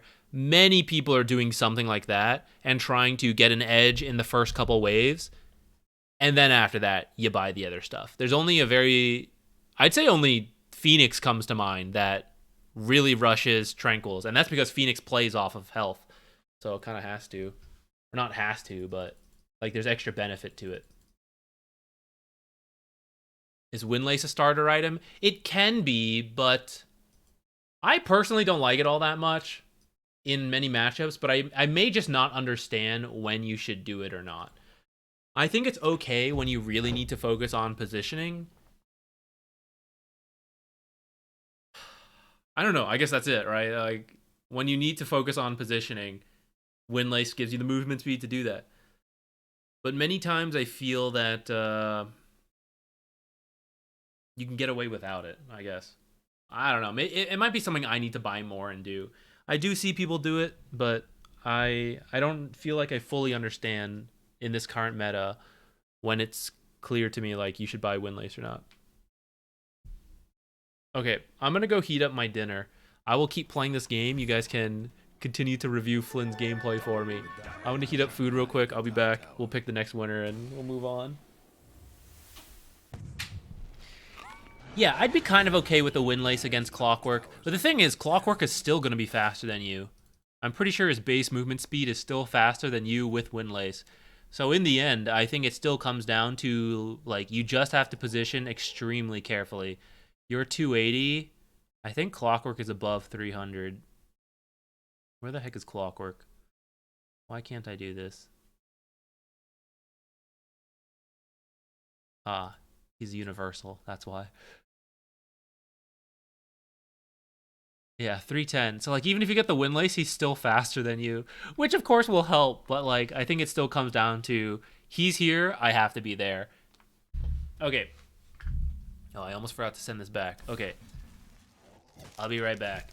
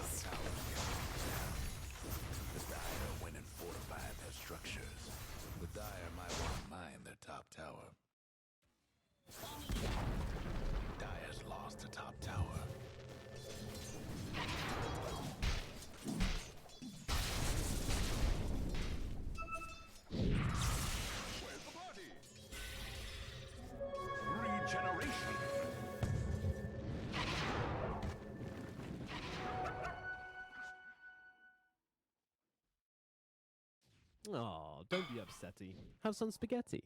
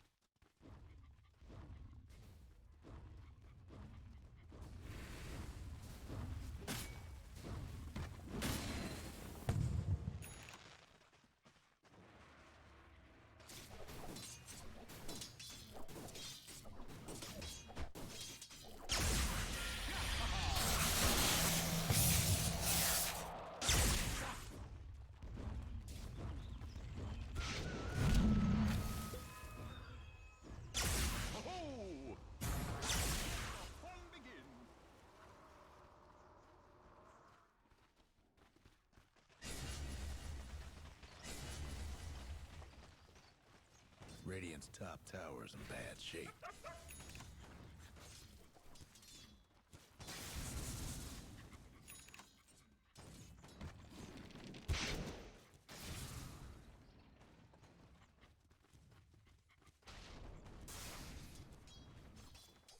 Roche is gone, courtesy of the Radiant.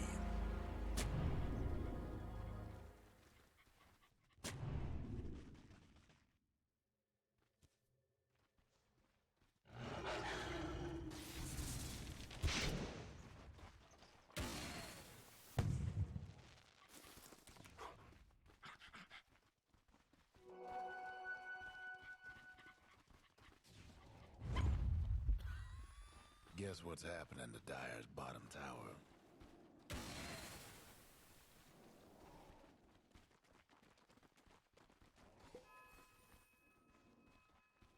Dire's bottom tower is getting...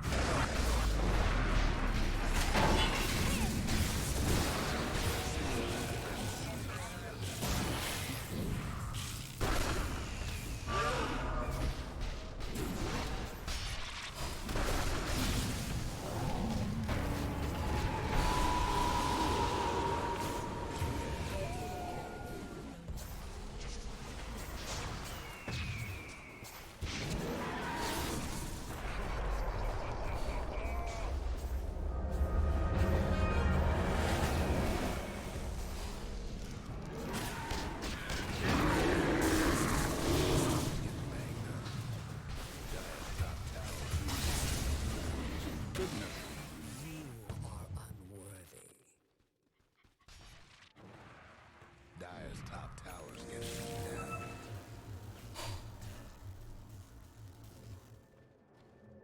The Dire might want to mine their top tower. Oh, my back.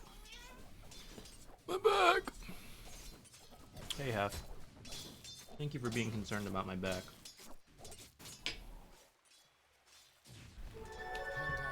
I'm gonna forget. So, let's pick our winner for the next replay. But while I eat, what? Thick waifus. Back. Round 2. You got another one? Rig? No, no, no.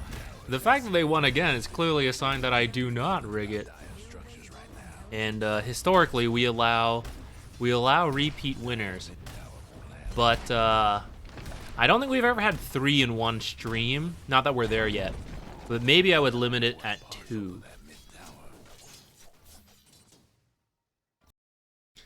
How's Venomancer in the current state? One of my favorite heroes. Same. I love Venomancer. Not amazing as a core. Who's that? As a support, he's okay. Kind of the same idea as previous patches when he was good, but just worse compared to other good heroes. Mainly because of slow resistance being added in. And, yeah, actually kind of that. Yo, Sniper, thanks for the Prime sub. Appreciate it. All right, thick waifus. I'm going to download this. I'm going to go get my food, but then we're going to finish our compendium predictions while I eat before we go into this replay.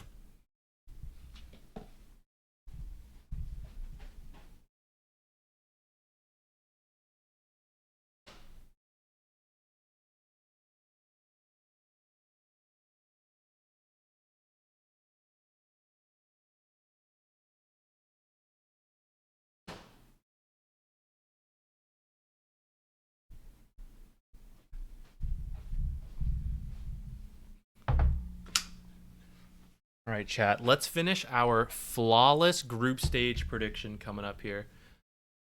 Cat cam off for now until you feel like going back, Hef.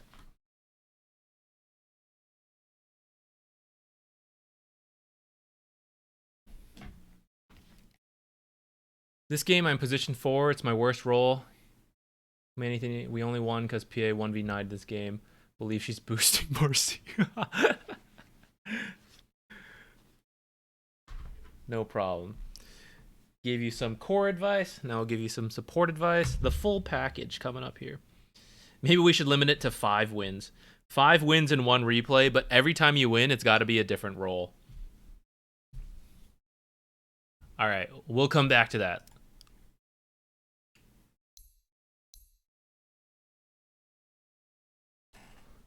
I changed my mind. I think Liquid's going to come out strong. Bet boom. I don't know. Let's just do our initial, and then we'll come back and think about it deeper.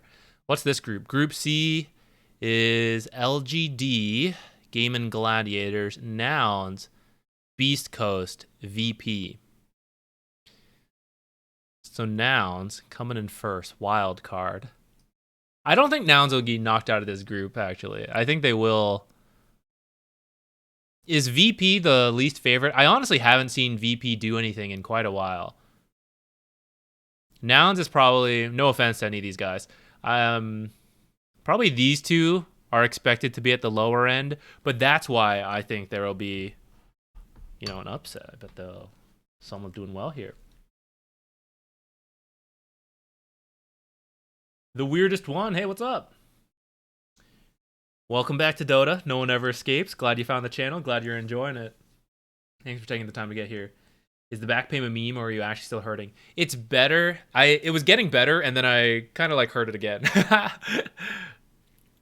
So it's not as bad as before. It's a little bit of a meme. I always have to be careful about my back posture because I hurt it probably through playing games in a bad posture for a long time. I went to a chiropractor. Next time I'll go to a physical therapist. I have since learned that, you know, not all chiropractors are very good. I'm pretty fortunate with mine. I think mine was actually pretty good. He went to school and everything, like a proper school and all that. But did x-rays and stuff. So my back's like a little twisted in the back. It's not like this much. I think that would be bad. But I think you guys can't see it because I don't stream my lower half or anything. But a lot of times when I used to play, I would like lean on like one side. Even when I play, I'm kind of like leaning. So my back is literally curved that way. And it got to a point where it's pretty bad. And that's when like I was literally losing feelings in like limbs, and I was like, "What's going on?" I think I have a heart attack, but it was all back nerves, and that's when I went in and found all this stuff.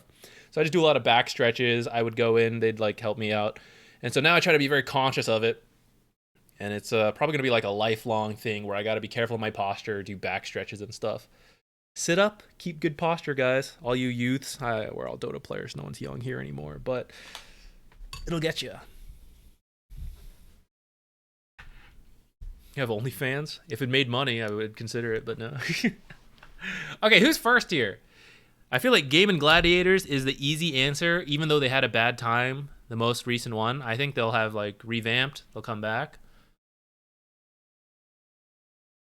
You might get some surprise. SA Dota, though.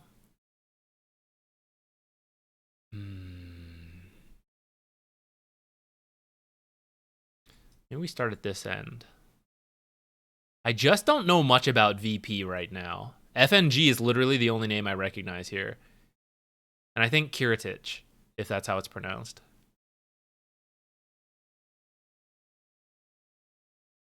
I think Nouns, third.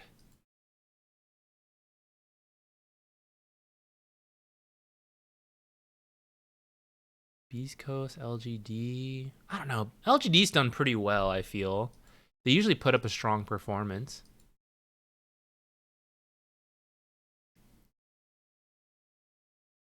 Yeah, I know. BC seems like a wild card. SA region in general always feels like there's such a momentum region. They start doing well and they just continue to pop off for a while. And then you like they draft another one. You're like, oh, we figured it out. You look at the draft and like, this is the most garbage draft I've ever seen. And then they beat you with it. So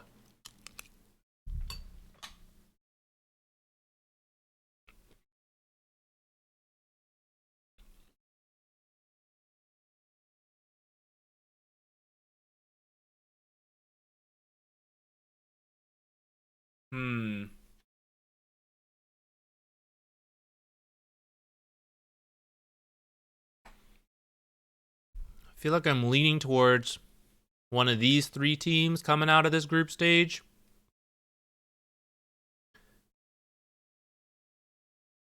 Quest was looking very impressive since the Was it Dream League? Which one is it that they started doing well? Dream League or Riyadh?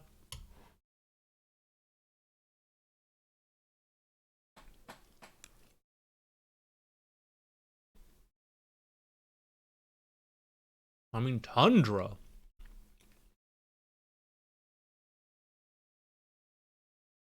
Previous TI winners. The defending TI.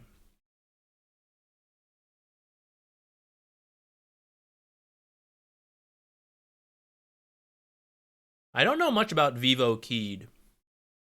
I recognize more of these names than VP. But I don't know much about them. TSM, I recognize more names. I feel like TSM has been having trouble finding their footing in some of the games I saw. But, like, there's potential.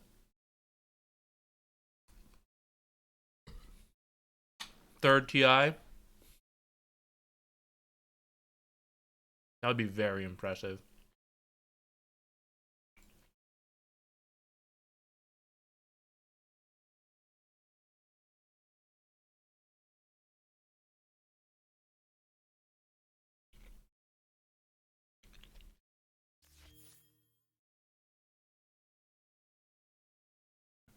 I don't know.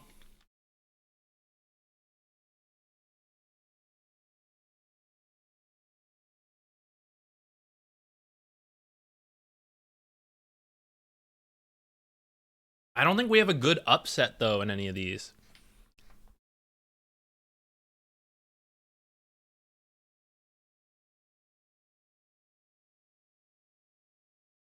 Would one of these teams getting knocked out in groups?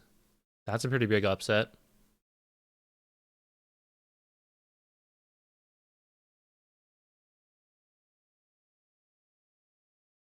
Picking first team, second team matter on this prediction? I think so. I think predicting the order is part of it.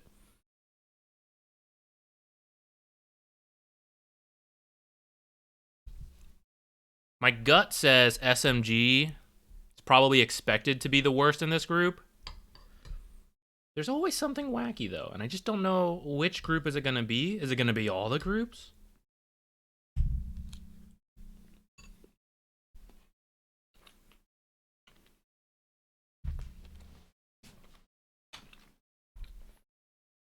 Like, 9 Pandas has looked pretty solid, but maybe they just totally choke out.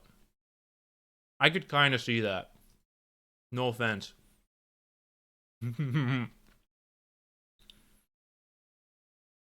I could also see EG having a very momentum, like, go first or go last. Then SMG somehow... That sounds rude. Sneaking in, but...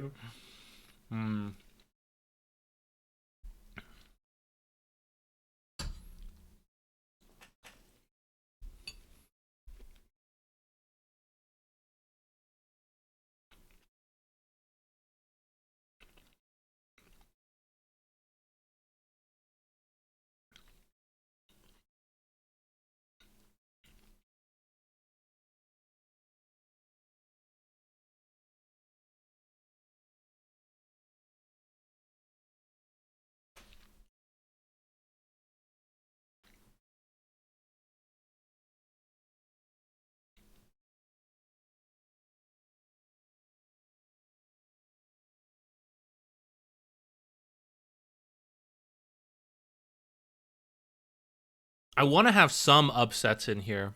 There's nothing personal against EG, but I just think they're... I could see it, you know, momentum, the EG curse. First or last, but not first.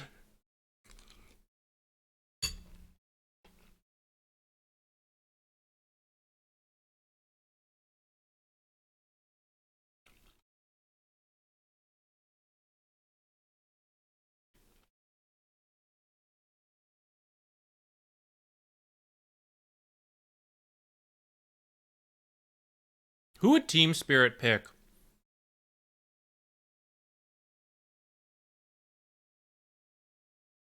I feel like they would pick Shopify Rebellion because they beat them at the last tournament, right? So they're feeling good. They'd probably coin flip it.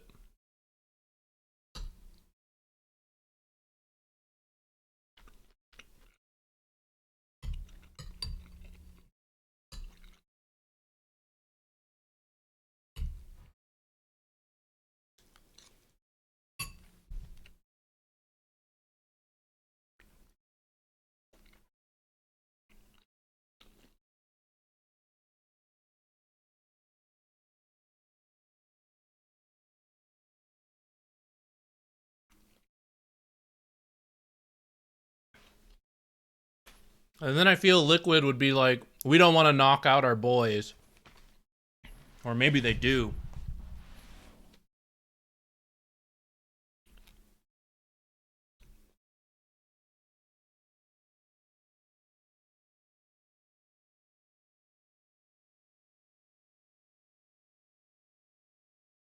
Was Talon playing Game and Gladiators when they had that very unfortunate series of events? Or was that Liquid on the way up?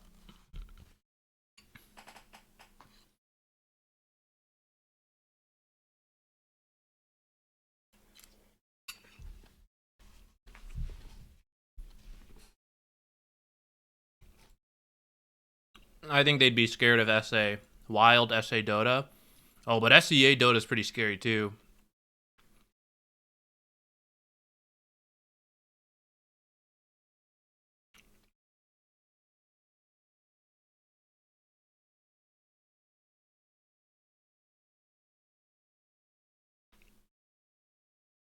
This TI format's different is because there are 2 more teams than last year. I think they're just trying something new. Maybe it's because of the amount of teams. No, wasn't there 20 teams last time too? I actually don't really remember. But I think they were just trying something different. I can't fully speak to why, since I'm just some random streamer. I don't know this kind of stuff. I'm sure there's some inner discussion on it involving money.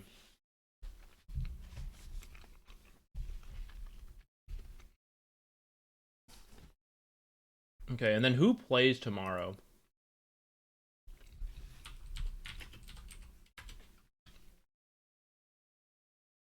Because we need to set up our fantasy, whatever this thing is. I don't really understand the fantasy. We got to figure it out and then piece it together.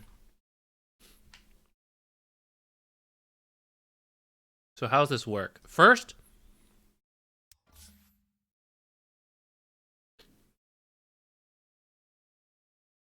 no, coveted, definitely wrong for support. So I get to pick from this? Ooh, Of the Ant is pretty good for support, for our support card. Games where the player uses the most voice lines. That's pretty funny.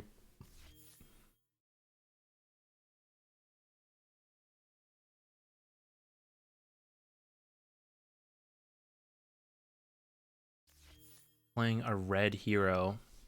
Warlock is pretty good right now. What other red supports are there? Shadow Demon, Disruptor, Phoenix. Snap's not very good. Jakiro's just, I don't know, he's okay. Clock.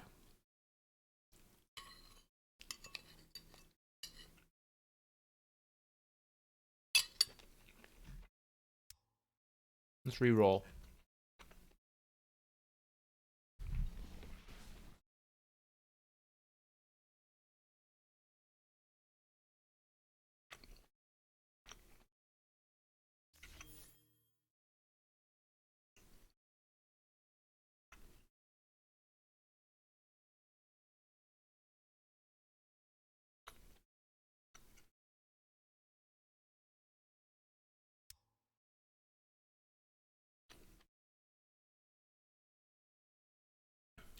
I think I want Of the Ant. Oh, this could also be good. Most assists.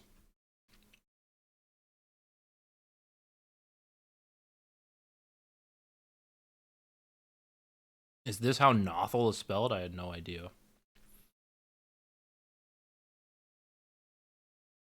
First pick is also pretty good. Oh, actually, this is pretty good.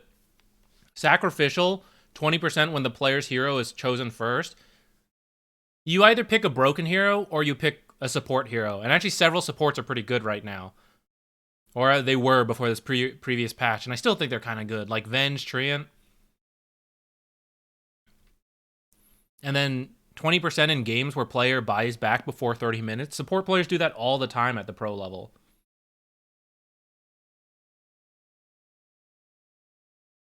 Let's go with this one. We might change the actual players we're working with, but I just want to try to get some of these stuff. Okay, and how do I change this stuff? Oh, re-roll for the stuff. Okay. So what do we have? We have camp stacked. And Lotus gained. Grabs a Lotus from the pool.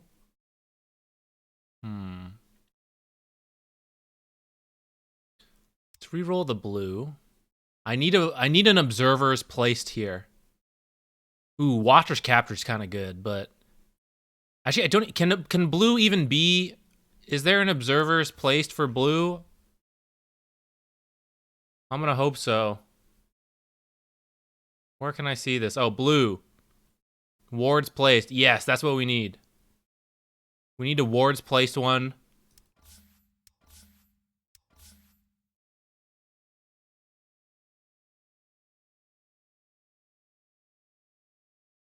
Wait, what is this? Craft your support warp. Oh, it's random what I can change here? My god. This is really complicated. This is, Is this what we needed in Dota? Really complicated fantasy scene? Couldn't just get like another set of bug fixes?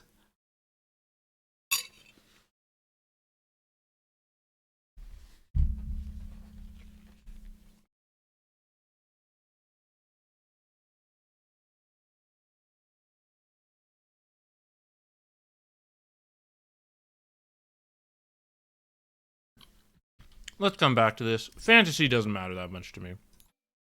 I'm glad we did our predictions. I might change them more later. Let's get into the replay.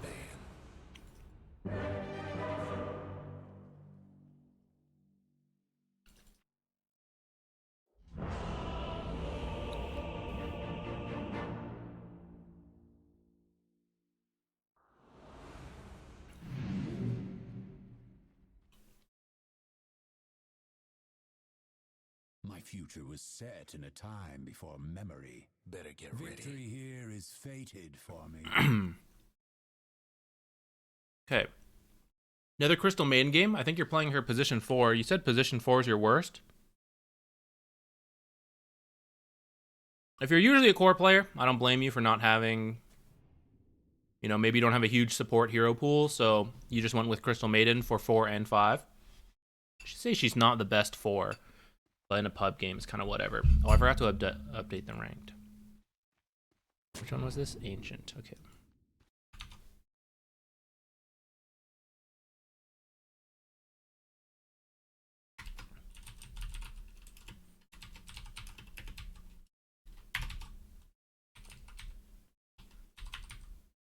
What am I doing?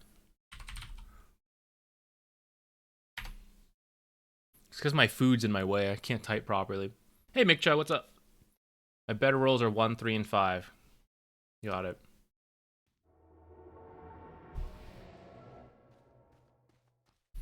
Okay, I'd say I would skip the Clarity, probably buy something else. Another Iron Branch seems fine. Another Mango seems good. If you want to replace a Tango, too, so you can get that other Mango. 30 seconds to go. I like having at least 2 Mangoes on Crystal Maiden.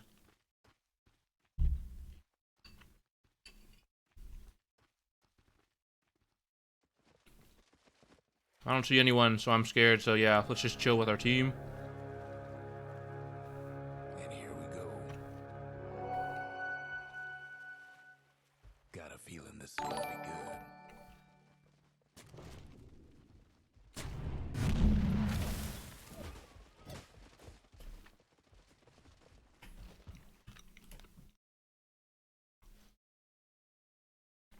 Overall fine. Blocking the camp while also being able to check the high ground. You can do this with the trick to stand under here. Maybe you were too scared to do that earlier. Maybe you're still too scared. So kind of okay. But I would say you did just use a bunch of mana on a very mana restricted hero for like a very random check. If you do it earlier at the start, it's better because you have a lot more time to regen, right? But we're literally doing it right before laning, like the creeps are meeting. So you're already down some mana.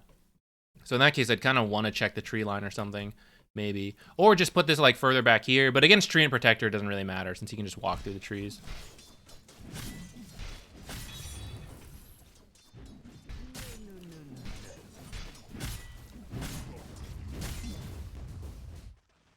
You're just being like totally zoned by that Treant.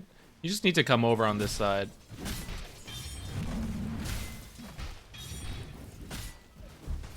We don't want to engage the Treant Protector. We just want to poke the Faceless. You can use your Qs to secure range creeps. Sendar kind of has a secure, but he's melee. Might be scary to walk in.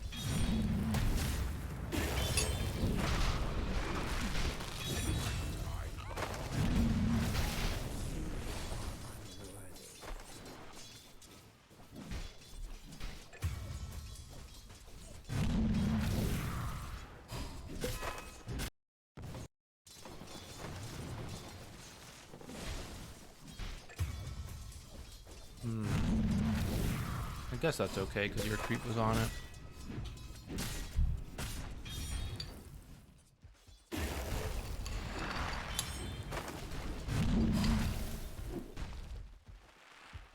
Dyer's mid.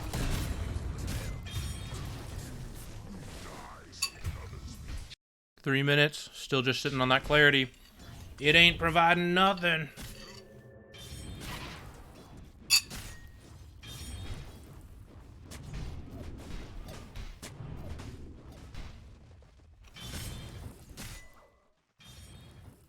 Missing bottom. Is it? I'm blind. And they're off. High hopes for this one.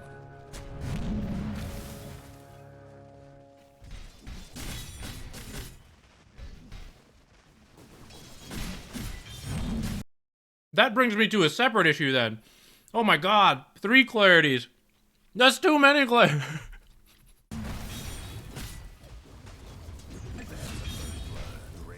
That's so many.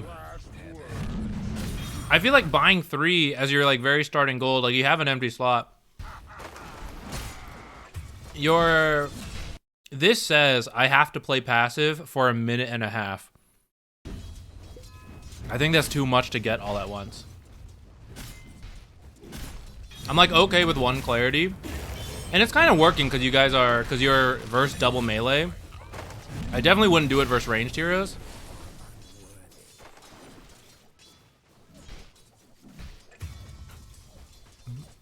But like 1 clarity could be a mango. Could be something else. Let's see, so we got half value on that clarity. Dyer's mid.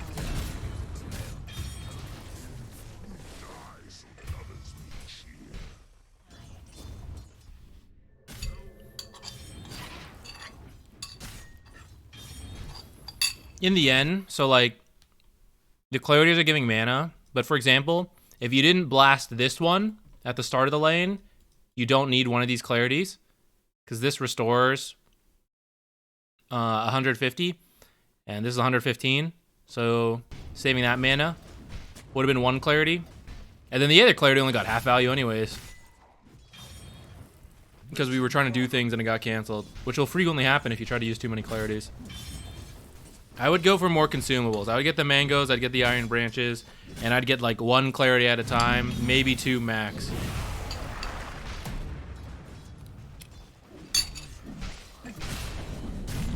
If anything, as the ranged hero, you should be poking more, so you should get more iron branches.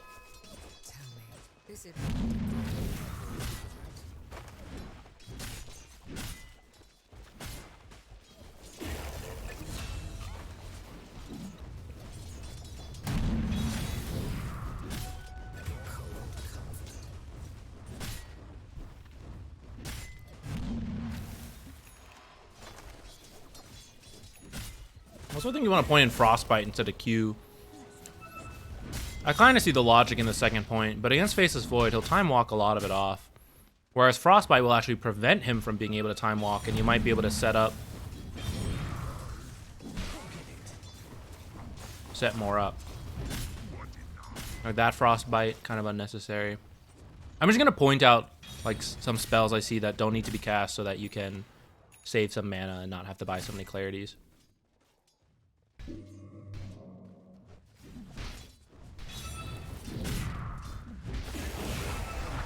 This positioning, you want to be like on this side. Treant's always going to be like in this area. Not always, but mostly.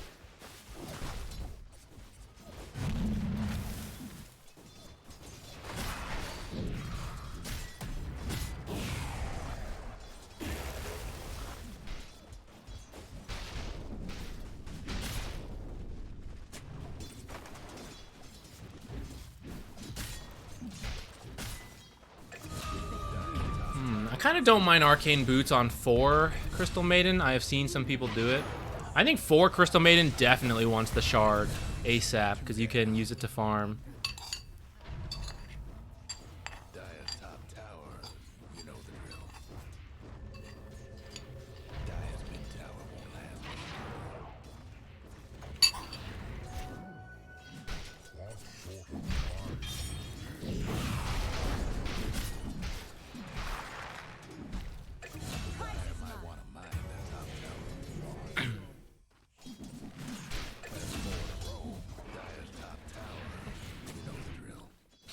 There's a rotating PA. What's going on? What's happening over there in the mid lane? What the hell they doing over there?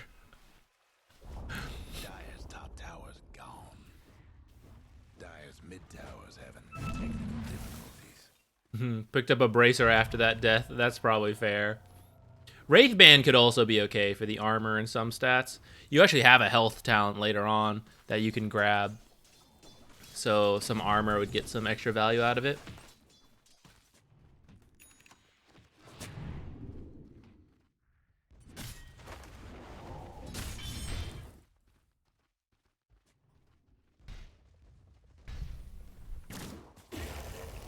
Oh, another reason to max Frostbite first this game is for the arrow setup. Longer root duration. Get his ass. Ass got.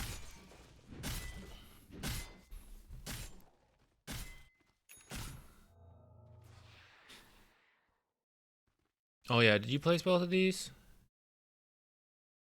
Oh, this one was placed first. Yeah, since this one's placed, I wouldn't put this one. I didn't even notice it because it's like over here. I mean, maybe you didn't see it. That's fine. If you did see it, I'd move it somewhere else, further down or something. It sees a lot of the same stuff. Holy moly! Oh, that was. Ooh. Let's go. Nice kill. Yeah, I think you were trying to leave that for your Marcy. Maybe some miscommunication on it. I think it's definitely okay to just deny it or take it yourself if it even looks close. I don't care. My mid can complain, whatever. The Dire might want to mine their top Radiant's mid tower.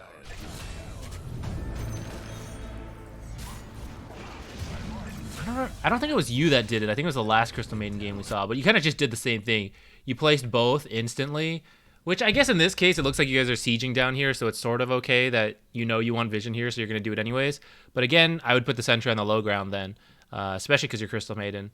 You know, low ground sentry, check it. You see they have stuff here, then maybe I don't want to put it here anymore. Or maybe I do because we're doing this and I want to see this stuff against Treant. That's fine. Going to play and protect.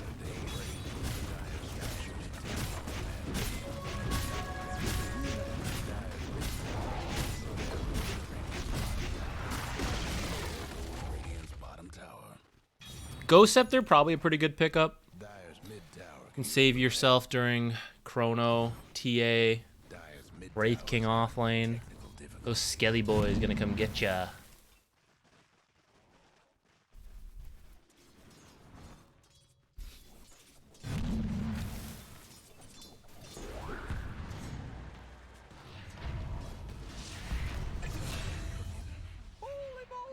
We have issues in the mid lane. We have issues. Oh, man. I'd say Solar Crest is pretty good. I don't know, Mirana has one. Solar Crest, because later it'll be for PA. It's armor versus the TA. And I would have thought we could use it with our mid Marcy, but she might be struggling quite a lot. Dire's bottom tower's getting the business.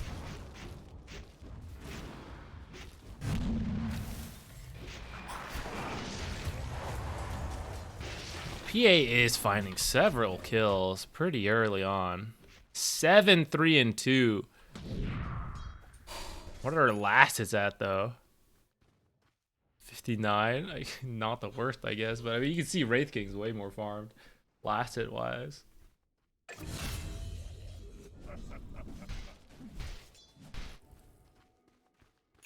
Frostbite being applied through BKB is so weird.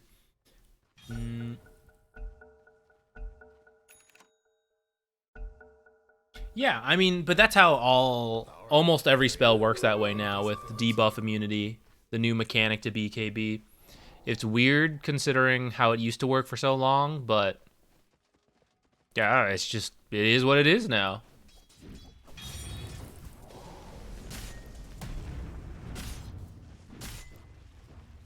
Radiant's mid tower's getting banged up. Dire's top tower's getting beat down.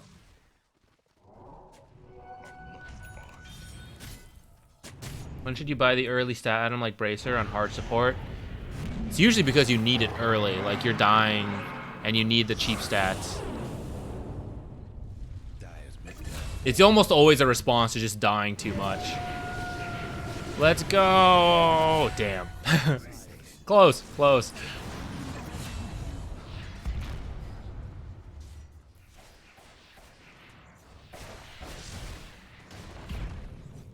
I think this game, maxing Frostbite would be better. And then, I don't know, cause Marcy's doing so poorly. Oh my god, so poorly. Where's all her money, actually? She has none. How do you have this many last hits and still no money? I guess you just die that many times. That's wild. Wild.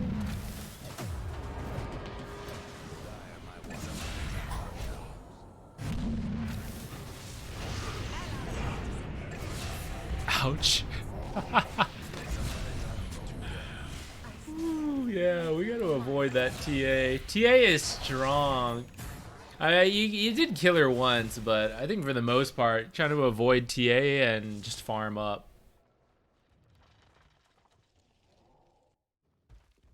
The Dire went and fortified their structures. Have fun trying to bust down Radiant structures now. Dire's mid tower could use a little help.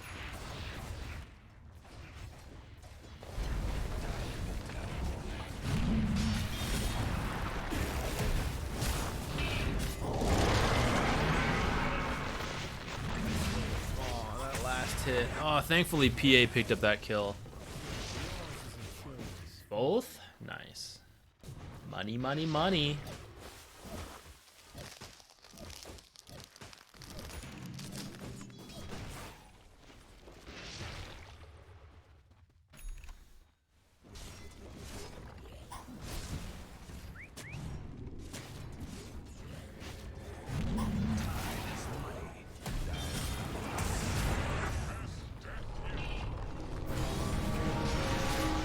You're going for a spirit vessel. Guess what's happening to Dire's bottom tower? I mean, it's kind of useful. I don't know if you need it, though.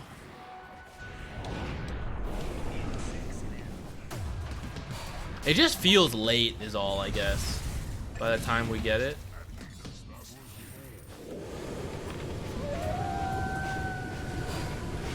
Wow, that invis. Let's go, Mirana. Thank you.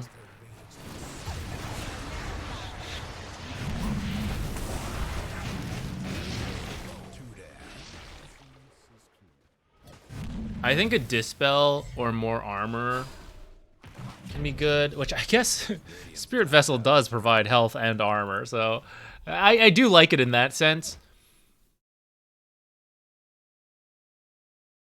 but they're just gonna try to kill you through physical right clicks. A lot of these heroes are. So I think to survive, just any of those are good.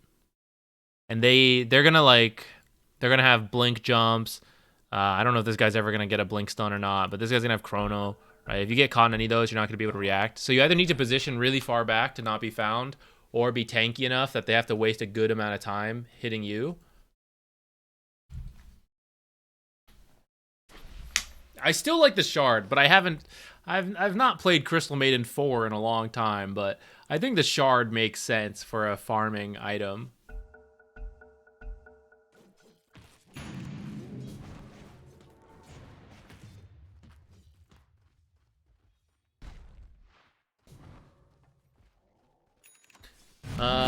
Vessel does burn through refraction. I think that part's good.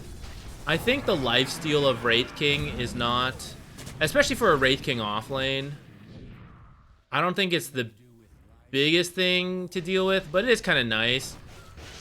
Treant heal, it is kind of nice to reduce that. Faceless Void Time Walk, like kind of nice.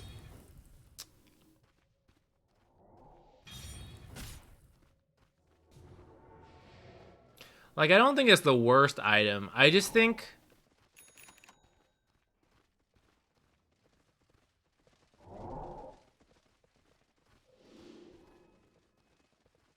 a lot of these fights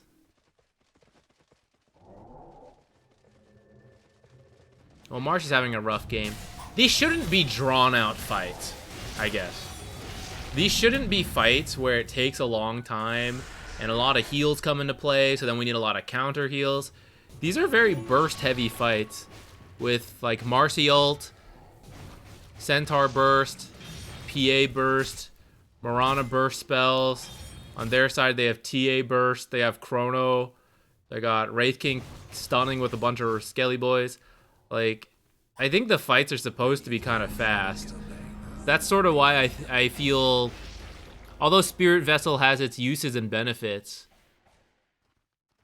the way I see the fights playing out, I think something like Ghost Scepter to prevent the burst, Armor to mitigate the burst.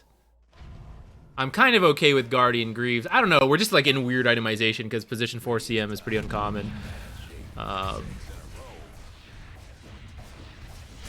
I think I see those having a bit more value. And then Refraction does its damage in, or sorry, Frostbite does its damage in ticks. So if you're close enough to use Spirit Vessel on her, you're probably pretty close for Frostbite. I mean, there's a little bit of extra range, but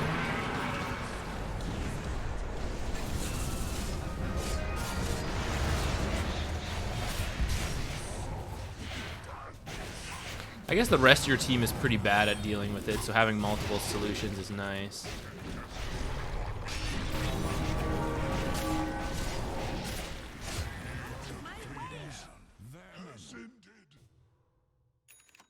I don't know, I guess it's okay.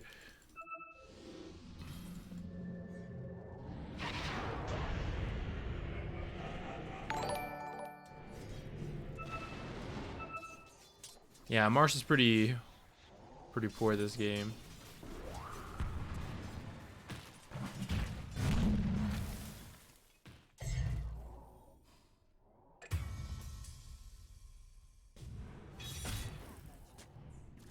Radiant's mid tower's coming up.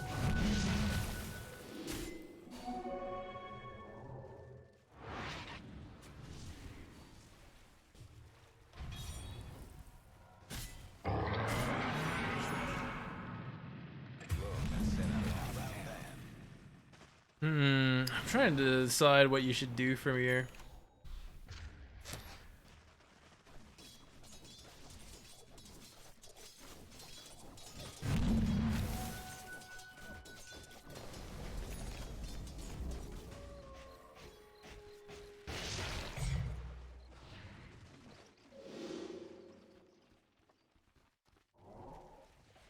I don't know. It is a pretty tough game, but I guess PA is quite farmed. Like level 21. These are enough items. I guess you just follow PA. Just go with PA. Hope she finds you guys find the right target. So set up vision, get her Aegis. Radiant's mid tower is getting the what for.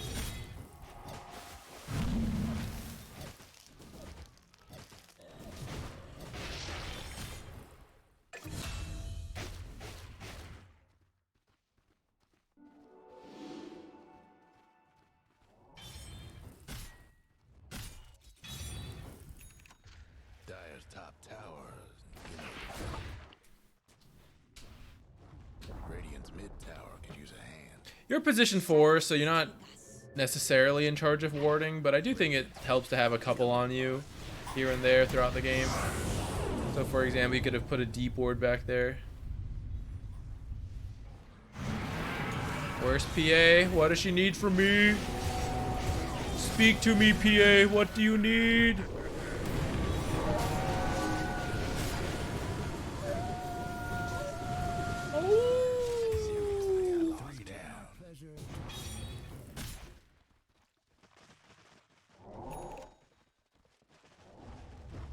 Radiant's mid tower could use a hand.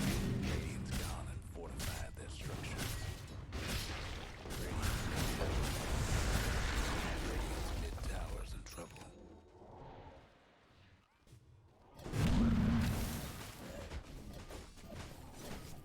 Radiant's top tower's in bad shape. In the end, you do buy more wards. Nice.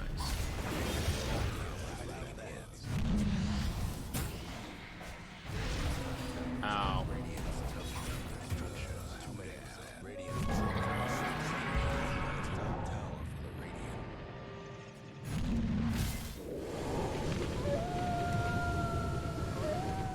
Is that a farming ult? Radiant's mid tower. The misclick ult? Lotus grieves because of silencer. I think that'd be fine. Lotus can also let you remove the root from PA if she gets overgrowthed after pressing BKB. I think that's why she got Manta, but sometimes. Oh, I guess she doesn't have a BKB. Actually, I guess she doesn't really need one this game. Well, in the end, if she uses Manta, she might still need someone to dispel it off of her, so.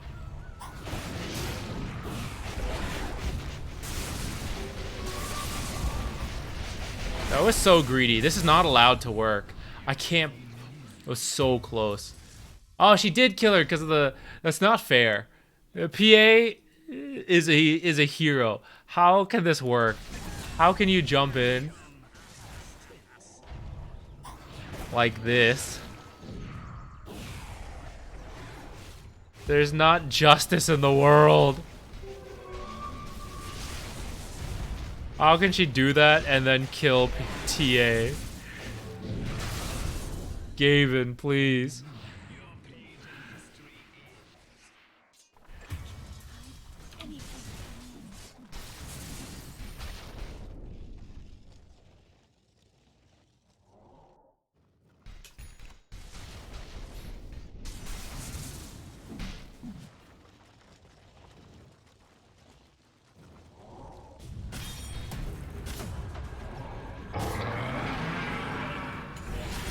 Alright, let's do a new raffle. I kind of agree with your sentiment that eventually PA was just kind of like 1v, not really like 1v9ing. I mean, you guys are helping out with the stuns and all that.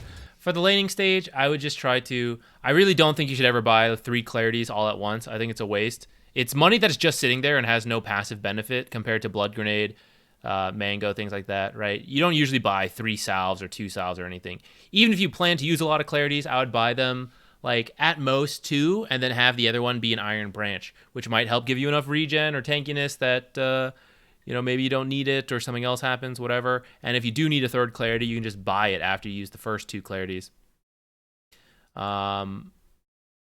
Against Treant in particular, be careful around this tree line. I feel like you kept trying to play this area, even though that's where Treant was always standing. So standing like on this side, I think is good. What else?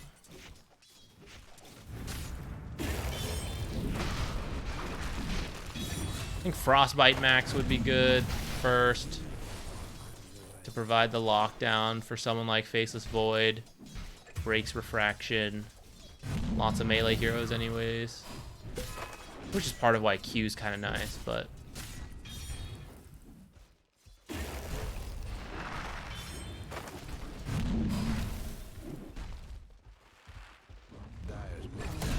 So rude of him. Can't believe he towered though for that.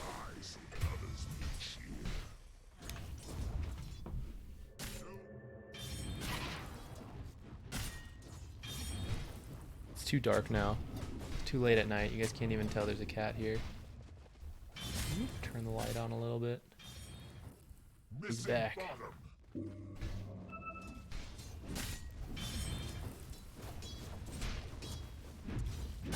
Oh yeah, and then as a reminder, if you guys feel like donating to the charity cause, we'll do a replay guaranteed for you. Just throwing that out there. Totally optional.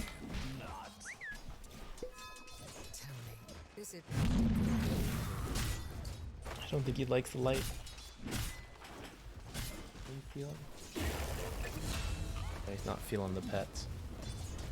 Hef will bite you if he doesn't want to be pet. I don't think he's in a pet mood.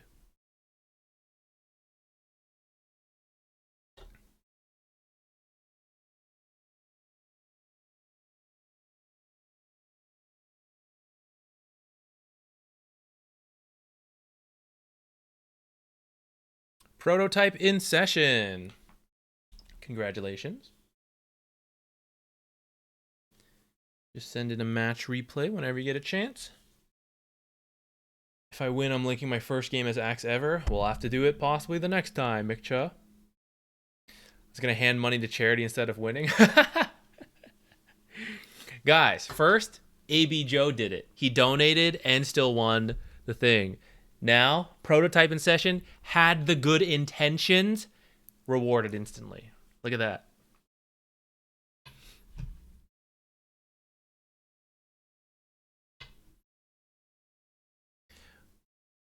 Well, prototype, if you want, we already decided that AB Joe was going to get both the win from the roll, from the raffle, and the donation.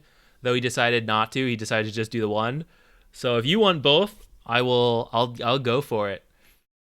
But it is up to you.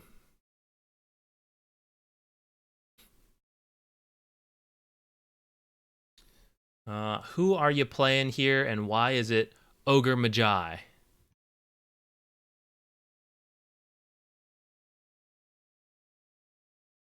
Conga, damn.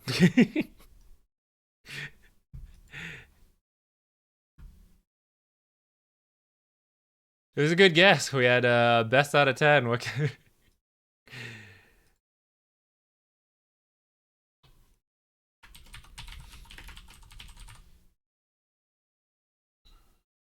Okay. Brain melts around 45 to 50 minutes in. Don't worry, my brain's melted right now, so it'll just be like a bunch of brain melted advice for brain melted gameplay. Your friend was the support. Gotcha.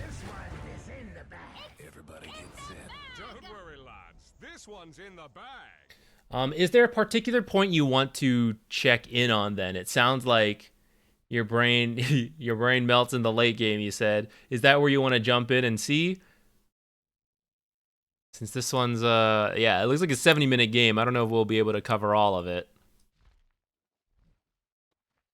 Oh yeah, it's in the bag. My future. See, starting items look fine. For memory. Got the stick versus PA. Fated for me. 30 seconds to showtime. Fine with the early game. First 5-ish minute, last 15-ish minute. Sounds good.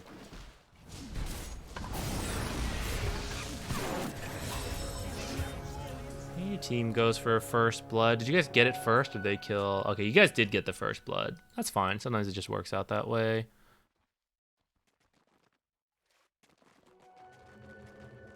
You can do a little blocky block.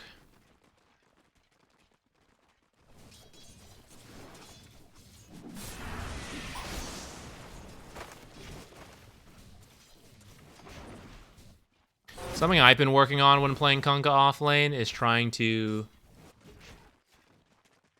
use cleave without hitting the range creep.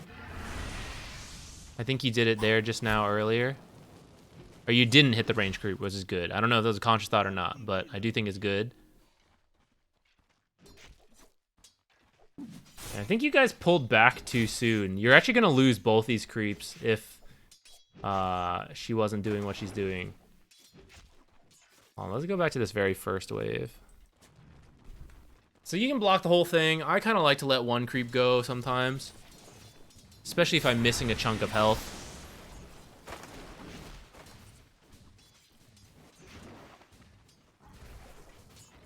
I feel like you're kind of far back. I feel like you should be closer. Even if you don't want to engage, I think you should just keep creep dragging back then. Played like a coward here. I wasn't gonna say that harshly or anything. But yeah, I think you need to be a little closer. And even if you don't want to fight, just pulling the creep wave back is good to get equilibrium for the future.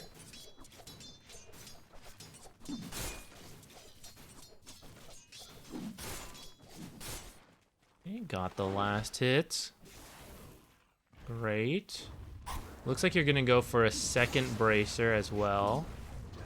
I kind of don't mind, but at the same time, I do think phase boots, specifically the armor, is very good versus PA if you want to try to pick that up faster. The second bracer will be, you know, damage, health, regen, so all of that's still good. I guess I don't know the exact math, actually, of whether more armor from phase boots would be better for you than the... Ooh, there you did cleave the range creep. Gotta be a little careful. Fortunately, just above 50. Get it! Aw. Yeah, I might need to torrent a little sooner next time. Ooh, close. All totally intentional, I'm sure.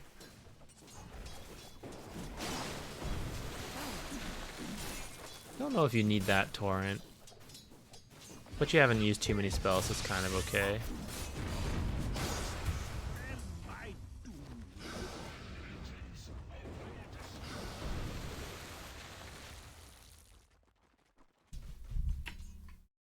Oh, she's doing it for you. Nice. She's scared. She's low, so now you can, even though you're 1v2, you can actually play, you don't have to be too scared. I would try to do creep aggro here to get your creeps under her tower so it pulls back. She's actually doing it on purpose because she's scared. She wants to last it on her tower. But that's going to work out for you. It's going to pull Equilibrium back at a time when Witch Doctor's not here. It frees him up to be able to go do a bottle refill if he needs to, something like that. So you cleaved the wave to secure the range creep. But, I mean, it did kind of kill everything else, right? When she's low, you want it to come back. Actually, in general, as an offlaner, you want it to come back, right?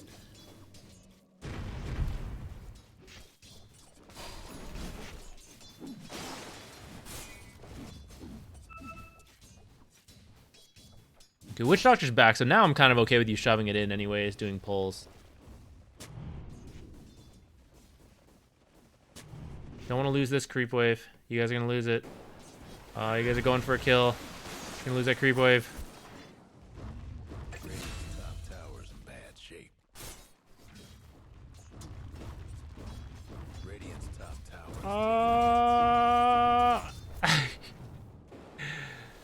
So all you have to do there, I think, the pull is good. You're getting equilibrium. You just got to drag it in, dragging that next creep wave over. You don't have to get kills. You just need to farm and try to stop the enemy from farming. Kills are nice, but you don't want to miss too much of the other stuff just going for kills. I think that's kind of what happened there. You guys went for a Jakiro kill. Even if you get the Jakiro kill, but then you lose like a full creep wave, it's kind of...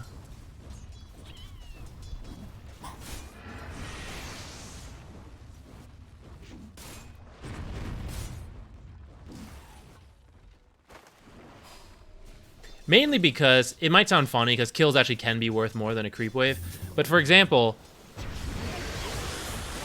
creeps are gone like once they're gone, right? They die and they're gone. That's it. This is the temporary existence in a, you know, in a cruel world. There's no getting them back. But if you don't kill Jakiro, you could kill him later. He'll come back. Even if he goes home and regens and then comes back, right? You can whittle him down and then kill him at that point. The kill is always kind of possible. But the creeps are gone once they're gone. Never to be back. Ever again.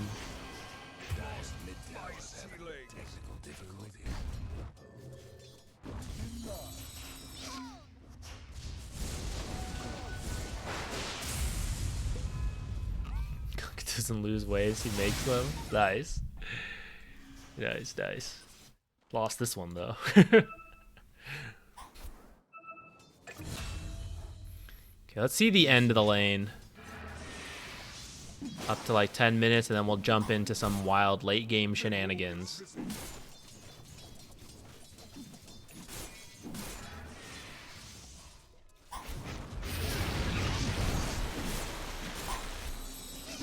Puck rotations, please. What are you doing? Don't you know it's supposed to be a 2v2 in this lane? Same with here, right? This guy's dead. Witch Doctor's dead. You don't want to have to play too far up on your own for a little bit, but then you're just cleaving this creep wave. So if you're cleaving creep waves, you either want to get harass out of it, and in those cases it can kind of be okay because you're harassing the enemy. They're low. You're not that scared of being pushed up. But times you are scared to be pushed up, you got to be careful about cleaving the wave, even for harass, because every time you cleave, you'll shove in the wave. There's another time you don't care about shoving in the wave. That's when you're going to farm a lot. So like you shove in the waves, but you go do your own pulls or you're farming hard camps, things like that. That can also be okay. But especially in the first couple waves and the first few minutes, getting the lane to come back is really good for offlaners, and you want to be very careful about how you cleave the wave. Or for any hero, cleave is just, Kunkka's, but other heroes have other wave clear abilities. You just want to be really careful how you use those because you need to, you need to hold the wave. And if you're smashing the wave, then it's just always going to push back up. Radiant's mid tower's coming apart. Told Puck went bottom, but they were wrong. That happens. I guess there's not much you can do about that. Spend the next 30 to 40 minutes losing and farming until we turn it around. Nice, nice. Okay. Then let's jump into that in just a moment. See, you got your ult. Let's see you use your first ult. You are playing with your friend, so it should be pretty straightforward. I'm going to X someone. We're both going to walk up. I can even torrent first. That's fine. Because boat is a good chunk of burst damage plus cleave. So as long as I'd say you can commit X and Torrent to set up for Witch Doctor Maledict, and then as long as Boat lands after Maledict and you cleave after Maledict, that should be a kill on pretty much anyone here. Puck is the hardest since Puck could escape the combo, but everyone else should probably die. So it looks like you tried to TP mid to help out, maybe get a kill there. Didn't quite happen. That's okay. So this is a case where I'm now okay shoving in lanes because it's going to bait someone to come in, and then maybe we can get that combo we talked about. Yeah, cut that creep wave. Cut that. Grab this creep wave first. Grab that creep wave. Okay, if you grab this creep wave and bring it here, you can do all of that at once, and then this creep wave will walk right into the tower right away. That's not something you can do in the mid lane very often, but it's something that's very good to do in the off lane once the enemy gives up on the tower. Just start cutting creep waves. It'll accelerate your farm too. Like, for example, you're denying enemy farm here, but actually if no one's in the lane, like, it'll just die to the tower. That's fine. It'll speed up our tower taking. If you cut creep waves and then farm these camps, that's how you get offlaners that are super fat.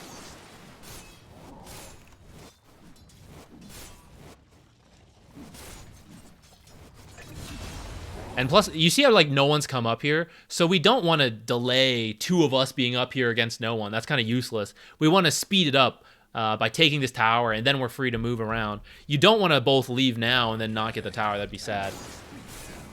So cutting enemy creep. Oh, shit, there he is. Let's go. Get in here, buddy. Do it. Do it. Do it. Do it. Do it. Do it. He's gone. There he is. No. Puck's really hard. Puck's really hard. Not that you can't do it, but your timing has to be godly. Your timing has to be so good to play around 3 mobility spells and land X into Torrent into Ghost Ship. And it has to be a little bit of luck. You have to fake Puck out. You have to pretend to cast Torrent and then actually cast it after that. So he uses Phase Shift too soon or something. It's really hard. You nail it several times this game, before and after. On Puck specifically, or you just mean the combo in general? Okay, you did get it off. We did find a kill with it. Alright, jumping ahead. Let's take stock. What the hell's happened in the last 50 minutes? Oops. Let's check someone else. Okay. We got the Water Park. We got Shard, BKB, Heart, Bloodthorn. Witch Doctor's got Greaves. Working on an Aeon Disc. Where is this man's Aghanims? Help him out. MKB, cool. Another MKB. Wait. Who's the 5? Muerta's the 5. Why she so rich though? What the heck is that? How'd she do that? Okay. Got a bunch of late game stuff going on here.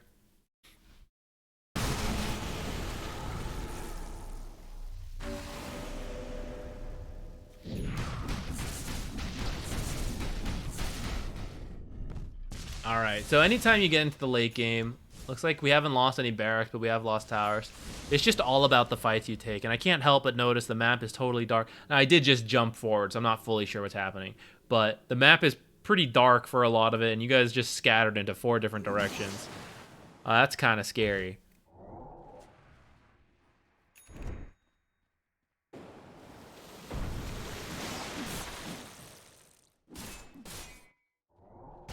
Very scary.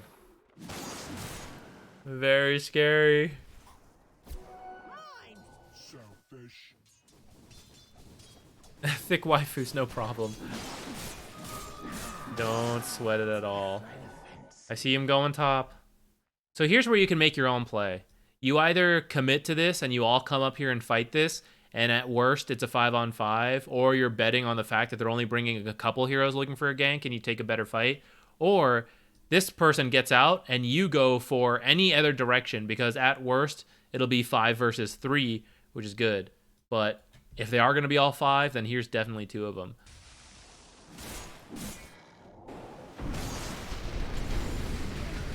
This guy's just going for the solo kill. He got it, but then he dies too, because they're actually all there, so they were able to capitalize on it. Ideally, they probably don't even lose Viper for it, but I guess they weren't ready. They weren't that ready to capitalize on it. Maybe they don't have the right items to deal with it.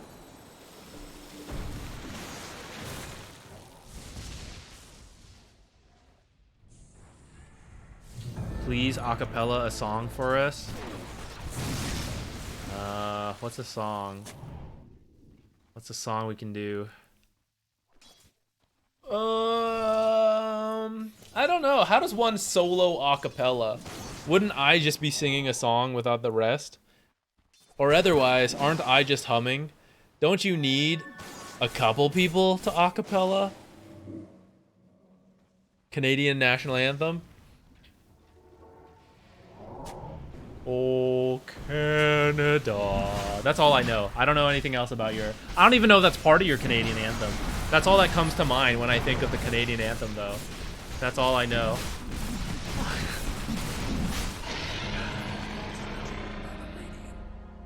Oh, your refresher orb's not too bad. You want to grab that. Mega Water Park. I'm pretty sure when I was in middle school, middle or elementary school, one of my social studies classes, I remember there was an extra credit. I guess it's not really an assignment, but you could get extra credit at one point if you could sing the Canadian national anthem. I didn't need extra credit, so I didn't learn your anthem. Sorry. And now, to this day, I still don't know it. I missed my chance.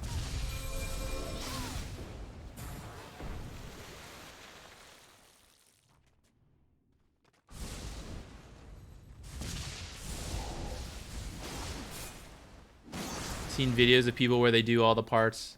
Oh yeah, I've seen that. I just don't. I probably couldn't do it live on stream. I'd have to go and record all the bits. Is that what you guys won for the 1,000? You guys want me to acapella the Dota intro?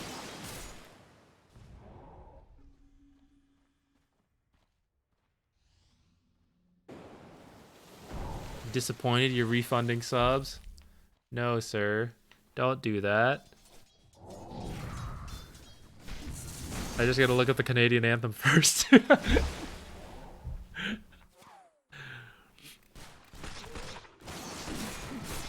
Alright, you guys have everything. You guys have Aegis. Did I miss your buybacks or something? This guy doesn't have buyback. Okay, maybe you guys are just waiting out buybacks right now. Alex, you're not supposed to make the request, demand a refund, and then still subscribe. Your order's all backwards. I do one then the other. You guys are waiting buyback? Alright, that's fine. But you probably want to be together if you're waiting out buyback, not splitting up too much. Okay, now you guys are together. That's good. I missed who just placed that observer on the cliff. But you usually want to prioritize, like, unless you guys are playing that area, this top area is what I'm talking about, right? This is great vision if you're playing here. Otherwise, it's just a common observer spot that might be killed pretty quickly. So I really recommend just, like, weirder spots that are more likely to survive. Because in the late game, we just need to catch glimpses of where heroes are and to go fight there. Or we're actually in the fight and we need vision. But for example, when a fight breaks out down here, then this godly vision in the top part of the map just does not matter.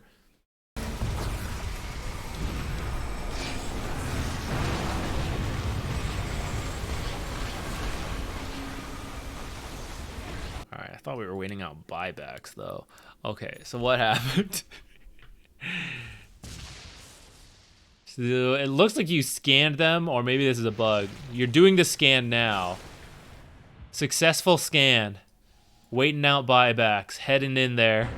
Maybe it's the enemy scan? No, they wouldn't scan themselves. So this part's kind of weird. Not in line with the rest of the stuff. And also notice how far apart you guys are. Witch Doctor's back here. Morta's over here. Faceless and Zeus somewhat close enough, but also a little far back, right? These fights will be decided very quickly. So if you torrent both this guy, Witch Doctor, he's now over here. He's still not in the fight yet. So you're kind of coming in a little bit too early. All right, jumping into the pure damage macro pyre. I think he's actually 100% to 0 dead to the pure damage macro pyre. A bold choice. We got Viper to buy back. And you're grabbing this ogre.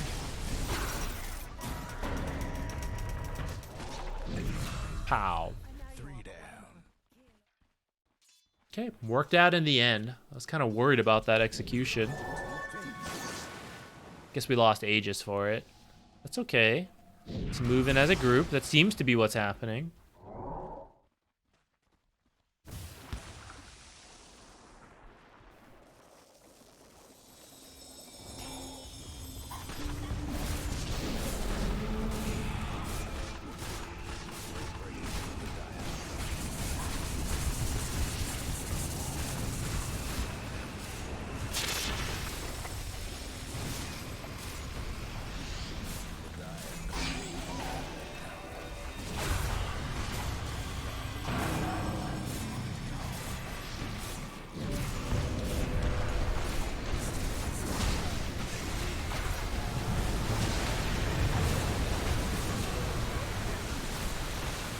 Is this the win? Or is some super PA ultra kill about to come in? ungodly amount of crits back to back to back to back to back. There's one. I heard a second one. I heard a third one. That's a fourth.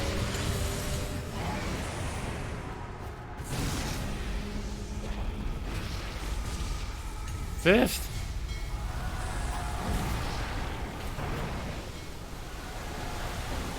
Alright, so your team's tower damage is actually kind of bad, so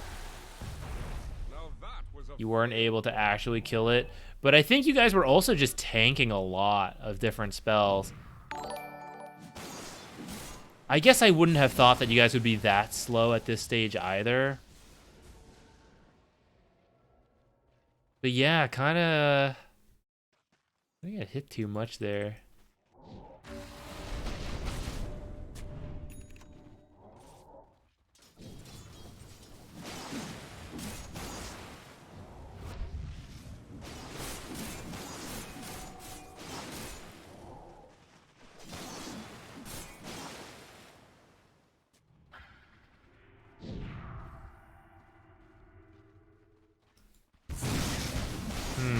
What's our next item? Sure got a lot of money.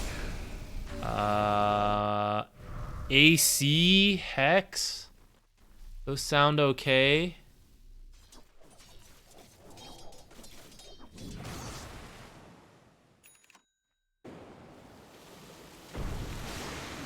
You want to get some physical damage? I don't even mind that.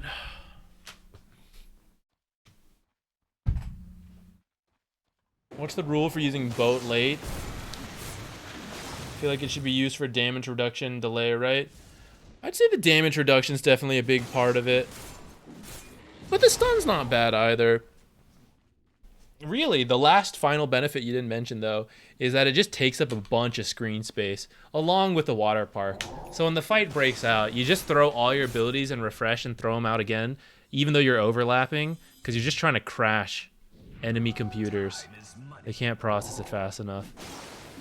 That's the true strength of late game Kunkka. I'm kidding, guys. Don't overlap them. But I'm not kidding when I say it is just a lot going on. Not trying to get computers to crash, but more that it's just chaotic to try to play a fight, and there's like 6 boats going on because you have a refresher and you have the 25, and then there's like waves going one way and like torrents going everywhere. It's like the end of times.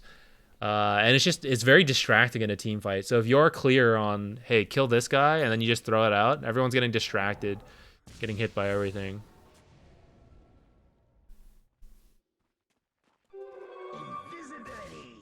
Yeah, before you go with the strat, though, you got to make sure, you got to ask your team, like, hey, what processor you got? You guys have any issues? Don't wanna crash your teammates. Only the enemies.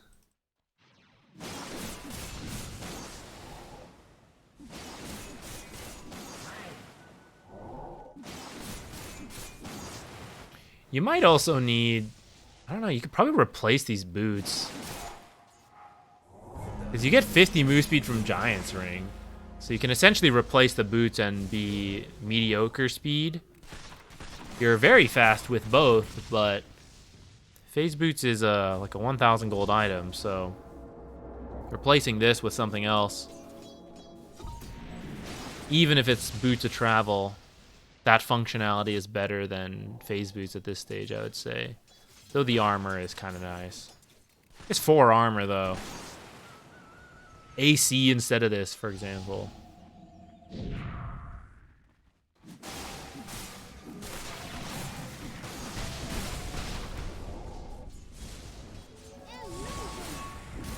think you guys are waiting for the next Roche.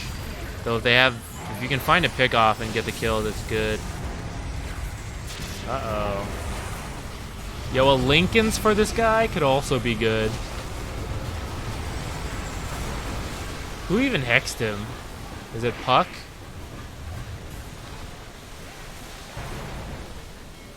See, look at this. You're trying to take a fight? What's going on?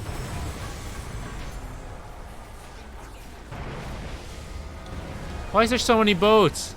You know? It's just, you can't keep up with it. It's impossible.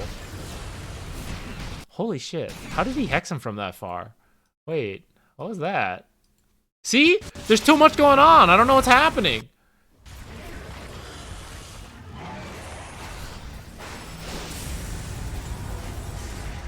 Okay, she jumped, abyssal, then hexed him. Okay. He bought back. He's TPing in.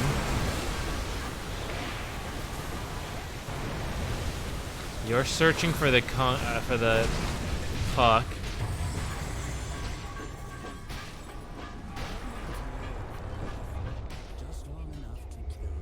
It's Masked of Madness. Can't Chronosphere. Oh, it's up in time. What are you waiting for? Throw it out! Throw the chrono! God, that was scary. Okay, maybe it's just because we're so slow. Maybe his timing was totally fine.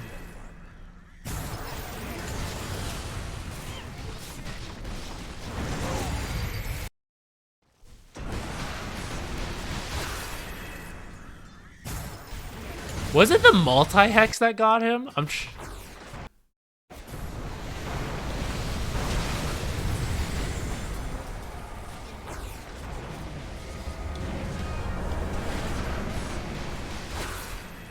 I don't understand. How did he get him? How did he hex that guy?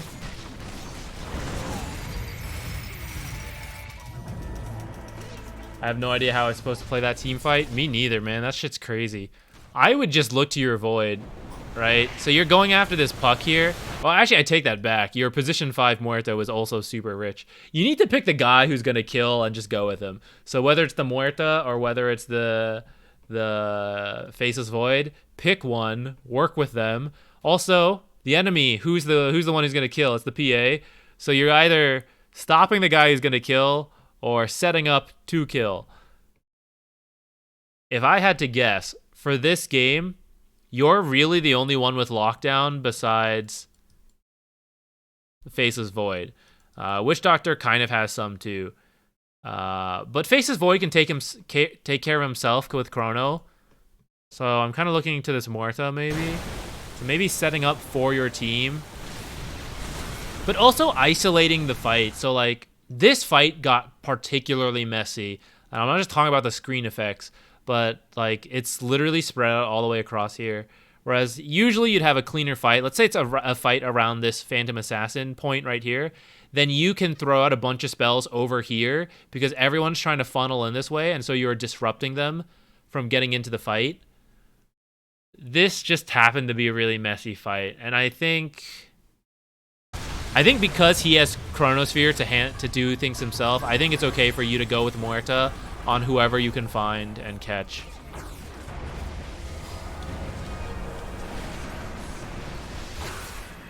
Yeah, I mean, you won the fight too, right? So, worked out.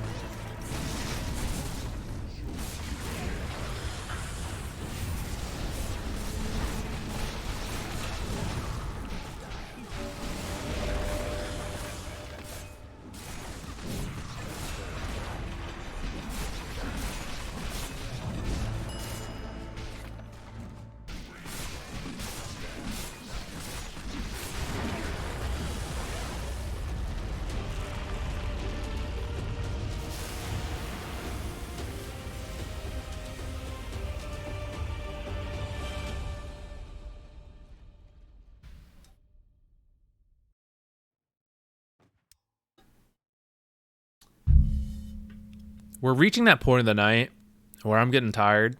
I don't know if I helped that much. I don't even know what we talked about during your thing. Yeah, when you get to the late, honestly, it's crazy. The late game is nuts, and I can't even give you that much advice from experience because if I were to look in my own history, I probably only have, say, 10 games over over an hour. It's just not that off. It's not that common. You reach that late game point. My advice for you, and on any hero you're playing, is just like death timers and winning fights is pretty much all the late game's about. The ultra late game, because any fight you win could end the game. So you just need to be very careful with choosing the fight. You guys ended up choosing it right in front of their base, which was kind of a little scary, but you can be very cautious with how you pick the fight you want to try to end the game with. But you just got to try to stay together, because that's the number one advantage that gets thrown away in pub games, is like people getting impatient and separating. But staying together and just finding the right fight is pretty much all you need.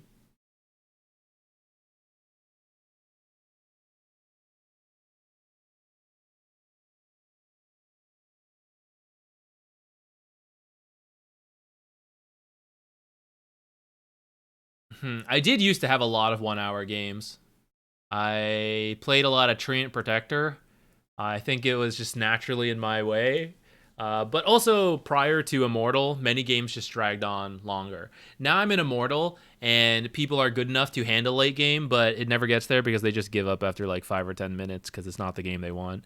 So most of my games now end on the short side rather than the long side.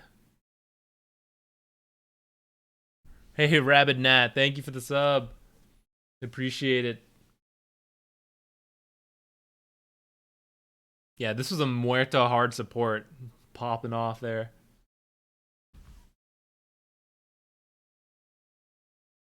Now, let me start up another raffle. Fair warning to you all, we are reaching the point where my brain is getting a little melty. I'm gonna go find a snack. Try to restore that. I need more energy, more sugar or something. Make my brain work. F, keep an eye on the chat. Especially on Thamada. That guy always tries to raise trouble. He'll ban you, Thamada. Watch out.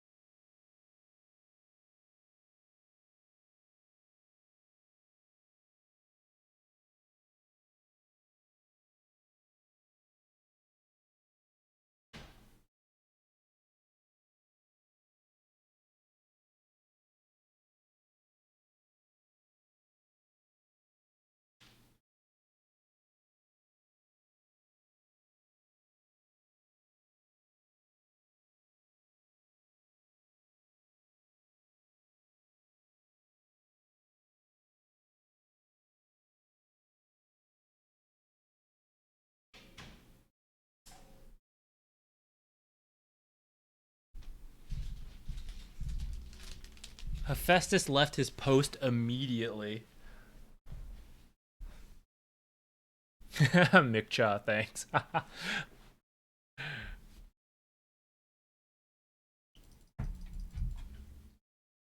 Right, who else wants to get in?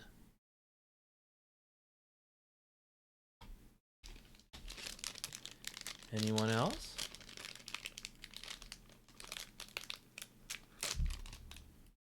Oh, that's totally fine. Prototype in session. There is a link for like it to be connected to me, but I absolutely do not care. If you have donated to charity, then thank you very much. I appreciate that a ton. I do not need it to go under my name or anything.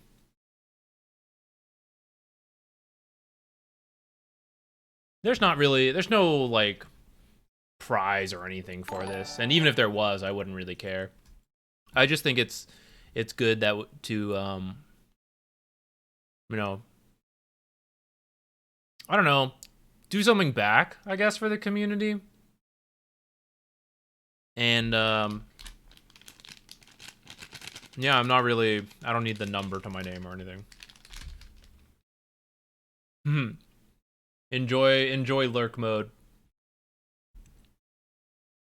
Thank you very much, Prototype.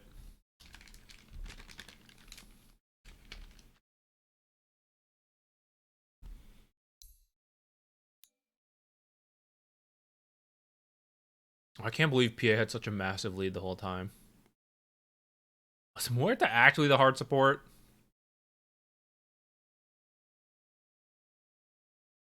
Yo, what happened? Between 30 and 40 minutes, Muerta decided, I'm done supporting. I'm the core now. She doubled her net worth at that point.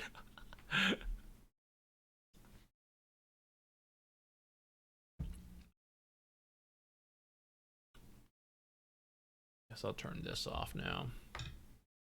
Cats are all gone.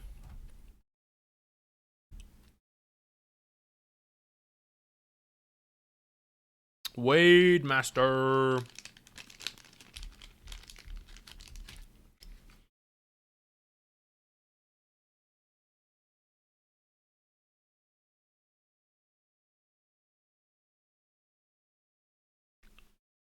Can I earn a replay analysis now and cash it in way later? You can kind of do that via channel points, if that's what you mean. That's fine. Once you have the channel points, you can redeem it anytime. I have it off for now.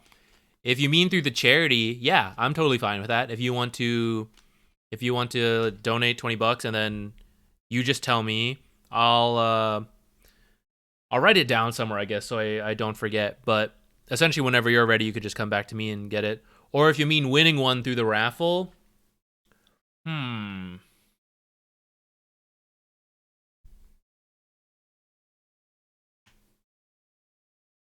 do I feel about that? I kind of want the raffle to be relevant immediately. Because otherwise, like if you show up to a Wednesday stream and then like the whole replays are all booked, then viewers don't get a chance to win it. That seems like meh. So I want a certain limit to it, but I guess like one every now and then is kind of okay. I haven't really thought about it. You meant the raffle? Let me think a little bit on it. I don't mind delaying it a little bit, especially if something comes up. But I guess it depends like how much later.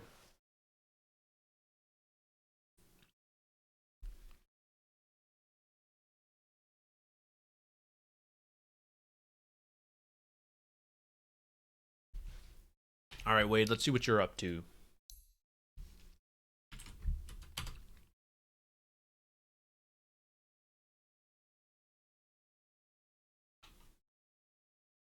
Hard time pushing with the team. 5 divines in this game on their end. Then the last fight at Roche was oos. What was the best time to end? How to play versus 5 divine high ground. Whatever else for number 3. Okay.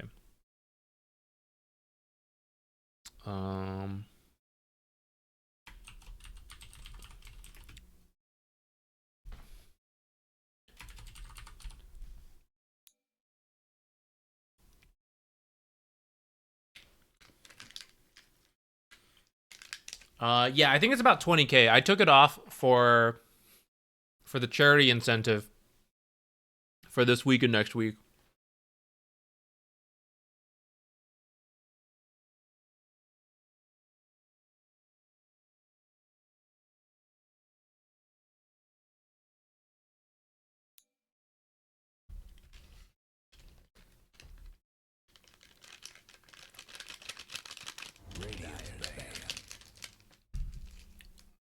Do you want to go over the draft at all, or are we just skipping it? Dyer's ban.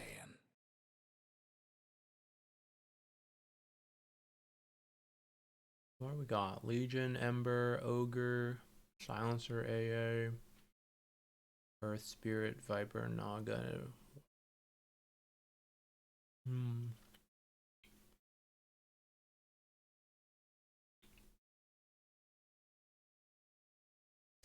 I mean, a usual Naga timing of somewhere between 25 to 40 minutes seems fine.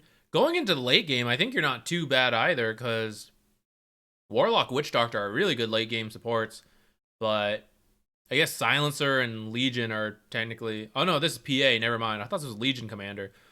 Glance value. I feel a little worse about this late game now. Impossible. Maybe 30 to 40 minutes was still a really good window. 10 seconds to go. 5 seconds. Let's just zoom through the draft. Actually, yeah, drafting doesn't really matter for most pubs.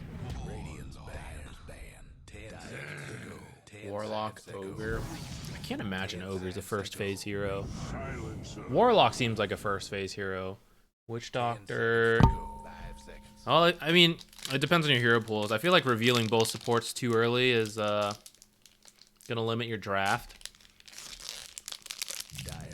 I don't mind these supports, but I do think they're weak and they don't do anything together. They're very dependent on your cores now. Viper doesn't really fulfill the need to do anything together either. 5 seconds. Radiant Earth Spirit. I actually don't really see a need for Viper here yet. Maybe it's just something you guys want to do. I like the Earth Spirit pick. I think Earth Spirit should have been here where Witch Doctor is. 5 seconds. Because that way you can turn Earth Spirit into a 4 support, or you can play him mid. Radiant. Now for sure this is a core. Dire's banned. Then you have CPA. 10 seconds to go. 5 seconds. Oh, who's that? Thank you. Whoa, what? Radiant's ban. Radiant's pick. Dire's Endless Spirit. Ember. And then you guys finish up with 10 Naga. seconds to go. Naga Siren. Now let's see what they can do.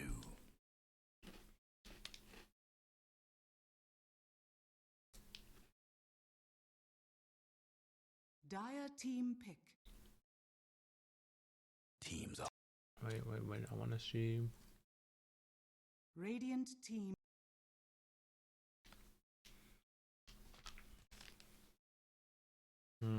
I won't worry too much about the draft, since most games don't draft anyways. Devatone, sorry, I totally missed that. Thank you.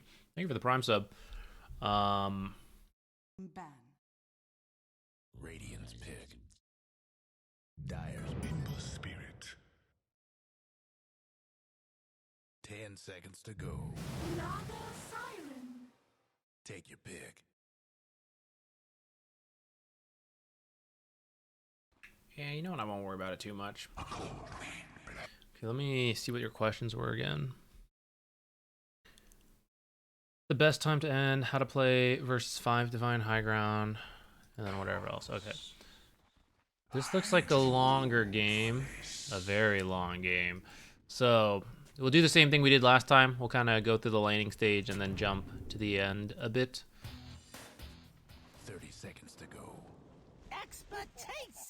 I think it's you and Warlock. And away we go. Oh, managed to get a first blood too. Cool. Oops.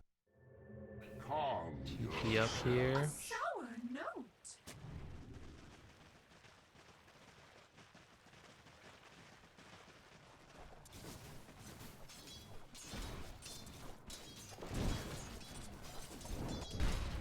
Alright. I mean, this feels like an annoying but relatively low kill threat lane to you. I'll just be a little bit careful once you use Q. So yeah, like when he uses Ignite, you just dispel it. Or when they use Cold Feet, you can just dispel and fight. So I think mainly you're just looking to get farm here. Once you have a couple levels, you can just start shoving the lane and pulling it and jungling. Because Ogre has no wave clear. So I'd say maybe once you have power treads and or level 4 or 5.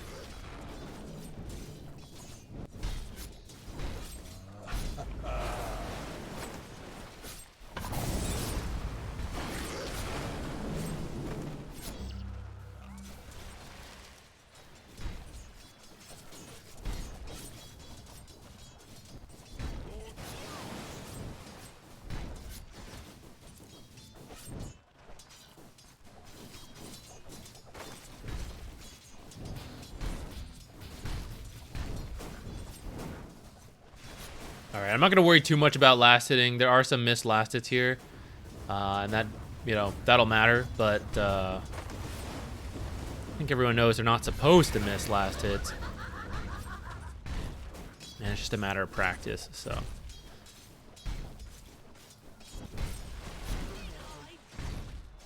I feel like I'm looking more serious. I'm trying to focus more because my brain is all tired.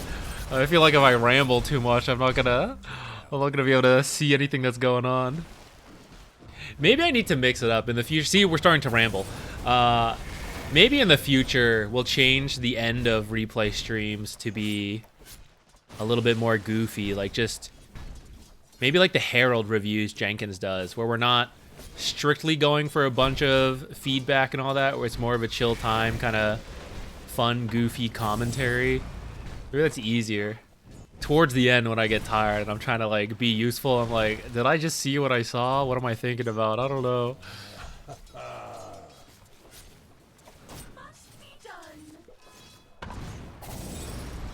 Drawing stream at the end, true. We still got to redraw the axe and Naga, or the axe and Medusa.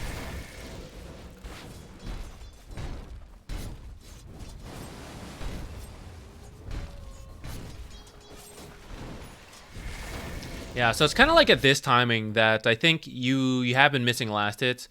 We can kind of see like you could have almost double potentially. Again, no flame, just throwing it out, bigger picture.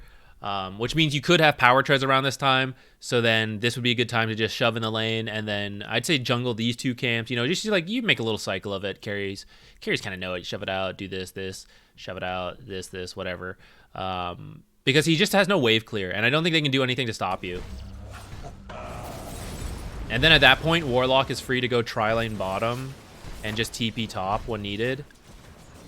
And I think you just kind of handle it yourself, this whole top part, and you do that for 10-ish minutes, and you force people to come up here to deal with you, or you're just hitting all your timings.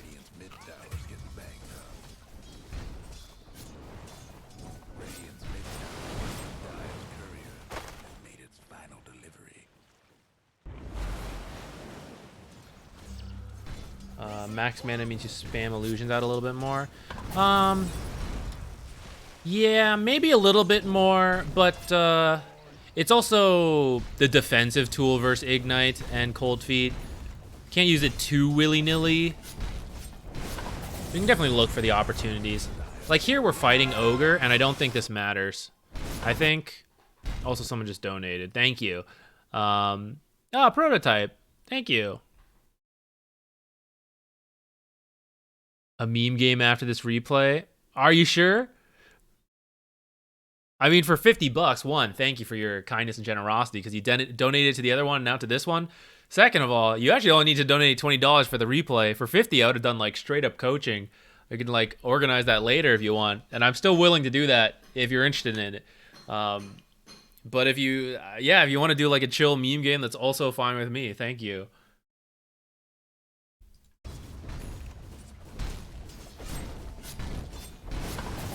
$2.5 replays. Well, thank you very much. Thank you for helping me with this fundraiser. I appreciate it a ton. Now, what was I just saying? Those snacks helped. I feel the brain coming back in.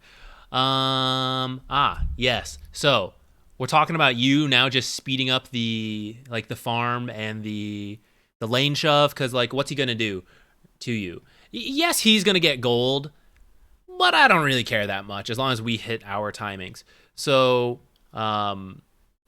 there's two creeps here. I'd kind of like to get them, but also this like under here, so like whatever. I kill this, then I'm gonna head over. We're gonna start farming this. I'm trying not to get clapped by the Hellbear. Kind of scary. But we farm this, and we're like cycling through here. And if Ogre, because you push it in, it's probably gonna push back out.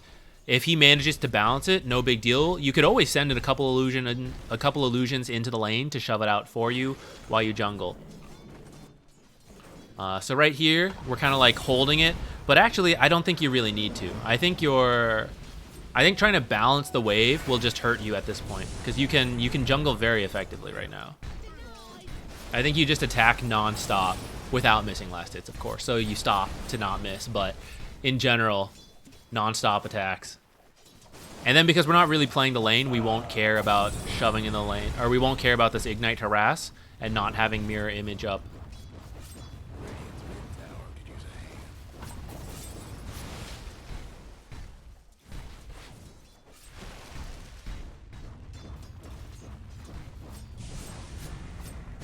Quack, quack, quack, quack.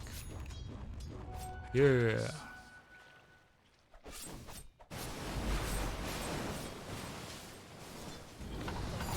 So now we've lost like a chunk of health. It's getting a little bit scary to do what we were talking about.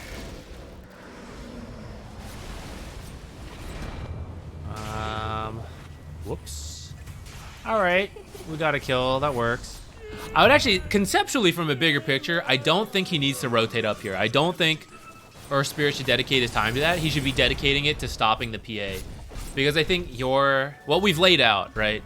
I think what we've laid out is a like relatively free plan for you, and you don't need help enabling that. What you need to make sure is that PA is not equally farmed as you entering that late game, and then she just kills you because she's PA, right? So we actually need to stop her while we do our thing. Look at that, you just solo killed that guy. Let's go. So, right, we're good up here. I don't need my team. I don't need people to come up here, right? I'm just gonna shove the lane, farm these camps, and then head back in.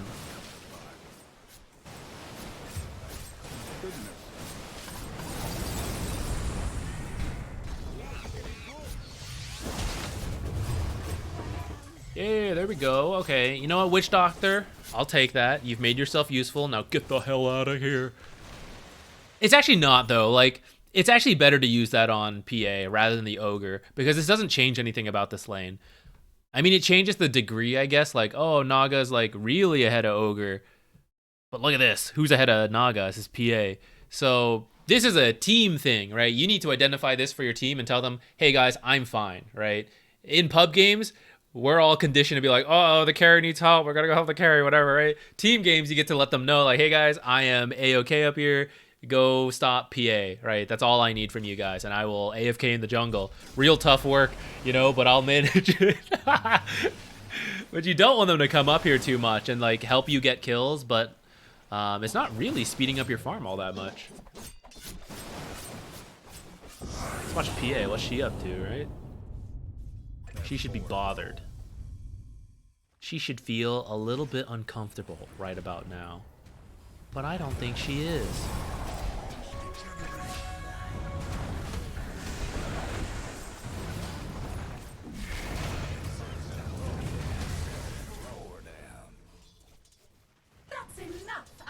I'm not even sure if you want to show up to that fight. I'm kind of thinking about it.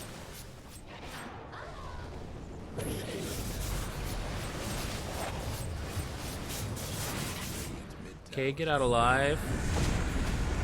I feel that that was a direct result of joining that fight, but maybe if you had joined and then left immediately, it would have been okay.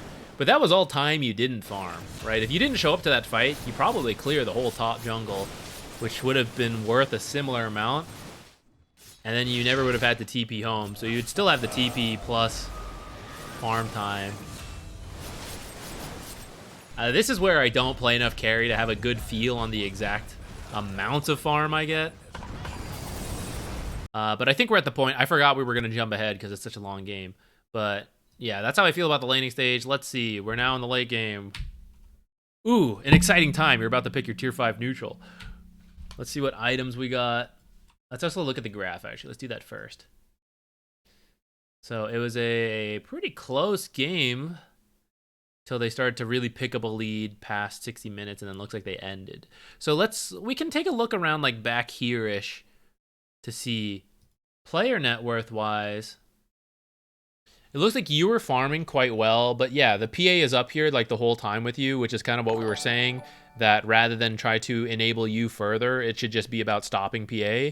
And then we might actually see a difference here at this 30 to 40 minute mark where you are, you know, 5,000-ish or more above her.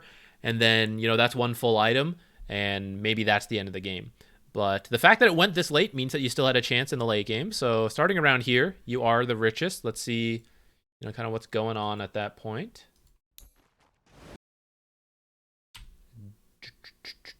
Where are you? Here. Oh, I was looking at items, right? So we got 1 Divine Rapier. We got 2 Divine Rapiers. Old Ember build here with the cleave, I guess, first Naga. We got the Hex, Ags, AA Octarine, Rich. They went double Deso. Is that efficient? Funny enough, I feel like just Ember should get it because he applies it to everyone. I don't know if PA actually needs her own, but I guess it depends what other items they saw. Dandelion Amulet, Pancake. Oh, Pancake's got it. Okay, Pancake's gonna swap. Okay, let's see what you end up getting, because that kind of determines what else you need to build this game. Looks like maybe you haven't decided yet. You're thinking about it. It is a tough choice. You also got a Stygian Death. What are the odds? So many. Well, I don't really remember the rest of your options, so I'll just assume it's like a pretty good choice for you. Enemy AA in chat. Chair Bear's in here. Yo, we got everyone in here. What is up, fam?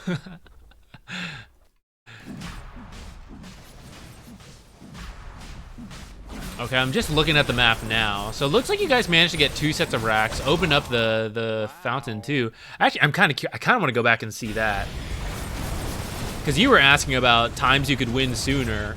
And I mean, it looks like, okay, this looks like a good chance. So let's zoom in and see.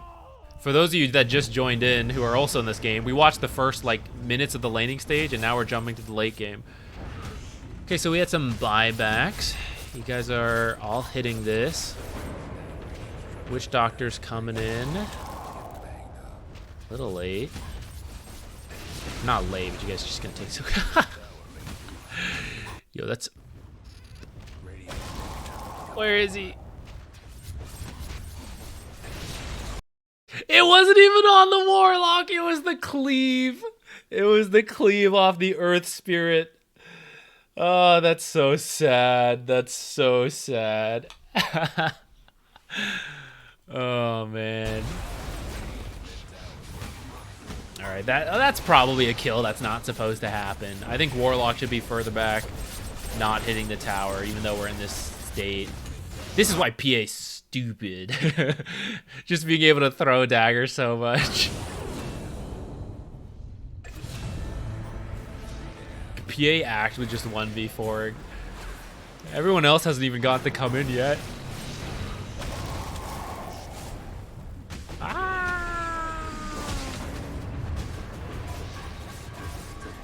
Let's go. The carry has arrived.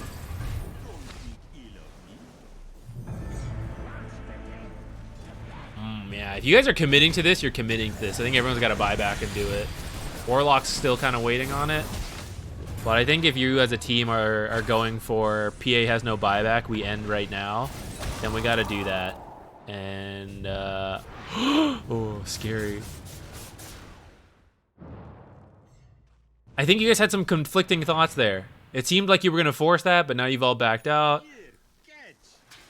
Late game gets hectic. I think you can try there. I can understand backing off, but then maybe you don't buy it back.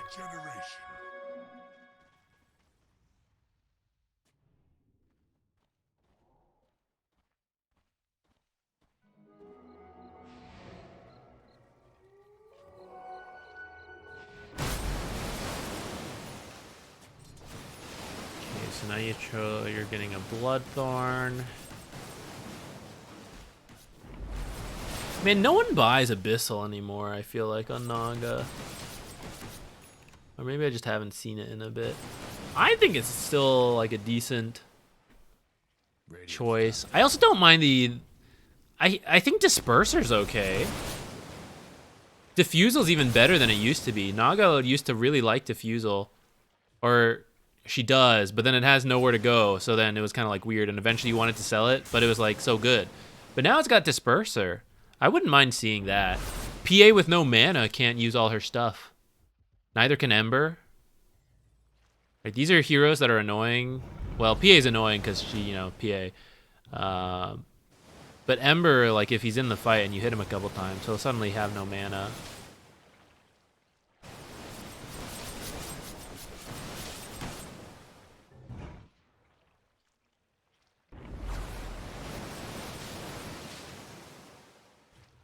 I was thinking about Disperser. I wasn't watching the minimap at all. All right. So from here, you got the map open. What was the next Roche timer? We skipped the round, so the timer might not be accurate. Doesn't look like it is. If you've taken the Roche time, it's a pretty safe bet to just wait for that. I'm down for going for the high ground, but really it's just about finding a good fight at this point. For both teams, actually, and since we got the enemy team here, we might as well take a look. Let's have some okay vision around here. You both have wards here, or this bugs? I think you guys are also kind of scattered here. It's kind of scary. But I guess you know most of them are up here. If that's the case, then you definitely have to push out the lanes ASAP. Like, looks like Ogre's kind of working on it, shoving the mid, shoving the bottom. If you're not engaging here, you know all of them are there. Looks like you guys are doing that.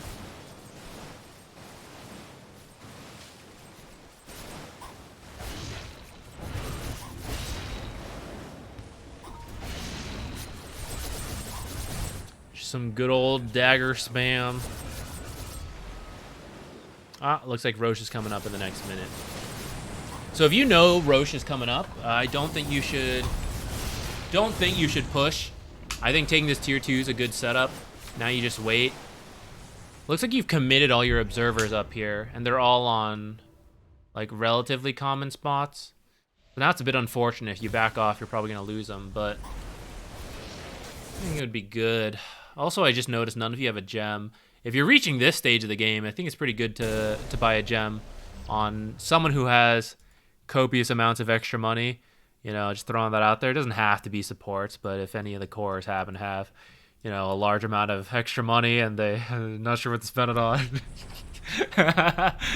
But actually, earlier, I think a support should have bought a gem.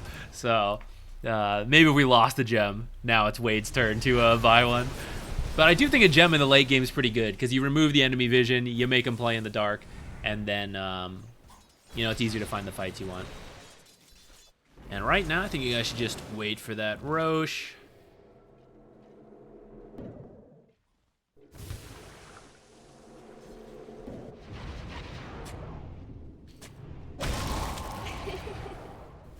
No enemy has scouted it.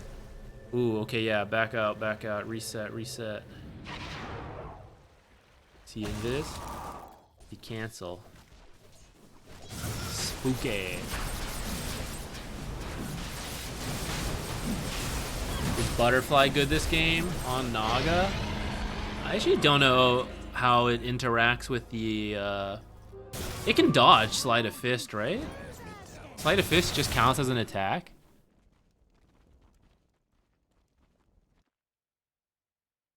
I think it's okay. I don't know what you would swap, though. I guess the boots could become the butterfly. Or maybe you replace the manta. Okay, we Hex. Looks like Hex is bugged. It hasn't been showing... Oh, no, just kidding. I was looking at manta. Hex is fine. Okay, Ember kill. Buyback.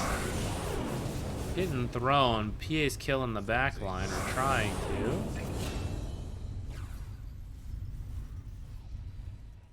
Okay, I think you guys should have been more careful after you got the first buyback. Because of course he's going to buy back. So I think you should just get the buyback and then you reset and wait. Supports have died without being able to use their abilities. Which I think is part of the issue of you guys just kind of like rushing into the base after you get that Ember kill. Even that, honestly, even that Ember kill, I didn't think you guys would just go for it and get it. But after you got that Ember kill, I think you have to back up and reset. The support ults are really big this game.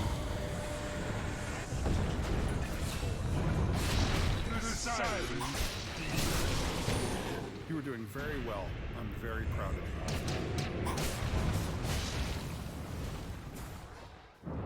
you. Roll away! It might be time to replace the Spirit Vessel, which is another thing to start considering, taking a look at the copious amounts of money again, is that you're actually too rich now.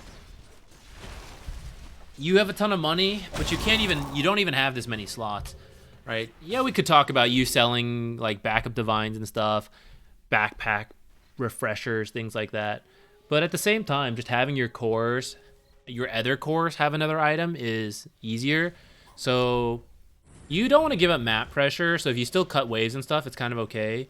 But any safe farm, you should probably be letting the cores get. Maybe I say this as a support. I'm sure carry players will have a different perspective. But I did used to play in a lot of ultra late games. And that's kind of my feeling on it, is that there is a drop off on carries. And it's usually around the 6th slot. Like, even when people want to start consuming ags and moon shards, and I'm not saying it's wrong and it depends on the hero, but sometimes the marginal benefit of an 8th item that you'll swap in the backpack occasionally is not the same as just having a hex on the support. And farming everything when you're already like that rich can hurt, especially on a hero like Naga, who also loses the XP when the illusions do it. Find on the BKB. Man, PA is a hero. What a hero. Nasty. Oh, that double damage though. Where'd she even pick this up? Did she just grab it before you guys? She picked the 56. No, she picked up... Wow. You know, the last second 54-minute rune spawn. Grabs the DD and just goes out looking, which is honestly pretty risky too, because this isn't this blur break? Oh no, this one actually is. Yeah, I didn't think about that. You can just look for people.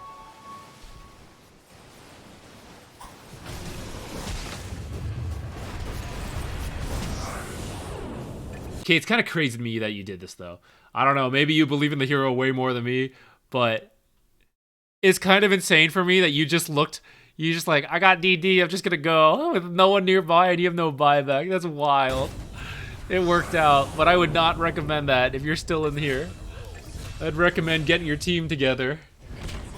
Hey guys, I got DD, let's go. I think it's a lot safer. The silence deepens. Okay, pretty good fight for Radiant there now. Who could have predicted that? Oh man.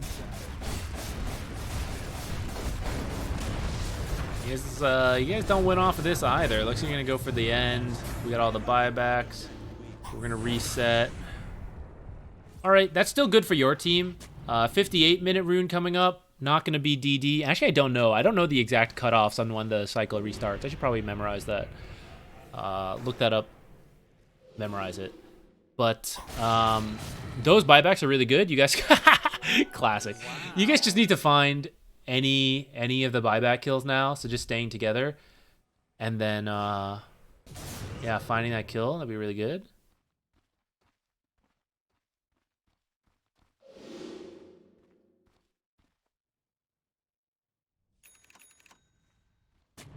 Wait, it's supposed to be Wade's review. Oh man, I mean, it's kind of the same though. What we were saying earlier is that you know, in the ultra late game, it's just all about the fights. You know, just finding the right fight, grouping together, being very careful about your positioning and stuff. So I really... Is there a gem? I don't see one. All right, so a gem on somebody, picking the parts of the map you want to play. So coming up here, Roshan, right? Gonna spawn possibly, and then be in the bottom part. So just playing in this bottom half of the map, waiting for the next Rosh.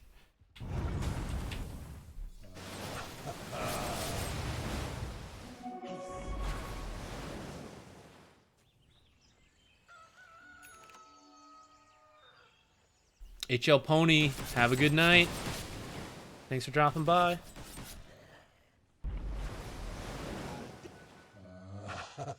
See, this is kind of like dangerous farm, so I think it's fine that you're doing it because you're stealing it from the enemy while getting it for yourself.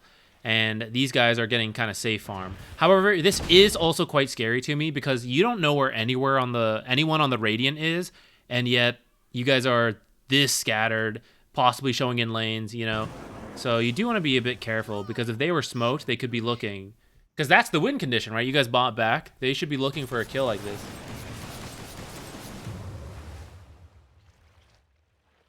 All right, this is where we jumped in that first time, which is the you got the tier 5s. The new Naga Ags, I guess it's not that new at this point.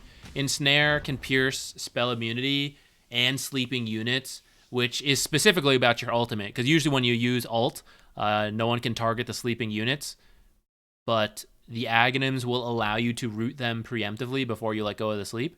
And then you can also reel in, so you can channel instead of attacking for 5 seconds. I don't think it even counts as a disable. Like, I'm pretty sure the enemy can still do things in those 5 seconds.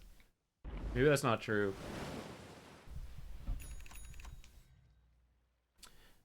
Does the old Radiance not make some sense here? You mean the old Radiance build? I don't think you just need it at this point. The illusions, the reason Naga kind of stopped buying it is because Riptide is kind of like the Radiance to a degree. It's just this AoE clear that helps the illusions all do the damage. Whereas before, you needed the Radiance because you didn't have a tool like that, and the illusions couldn't wave clear fast enough without it. I mean, they could, but like it was just better with the Radiance. But now with Riptide, you don't really need it, and Naga's not really a hero who just buys flat damage items. She usually buys stats in some way.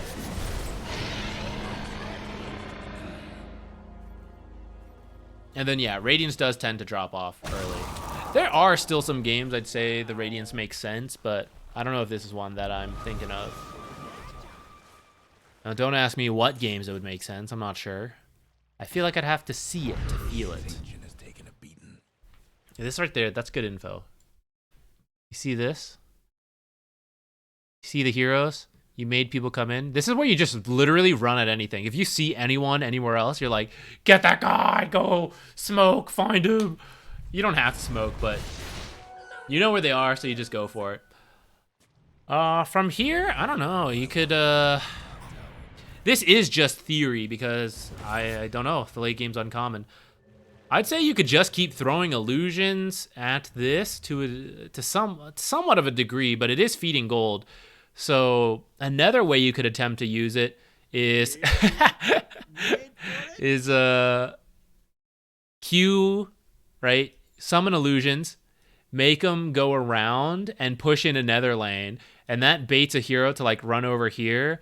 And then maybe you can try something here. But even then, it's kind of iffy because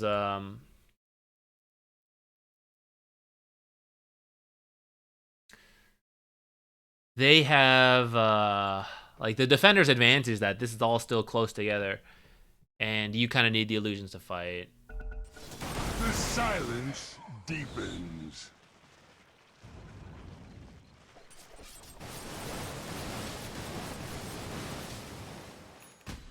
I don't know, the support Aghanims and all that do seem good. I guess if you just keep sending illusions at the creep waves and everyone stands behind, it might be okay.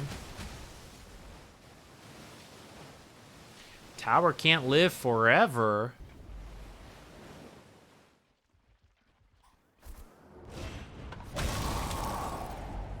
Sniper with that.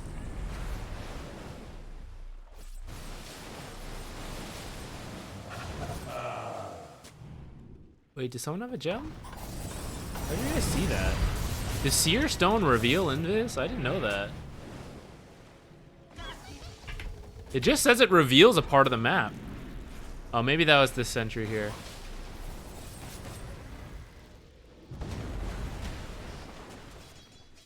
The Divine Rapiers. Yeah. I don't know. That's kind of why it's nice to just smoke in the back as you push up. You don't need to use it to like hunt people down. You just smoke and just run in. Yeah, maybe with the cleave it is tough.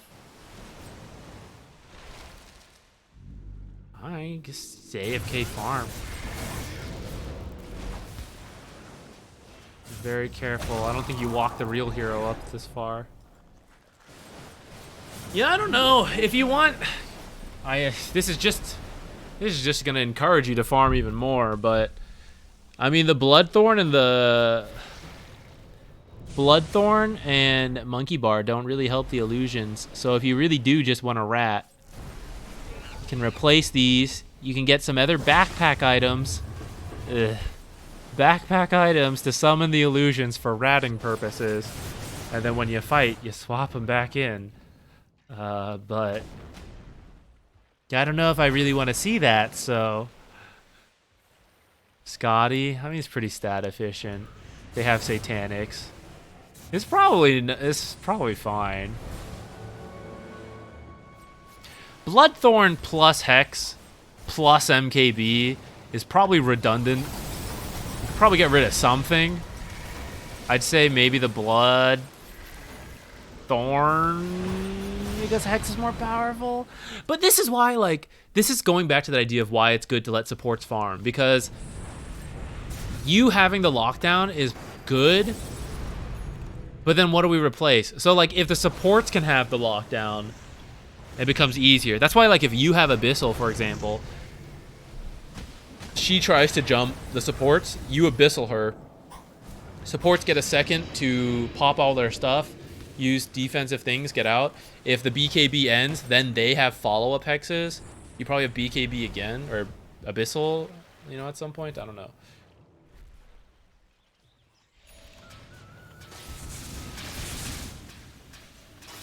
You sound disgusted. Who really wants to see a carry with 9 items, guys?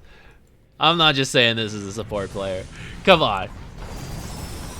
Who wants that much farming?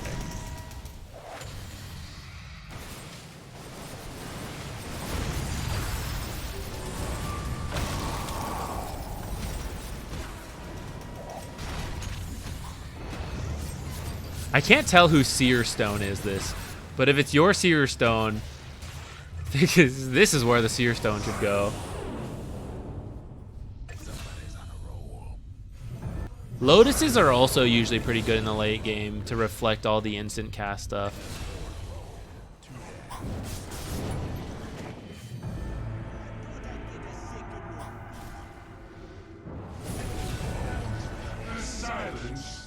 Looks like they just find a bunch of divines. I mean, eventually, I think PA is the superior late game hero. So, even into the ultra late. I personally think Abyssal is pretty good in this stage of the game. I'd recommend grabbing one to deal with BKBs. Besides that, I don't know. You got to try to find it. But this is a team game, so they may not give you that fight. And that's where it comes down to the draft a bit. Like, how much can you force different things to happen? And, I don't know. PA, pretty good. Pretty good heroes.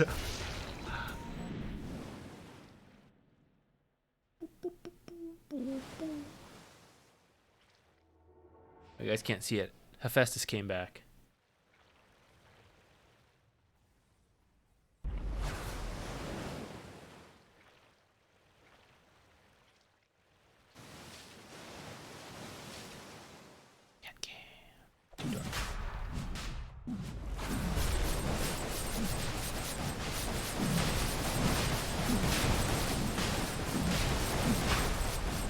What? Which Roche is this? You guys need vision back here. Ruh-roh. Damn, that divine hit. Look, he's dead too. Nice Aegis steal. You probably need to preemptively pop Song. Well, I guess you can't. No, you kind of can, right? Can't you hit Roshan? Am I crazy? I'm suddenly doubting myself.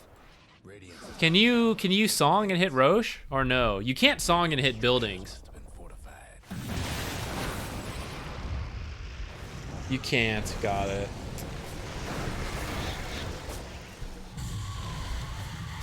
This is kind of why you guys needed vision here, though, before you did it. So you could see it, and then you could Song to get out or something.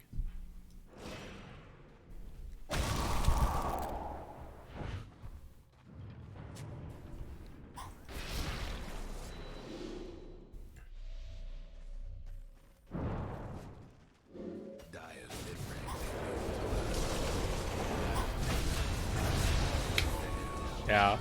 I mean, what can you do about it at that stage?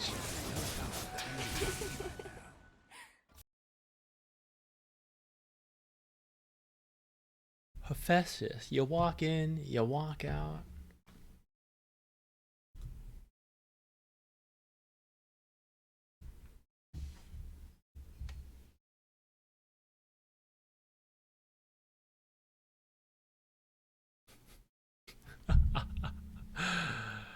Maybe you needed divines. Is that the play? Should you just have bought your own divine rapiers? Who needs, right? MKB is to help you land hits. Who needs that? Instead of trying to hit more often, simply hit harder on the few times you do land a hit. Divine, divine. Now you got 2 divines. I don't know, Wade. The late game gets kind of wild like that.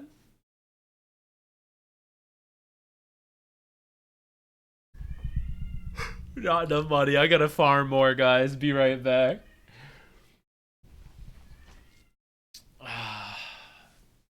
Yeah, Hist, I don't know.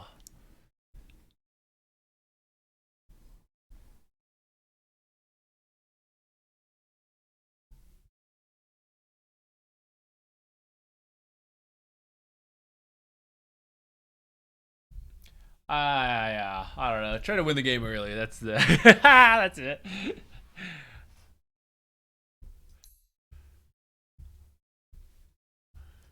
I don't have. I got nothing. All right. I'm debating if we should do one more or if we should end. I am pretty tired, but I'm not going to stream on Friday, I think. So I feel like we should do a little bit more. Regardless, we will resume the stream next week, Monday, Tuesday, Wednesday again, since TI is going on. I will be streaming those days. We'll play games, we'll do some replays. We'll continue the charity drive for one more week. After that, I'll be at TI. So next week will be the last stream for a little bit. And actually for quite a while now that I think about it. Because once I come back from TI, I will be heading out to China for a couple of weeks. So there might be like one stream in between that, but I'll probably be pretty busy, so no promises. Yeah. Now, should we do one more?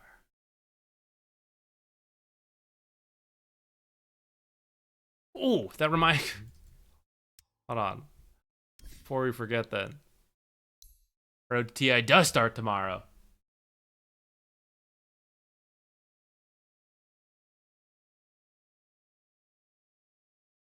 I need to do all this. All right. Then let's do one more raffle.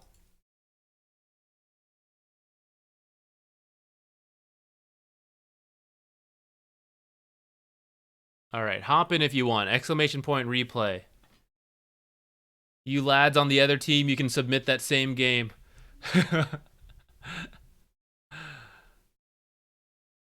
You guys all enter. I'm going to try to figure out how this works. So let's... What do we need for carries? Change title. What's his title? Plus 10 when this player's hero is chosen last. Okay, that's actually pretty good for carries, probably. And then 15% if any player gets first blooded before the starting horn. Let's generate some new titles. Let's see what we got. Game that less than 25. Games have been going longer in the pro scene, I think. So this is probably less likely to happen. 13%, no. This is for carries, so intelligence is pretty unlikely. Agility is pretty good, so that one's good. 20% in games where the player buys back before 30 minutes. That's probably less likely to happen for carry players. Which one is this? Dashing? Okay, we might try to keep an eye out for dashing. 18% when playing a hero they are master or grandmaster with. I kind of believe that for carry players. Probably more likely. 25% extra points if any player gets a rampage. Rampages are not that common. 13% when playing a universal hero. No, they're not going to have the lowest net worth. Okay, these are not good titles to reroll. Master or Grant. Oh wait, we started at the top. Bearded or Fuzzy Hero? No, probably not good. Okay, actually, there's a couple carries in here. We got Morphling, Naga, Slark, Clinks. I bet someone plays Huskar carry. Drow. It's like a decent chunk, but it's missing Phantom Assassin. I think we'll still see her.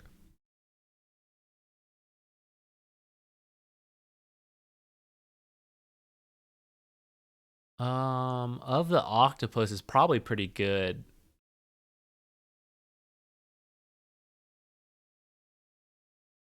Blue Hero. Of the Mule's probably good for carries. But filling the backpack might be the hard part. Oh, this tipped one needs to go on a mid player. See if we can find a dashing something. First phase heroes. Oh, that would have been good for the last patch when there were so many broken carries. Maybe this one's okay. 13% for an agility hero, 15 for first bloods before the starting horn. It says any player. Does it even need to be him?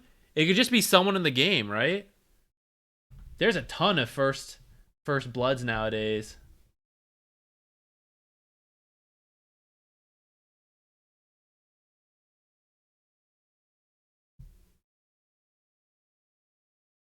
Let's pick this for now. Maybe we re-roll more later. Anyone else want to join the replays? Last chance. Probably the last one we're doing for the night, unless I suddenly feel reinvigorated with energy.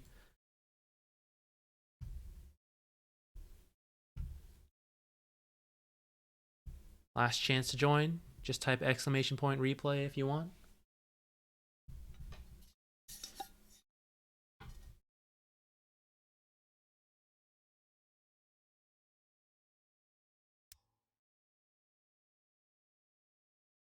Wait.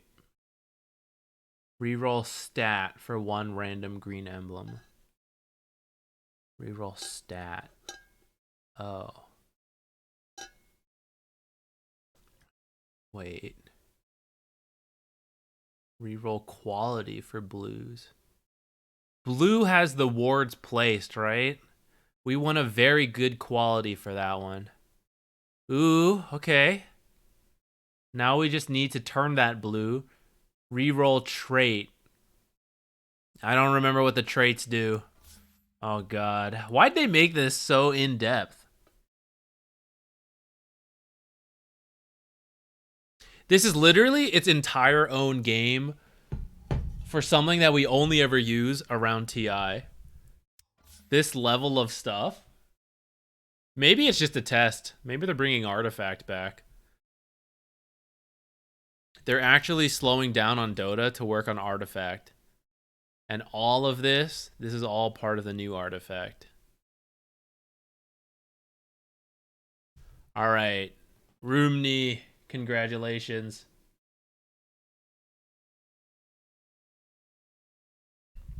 Spend all my day reading standards for medical device software. These rules are worse.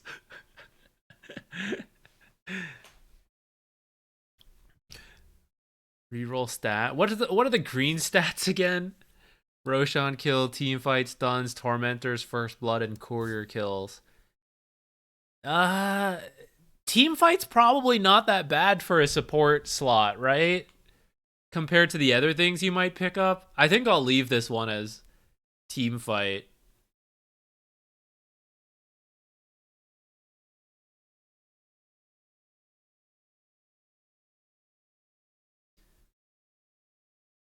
What about for carry? Reroll stat for green. And what are the green stats again? Roshan kill, team fight, stuns. I think Roche or team fight kills could be good for a core. More than courier kills. Tormentor kills. Well, I guess carry players actually are likely to do Tormentor. I don't know if that's that good though. I guess I don't really know much about this at all. This is the very first time.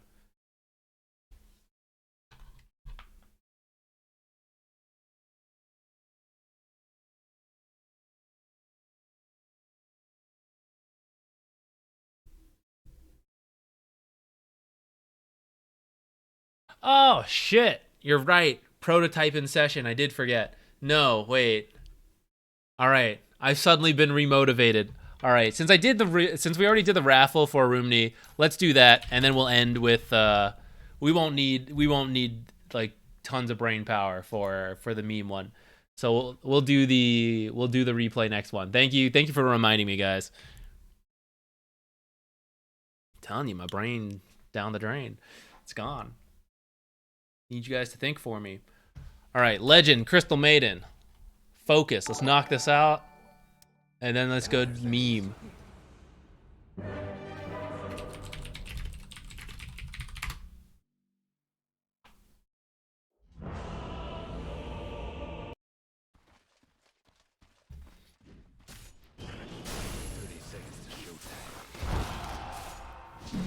Okay, we've joined in and you guys are killing Troll. Looks great. Same as before, consumable wise. This is a good opportunity. I don't know if you'll need this Windlace. Who are you laning against? Centaur Nyx maybe? Maybe the Pugna? I think 2 mangoes is pretty good on CM. You might have just used a blood grenade there. I kind of missed it. You might have had one and then used it, but if not, I do recommend the blood grenade. Very good on her. Fairy Fire itself is fine. I don't mind that. I do think Centaur uses a decent amount of spells nowadays. So if you want to stick for Centaur, I think it's pretty good.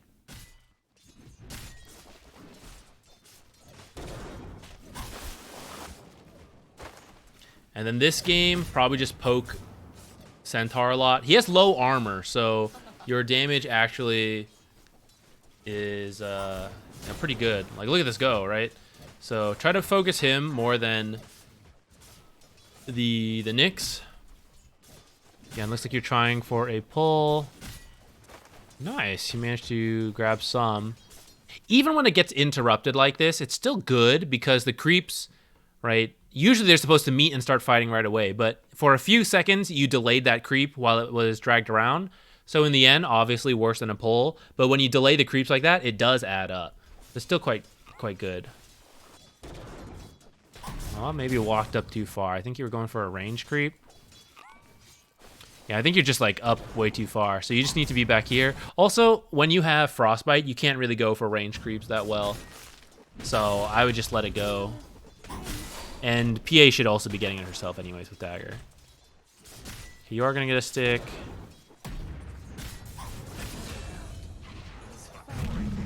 Nice. I don't think you needed to use that Frostbite on Nyx after you got that kill, because you don't have any more mangoes, and the stick has no charges, so you got to be careful with how you use your spells. Try not to stand too close to PA so you don't both get stunned.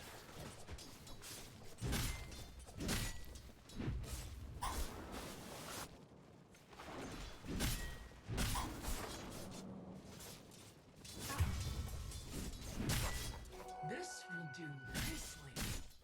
Trouble brewing at Radiant Tower.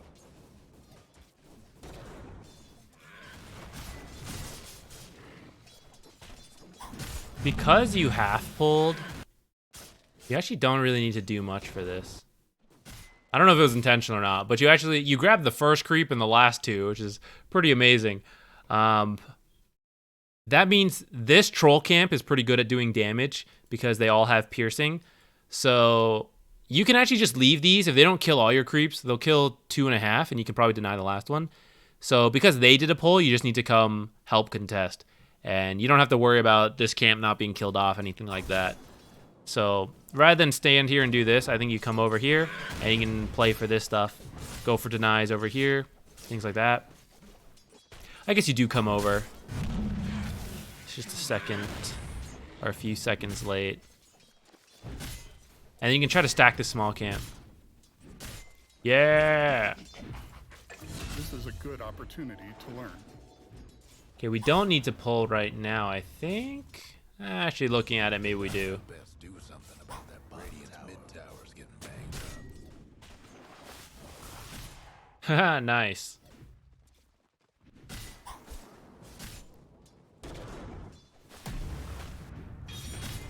Kind of looks like you were going to pull, but then decided not to. I think it's good you didn't. I don't think you have to. Ah! Range creeps got you. Well, we got her the kill in the end. I guess it's okay. She is kind of missing some last hits. That's the thing about you always gotta. It was kind of risky because they had creeps coming in, but didn't know how to trade well in this lane because Scent Return and Nyx's high HP regen. What to do in this case? The very first couple of waves just hit Centaur a lot because he has no armor, and even now he has no armor, right? So you want him to be low. I'm not expecting you guys to get much kills, so it's kind of amazing you guys already have like 3 in here, or there have been 3 kills, both ways, I guess. But we just need to get PA to farm. Right? That's why I like your pull and your stack here, because you don't need to harass and kill to guarantee farm. Sometimes just good equilibrium and pulls can help get you that. So like this kind of stuff, that's good. It didn't involve any of the trading with him, high HP and all that, right? Securing range creeps, not really harassing them. Just making sure we get the farm. And so in the first couple waves, you can harass, but eventually they are going to be too tanky, specifically Centaur, especially once he gets Vanguard. We're just not going to really kill him. But you are ranged versus melee, so poking does add up. You just need to do it consistently. Otherwise, they heal everything up. Ah! Ah! Please leave me be. This is why early stat items matter.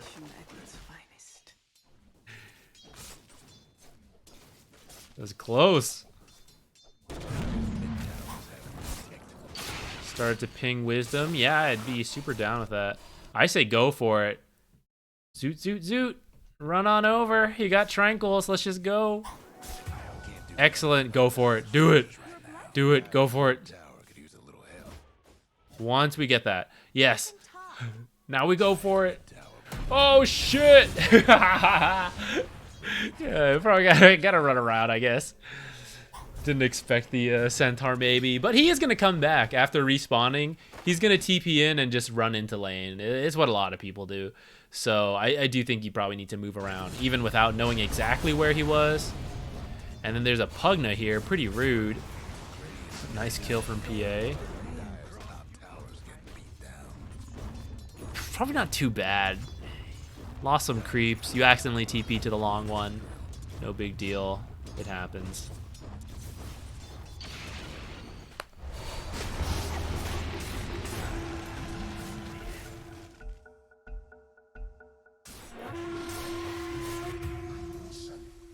Cool.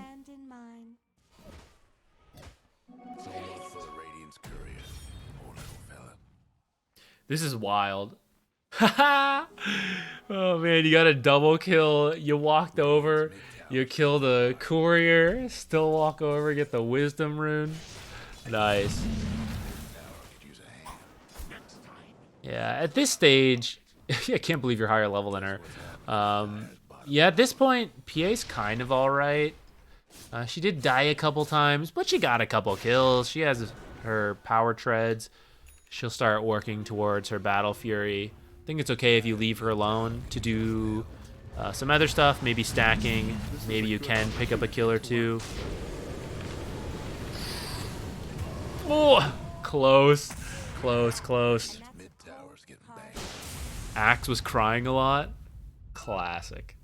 Yeah, go help him out. Go help him out. Gotta keep people from tilting out. But also, it actually is a good thing to do. I think PA just needs space at this point. So I would pick up some smokes and then just follow along the Legion and the Axe. Maybe play behind Axe for the most part, but then when she has duel, you go smoke with her. So you're grabbing a Glimmer. I'm up for that. You could maybe try to frostbite him early in that, but Never mind. I mean, she doesn't have duel yet anyways, so.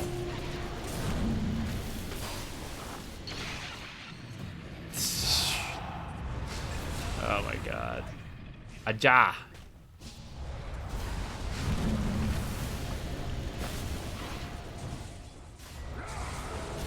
Get him, Axe.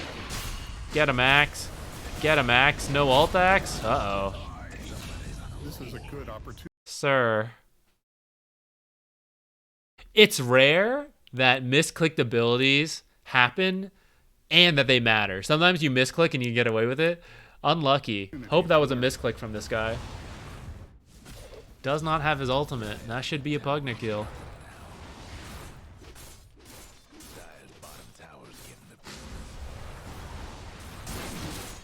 I'm trying to decide if I like Force Staff more. On one hand, Centaur will just chase you through it. On the other hand, it's good versus Pugna. Tanks you up a little bit versus some of this burst. Helps you kite the troll. So I kind of like it. But I also understand Glimmer.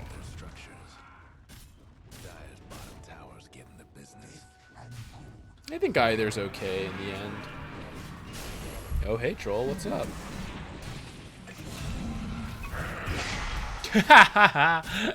I was gonna say you should actually just go ult on top of him, because even if he ults, you're just gonna keep him in place for Axe to get him. But that worked too, and actually that also worked out. We take those.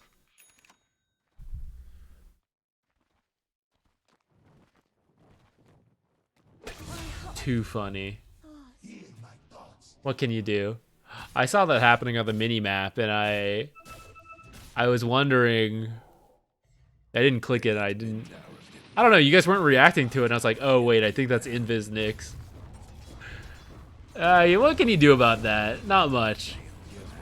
I think it was a pretty reasonable choice to go stack, and then honestly, it's just well played, Nyx. You know, he guessed you might go do that. He found you. Hey, dev type. Nothing much. Doing well. Pretty happy. You guys have all been very generous with the charity drive we've been doing. So I'm very grateful for that. So I'm good. A little tired. After this, we're doing a meme review, though. So I'm looking forward to just chilling and watching that. Oh, thank you, Venge. That's very kind of you. You might want to leave your ult at one point this game because of the Nyx, and then because of Zeus, even Centaur. There's just a lot of ways to deal with your ult. So you can probably hold off on it, use the skill points and other things. Turned off the eyeball thing. It's on and off at different times. For replays, I usually have it off. I usually only have it on when I play actual games. I don't know if it'd be useful to you all while doing a replay. Maybe.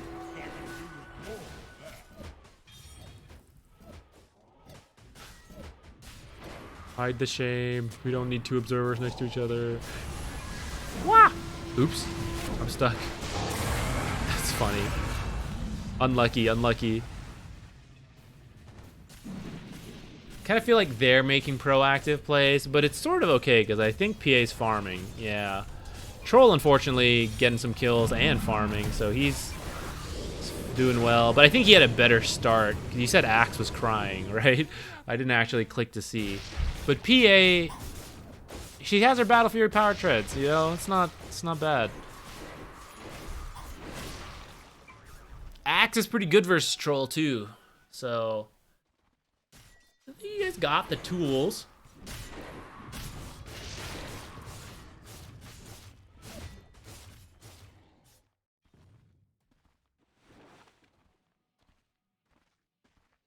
The Dire might want to mine their top tower.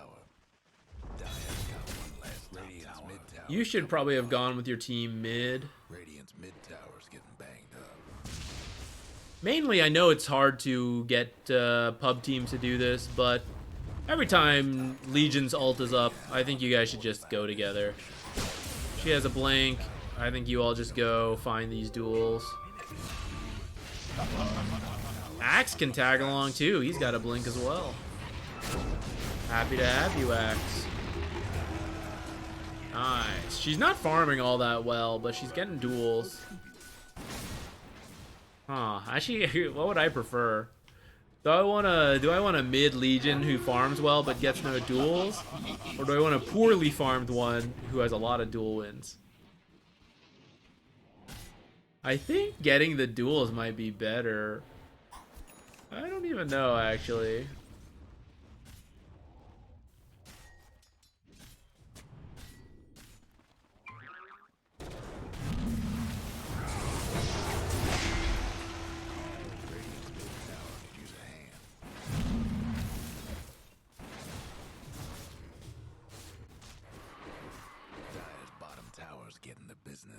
Ping and Roche. I'm kind of open to it. Might be a little slow at this stage, though. Thank you, Axe. Those are some good fights. I really don't know if you guys can do Roche all that quickly, though. I guess it'll happen. As long as you got 4 willing participants. Alright, looks like you do. So I guess it's fine. We got the Venge negative. I don't think PA's at Deso. I noticed earlier PA had BKB queued up, but after getting a kill or two, she's suddenly feeling a lot better. I'm gonna get Desolator first. Ooh.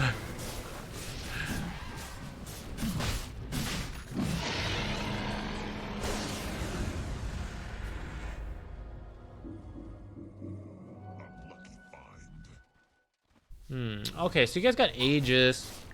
There's still a lot of tier 1 towers, so I think this should just be a map control Aegis. Just try to start taking some towers, building that lead.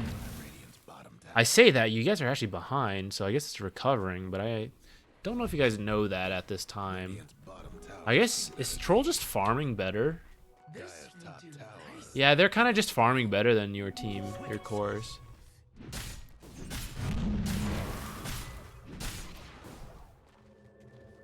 Oh, she came here for Tormentor too? Thank you. Look at that. Alright.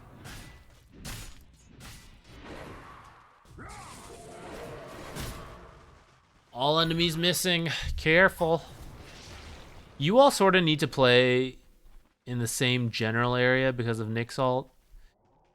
You can put some wards and sentries down on one half where you're avoiding and like one hero's farming and everyone else just like kind of together with sentries.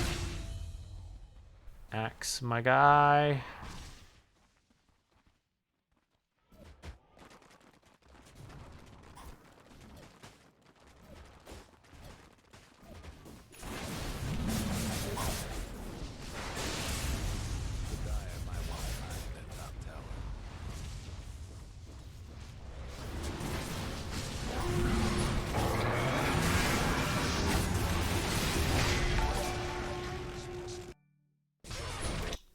I think you pretty much did everything you needed to there.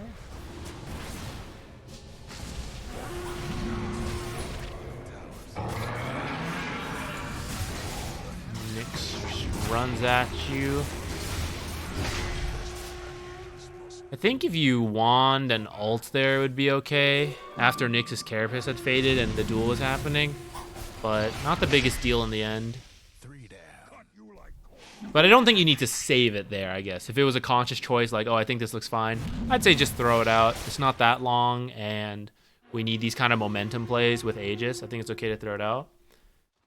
In the end, you're totally right. You didn't need it. It's fine.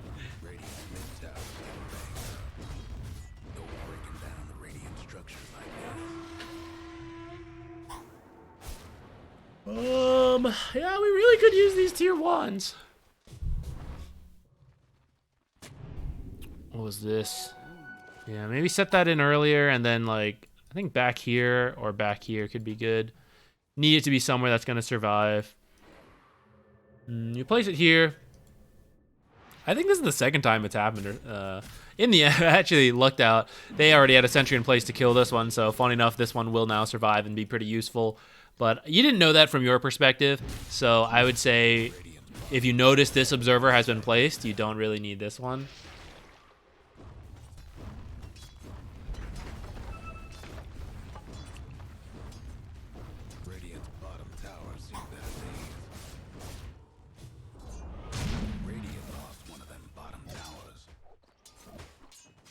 Oh yeah, I mean it's tough though to keep track of like Nick stuff happening. Once the carapace is down like this, you can feel free to use it. I mean, you know, this case maybe not. Actually, if she were to land an ult, I would. Yeah, that makes sense. I would have also checked there, but it might have just been Zeus ult that gave the vision.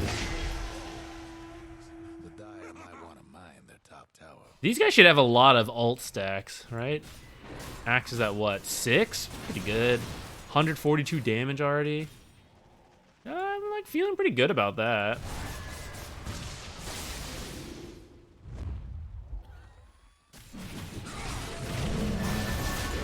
You're going for a BKB? I kind of like it. Uh-oh. How'd this fight start out? You guys smoked because Nyx was dead. Blink called Troll. Stunned him. He got the BKB. Alright, so there was some negative overlap there. Usually overlapping stuns does not have a negative effect, but actually you have two of the heroes where it matters. Legion and Axe.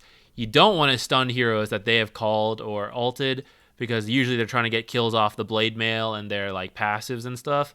So that Venge stun actually overlapped and prevented Troll from doing damage to himself. So kind of unfortunate.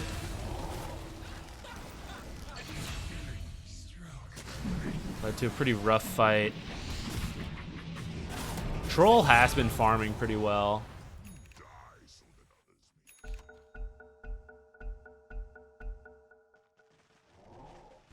I guess it could have worked. I think Legion didn't have duel yet when you guys started that smoke. Maybe she did.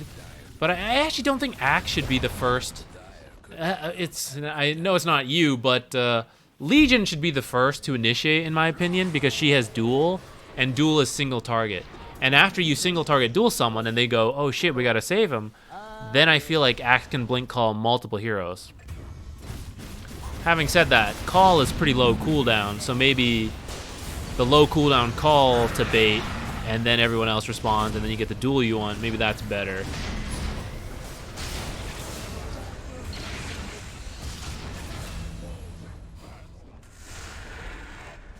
Radiant's top tower's hurting.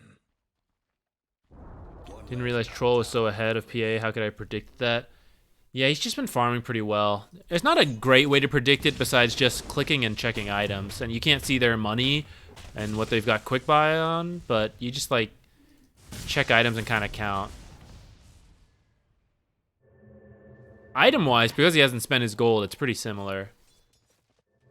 But level-wise, when you see he's at level 19, and he's, you know, 659, he's 348. He's level 20. I guess he got some of those levels off that fight just now, but I'd say that was more execution, though, because his team wasn't there. It wasn't like a 5-man gank on one hero. He has his ultimate, and he managed to get it off because you guys can't. The thing is, like, Axe Call, because of the overlap, Axe Call is 3 seconds. If you don't kill Troll in 3 seconds, he's going to ult and live. And the longer chain stun to prevent him doing that is duel. And I don't think you guys had duel when he started that gank. So you needed to really not overlap the stuns, which was on Axe and Venge to do, not you. But then because his team was also there to help, it made it hard to actually just kill Troll, and so then the ult came out, and then they were able to do everything. Dire's top tower. Dire's lost the top tower.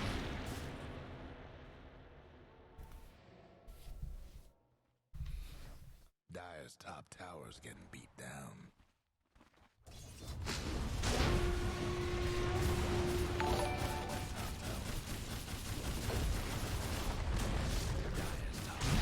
Okay, I guess my concluding thoughts. Thanks, Axe. That's nice to see all the cores with BKB. Concluding thoughts. Laning stage. A little bit more consumables. Then a little bit more attention to Centaur rather than Nyx. Pulls were pretty good, that I remember. And then recognizing a little bit sooner when PA is going to be okay on her own to go help your Axe and or Legion. I don't think I saw too many early, like, intentional ganks with Legion. Maybe I'm just not remembering correctly. But it is very good to do with your Legion commanders. Whatever role they're playing has helped them get dual kills. She did manage to actually get quite a few on her own and with some of your help and, like, team help. But consciously doing it is good. We saw several wards that were redundant, too close together with other existing wards. I would try to be a little bit more careful about that. Good wards are a huge part of playing support. This roast positioning is pretty good though. What consumables? So mangoes, especially for Crystal Maiden. Like if we go back to it, these kind of your starting items. I think you drop the Windlace, buy another mango. I think you said your team bought all the blood grenades, so that's fine in that case. Iron branches are good, or a stick. Like if you sell Windlace, get a stick, get another mango. I think that would have been good as well. If you want to do some iron branches, that's fine. But Crystal Maiden is like, she is very weak early, and you need to buy cheap items to help with that. And if you try to go too greedy on some of these like more expensive things, it can be really tough on you. So I think she's a hero that really needs help. Like to use multiple spells, if you're going to go for that combo, or even just using Q every wave to secure range creeps, you're going to need mangoes.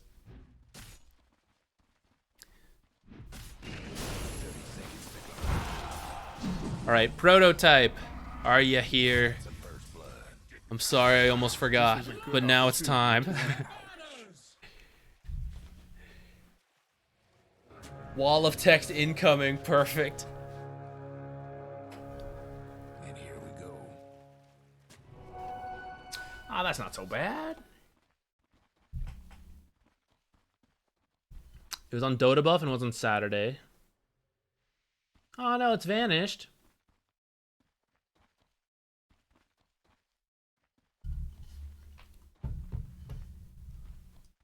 Hold on, let me see. Let's find this.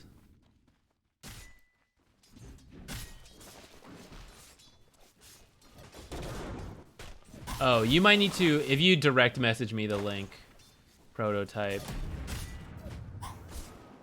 I have links banned in chat so that people can't accidentally scam each other and stuff.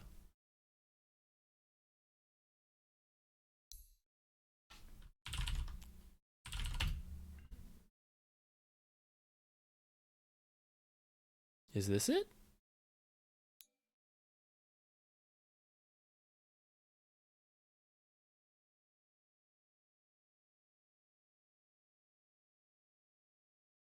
That's Gibrov. I am going to TI, but just the final days. The last week of it, not the first 2 weeks.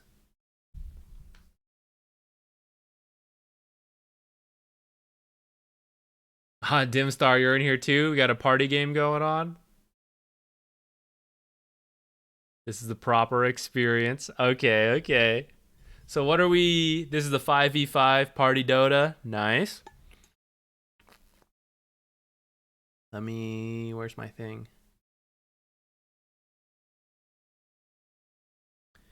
Looks like we got a variety of ranks, but maybe average Archon.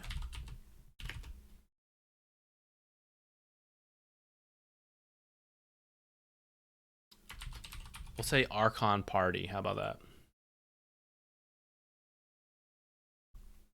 Yeah, Bread, you're here too? Nice. NP is former Immortal Smurf. Smurf. Alright, let's do this. Do you want me to watch the, is there one person we should focus on, or are we gonna watch the whole team? I'm gonna grab more water real quick before we start. I'm getting into comfy mode. Let's go get some snacks and drinks.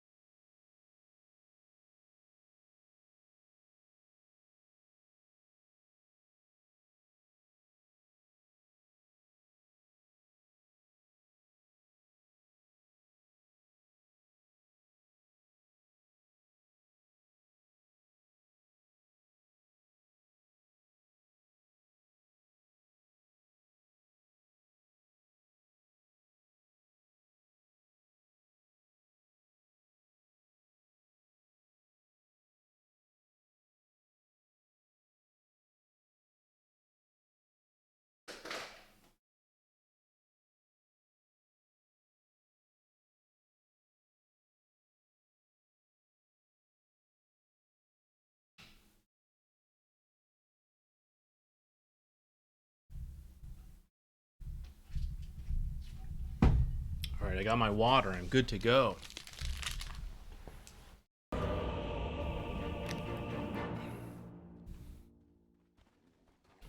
Better get ready. Who do you got for carry? It's in a bag, mate. We got Venge carry or Doom carry, maybe. Night Stalker carry? I'm telling you, it's a lock, mate.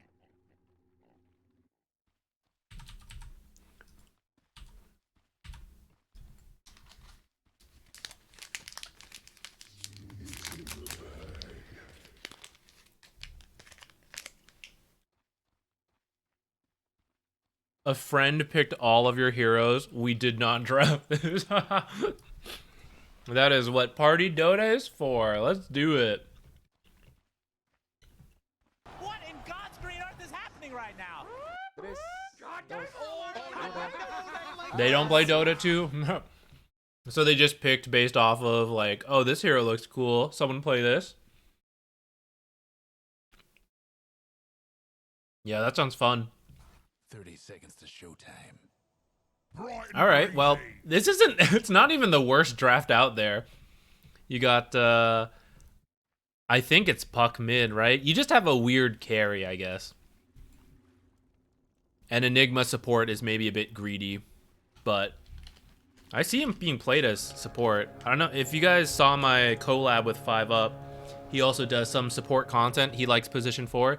He's been a big fan of Enigma, even when I didn't think he was that good, and I'm pretty sure he still thinks Enigma is pretty good right now.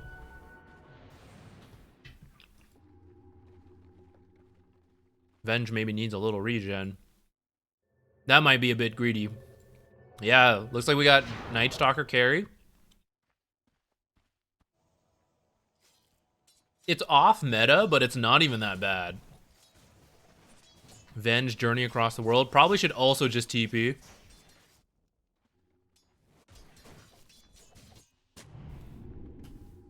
Observer to block. I like the sentry blocks a lot more nowadays. Observers are, you're gonna lose them. You're gonna lose money. But actually Enigma, well, I know you didn't pick your own hero, but I think you can use demonic summoning to send over a creep and body block it. That would be ideal.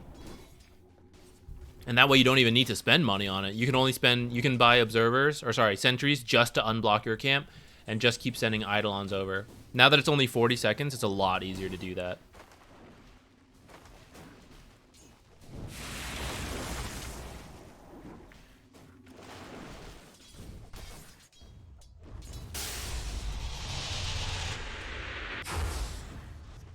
See, carry NP. I guess everyone might still need to pick up some Quellings to deal with that. See, what's our timing here? On one hand, Night Stalker is like an earlier game carry. On the other hand, you got two greedy ass heroes over here. I mean,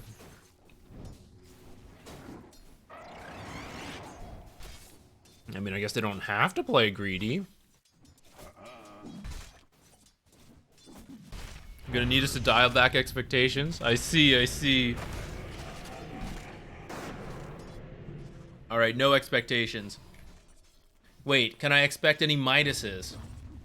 I think that's a good expectation to have. Midases or Daggons? Any of those? Radiant's top tower is taking hits. Silencers, too scared. This is the timing right here, boys. Quick, while he's gone. Kill him. Get Bristle back. There's no silencer. Hurry. Dire's top tower is getting beat down.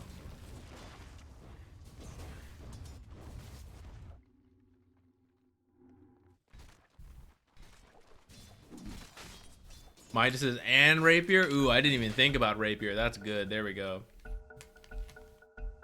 All right, carry on.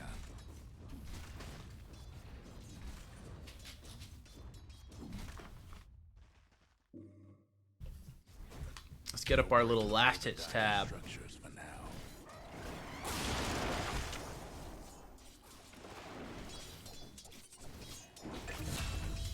What can I ramble about here at the end? I was saying the reason we were doing this is because I said I always start rambling at the end, and I don't focus on the games. Should we come up with TI plans? I don't know who else is going to TI. Any of you all in chat? Definitely say hi if you see me. Feel free. I'm gonna be there Monday, I think. Monday to Monday. Gonna stay with a friend. We got a kill. It's worth it. Gonna stay with a friend. I'm gonna try to go to some of the community events that the Crimson Witnesses have organized for some of the days. Other days, I think I'm just gonna like look around a little bit to Seattle. See if I like Seattle.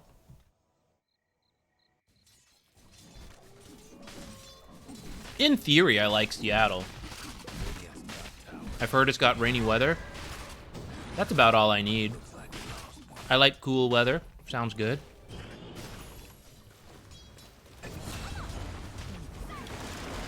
Nature's have mercy.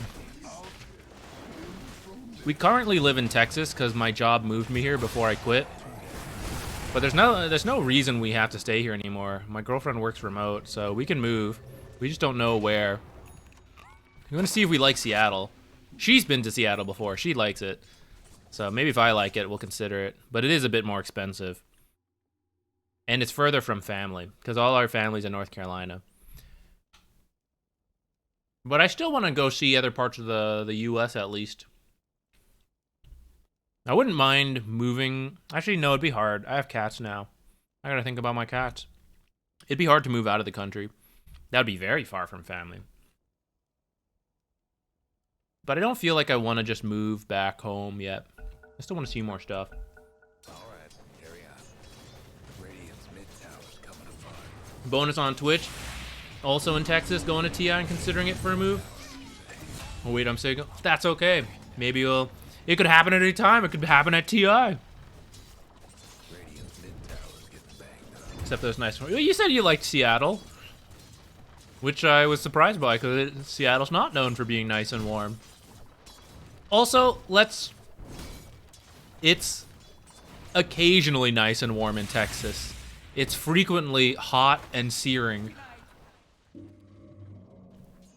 And then we stay inside an AC and we're like, ooh, AC's so nice. Your buddy Mulch Bucket's gonna be there. If he sees me, he can say hi. Radiant's bottom tower's seen better days. It's time to start jungling, Enigma. It's not even griefing. You didn't pick your own hero. This was forced upon you. Just let him know. You're like, I got it. This is hilarious. Who did this? Is this your own banner or is this the enemy banner? Wait, this is genius. This is like, hey, I think they have a ward here. Put the banner down. This is ours? Nice. Now you don't have to like ping between it. You're like, hey guys, it's here. NP inventory.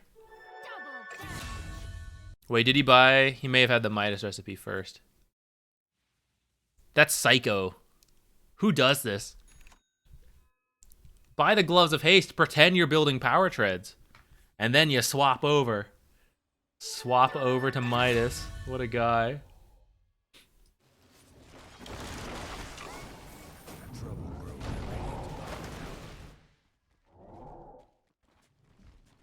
We got Echo Saber on in the works. I don't know. I don't play much Night Stalker. I heard Shard is pretty good for speeding up farm in general. I don't know if it's like when you buy it. Is that the farm accelerant for Night Stalker? I'd be okay if Night Stalker got Midas. That seems good. I bought Enigma Midas before. Yo, I think our timing actually is when Silencer abandons, guys.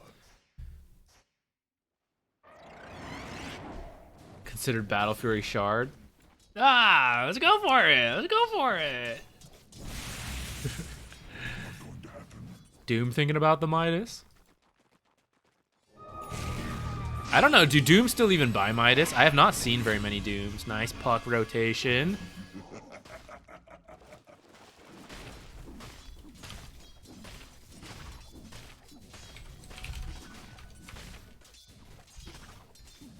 Radiant's mid tower I still see some Midases. Oh, quite a few.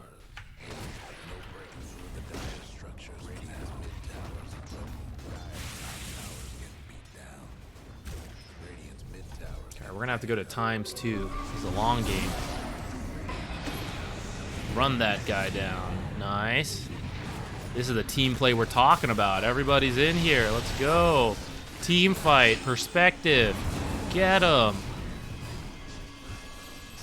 No! Invisibility.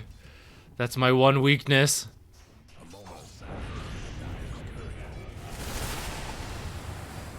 I know it's a video game with mechanics, but you would think that some of the heroes should have a natural ability to see true sight. Is that too broken? If you were gonna give a hero that mechanic, is that too strong? What if you had really reduced regular vision? Like you only saw within a 400 radius, but you get true sight. Ooh, faceless. That's good, yeah. No vision, but true sight. He works like the gem. He can't actually see heroes, but he can only see things that are invis. Or maybe it's like a mode. You switch your vision mode. Zeus has it, sort of. I guess that's true. But he has to reveal it. No one thought to just put it in their eyes 24/7. Clockwork, Tinker, Timbersaw. You know?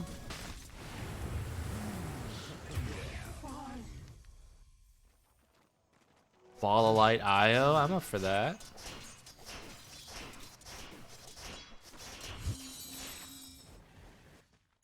My man. Let's go. Let's get that Midas. Anyone else? Yeah, Doom's got one. Night Stalker, you missed the memo. Prototype. Where is it? Where's the Midas? Oh no, the tornado, too powerful. That was a good tornado. 3 heroes and canceled black hole. Not good enough. Think about that again, Invoker.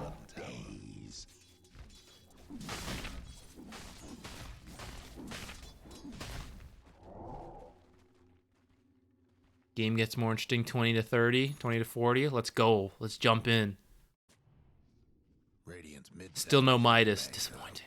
Oh, we do have the Midas here on Enigma. Almost got the blink. Puck? No Midas. Venge? No Midas. Doom? Midas. Almost got the BKB. Oh, NP is farming up a storm. Not as rich as I thought, though. You guys must be getting kills. 12, 4, and 5. Ah, yes. Definitely picking up some kills.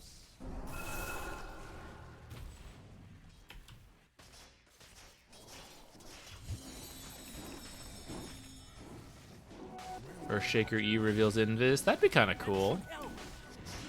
This looks like a smoke kind of grouping. Oh, never mind. We were just huddled around the jungle camp.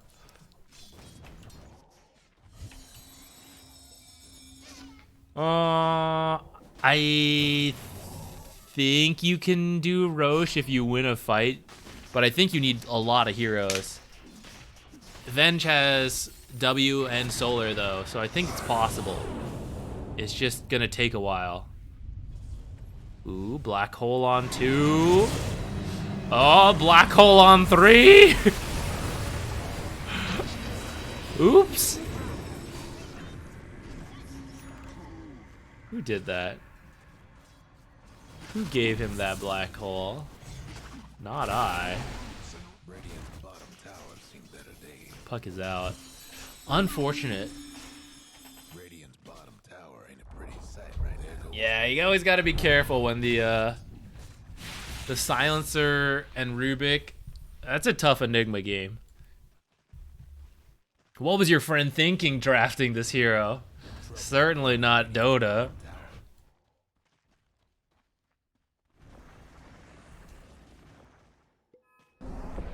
Yeah, Rubik into Enigma is super nice.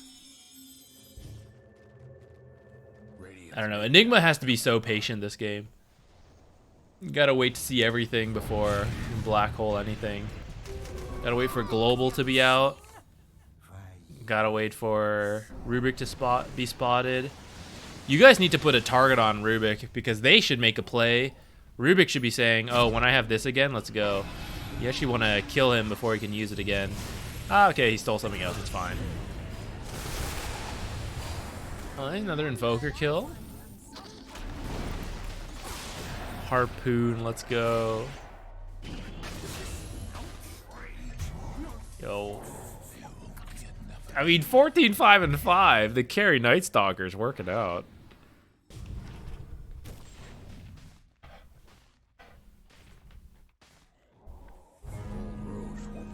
Oh no, they did it.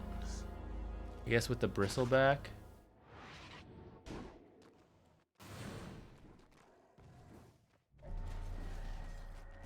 Picked Enigma's second phase after seeing Rubik's. It's the bait. You think they think they're gonna have a good game, then you don't even level it.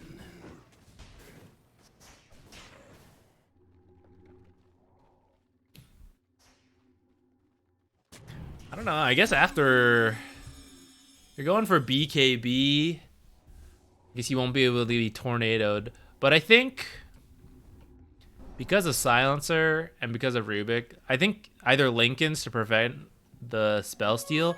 Would it be interesting if BKB could prevent spell steal? That would be interesting. Anyways, because of a Silencer, BKB will still not be enough. So you might just get Refresher straight up. Fake the black hole.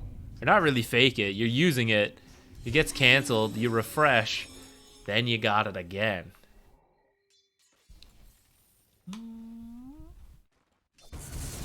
Think about it. Now, BKB makes sense, and then you just got to catch the Silencer. Or wait for him to use it. And you either have to catch Rubik in the ult, or catch Silencer, hope that Night Stalker or Doom runs at the Rubik. Perhaps Venge could build a blink into the black hole, and then swap Rubik into the black hole.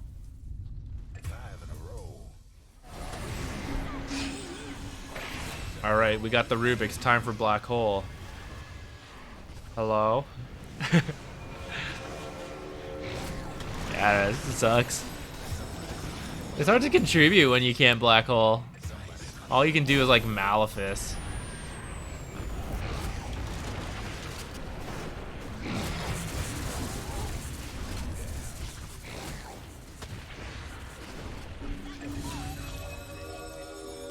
Radiant's mid tower could use a hand.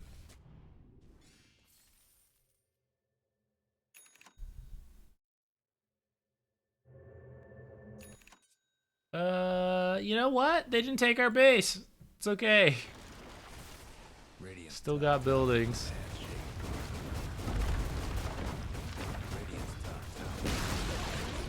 I'm actually not sure who scales harder. Nature's Prophet carry or Night Stalker carry? Like, Night Stalker's pretty good.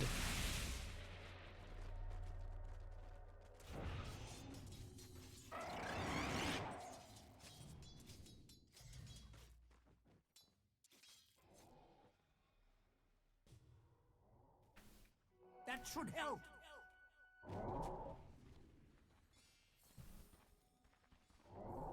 Night Stalker can eat Eidolons for health.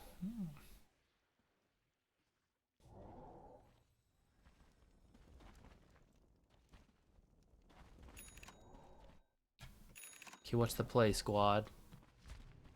Still got Black Hole. I think they have all their ults up again, though. Right after you guys lost that fight, maybe you could go again with a Black Hole.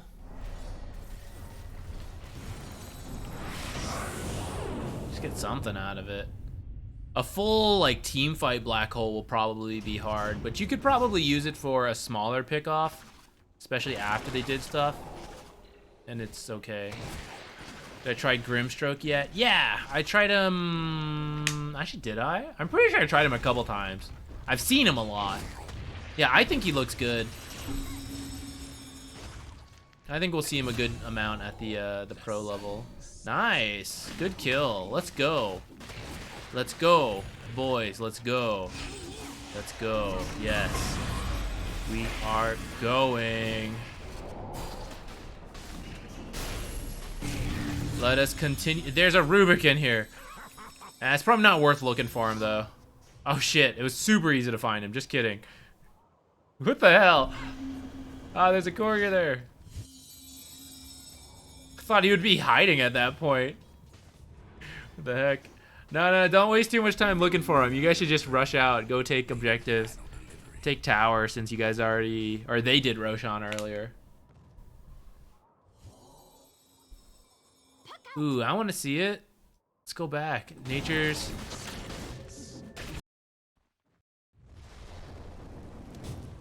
Was this tactical?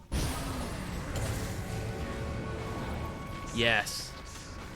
All part of the plan. The sun sets on your Easy.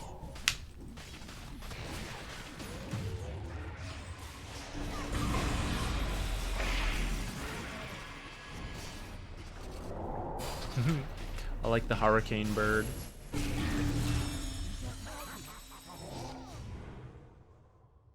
TP through Doom is cursed. It feels pretty weird. It feels pretty weird.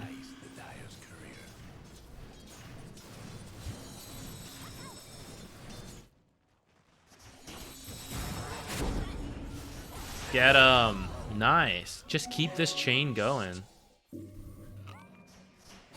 Like, even though Rubik is technically just a support, Nature's just respawning, Bristol's about to respawn. But do they really want to fight 5v4 without their Rubik? No. And that's why any kill you get, it opens up these smaller windows. It's not necessarily winning the game, but you can go aggressive, you can look for kills, you can set up in certain places. Now they're all up. Now those are gone. Just kidding, he's coming back. BKBNP. Got both of you. I didn't even see you kill the other one.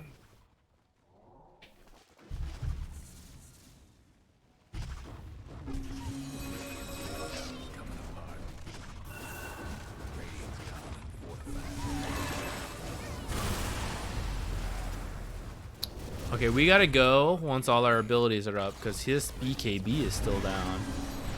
Let's go, let's go. This is it. I can now black hole. I am enabled, team. Go. Black hole him. Okay, not necessary. Let's keep going. Let's go find a black hole target. I like that Puck TP'd back, even though Night Stalker was right next to the creep wave. You're not pushing it fast enough. DD. Invoker's still down for 30. Yeah. Easy.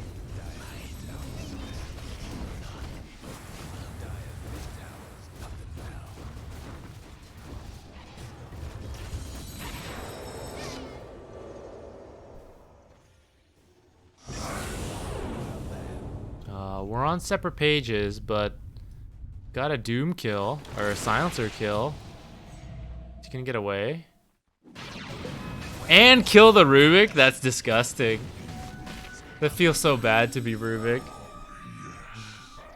Oh, that's what he gets for not having detection.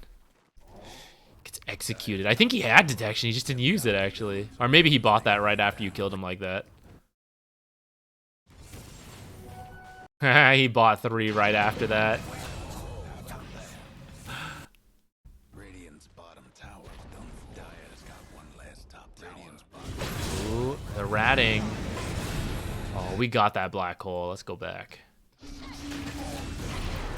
This Silencer. Stay back, man. Stop walking in. Ratting time.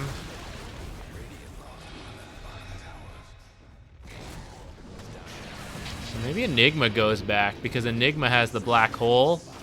Can blink black hole. These guys can't get it stolen. Silencer, no global. And everyone can TP back if they want to kill the people black holed.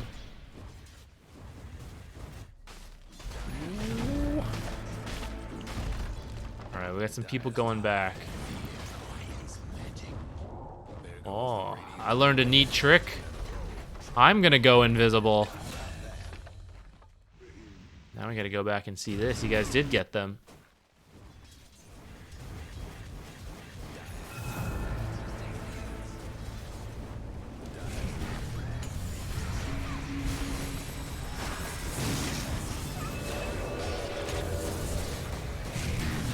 Killed himself on blade mail.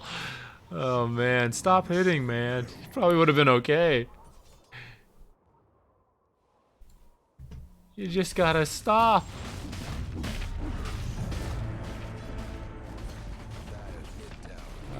Tactical decision, probably reset. Roshan, come back. Well, no, he's dead. Silencer, you gotta stop walking up into harpoon range.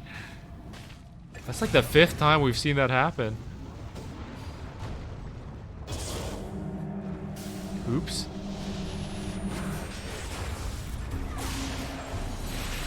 That wasn't me, guys. Yeah, I didn't give him Black Hole. He must have cheated. That couldn't possibly have been me. Silencer called GG. But is it GG? You can't believe it.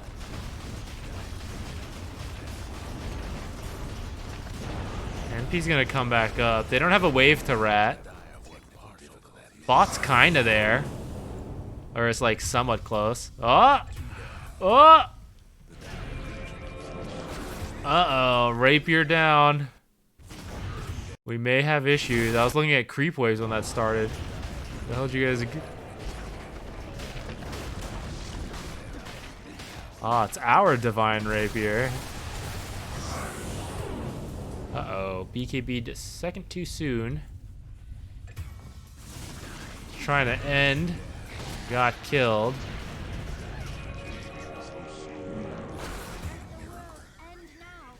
All right, guys. It's okay. Just we all respawn. Maybe we have to buy back. But we got this. Just gotta get our Divine Rapier back from the Nature's Prophet, who can rat like so. Can he go through this? He can. Oh my god, disgusting. Ugh. Nature's hideous. I guess he had a Divine Rapier though, huh?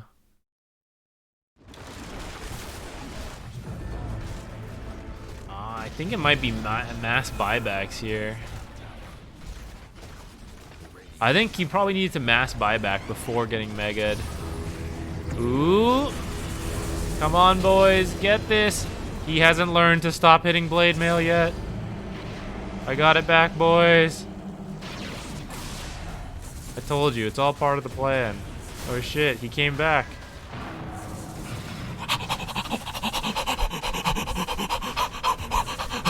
Oh no! Satanic, too good. Swap him into the fountain, it's our only hope. I can't believe he lived. I thought for sure you guys were gonna kill him again and be able to win. Oh, creeps! Do it for me! Creeps! Creeps! Please! Creeps! No, creeps! You're not doing it for me. Creeps! No! Aw, it was so close! It was so close. I can't believe you didn't kill him.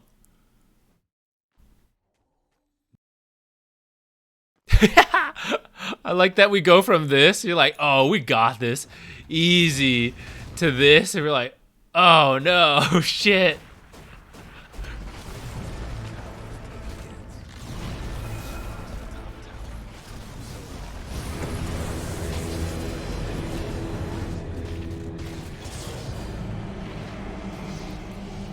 No, maybe it's... Are the phase boots the difference? 18 damage, 4 armor.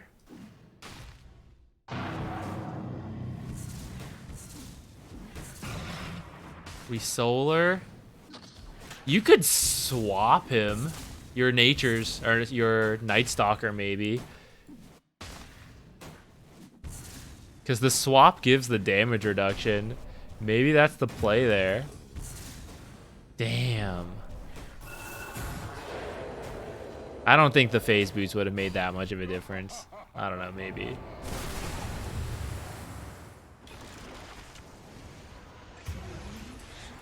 That was close.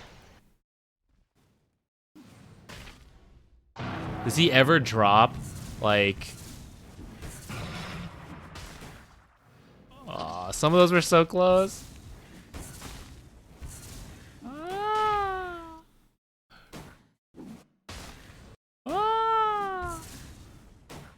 Oh, that evade right there. That's a butt clencher right there.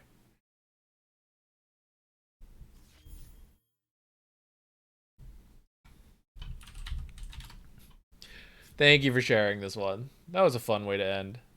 Just a chill time. Okay, let's find out where we're gonna go. I will be streaming next Monday.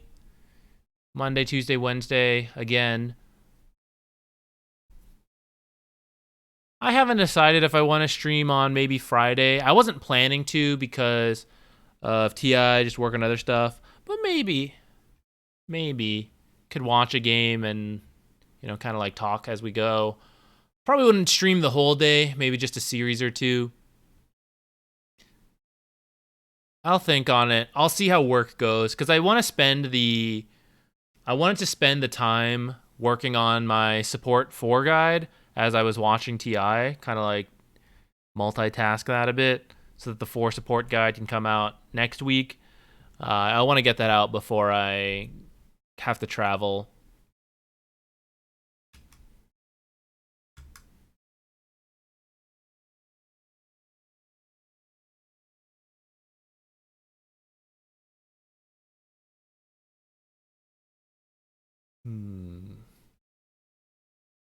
Where shall we go? Let's go somewhere smaller today.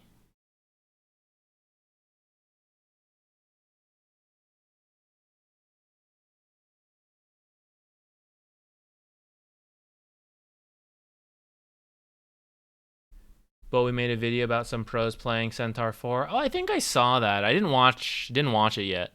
I'm intrigued. When I saw the Centaur changes that allowed him to move while stunning, I did consider, like, can this be a support? I wasn't sold on it, but I said we would explore it if we had time, and we just never quite got to it. So if other people have explored it for us, that's totally fine with me. I will take a look to see what they're doing. It doesn't seem that bad, right? He's got high regen. The stun's pretty good, and it's easy to land now. So stun plus double edge is really strong in the lane, and then you just have his ultimate. And you just get like a blink for blink stuns. It seems decent, you know?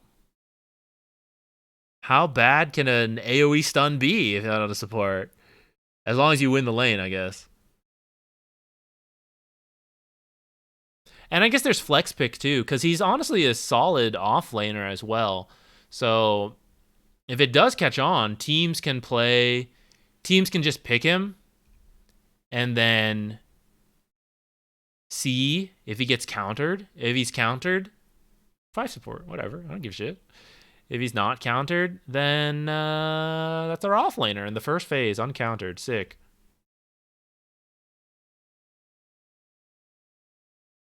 Yeah, his weakness, one of his bigger weaknesses is armor.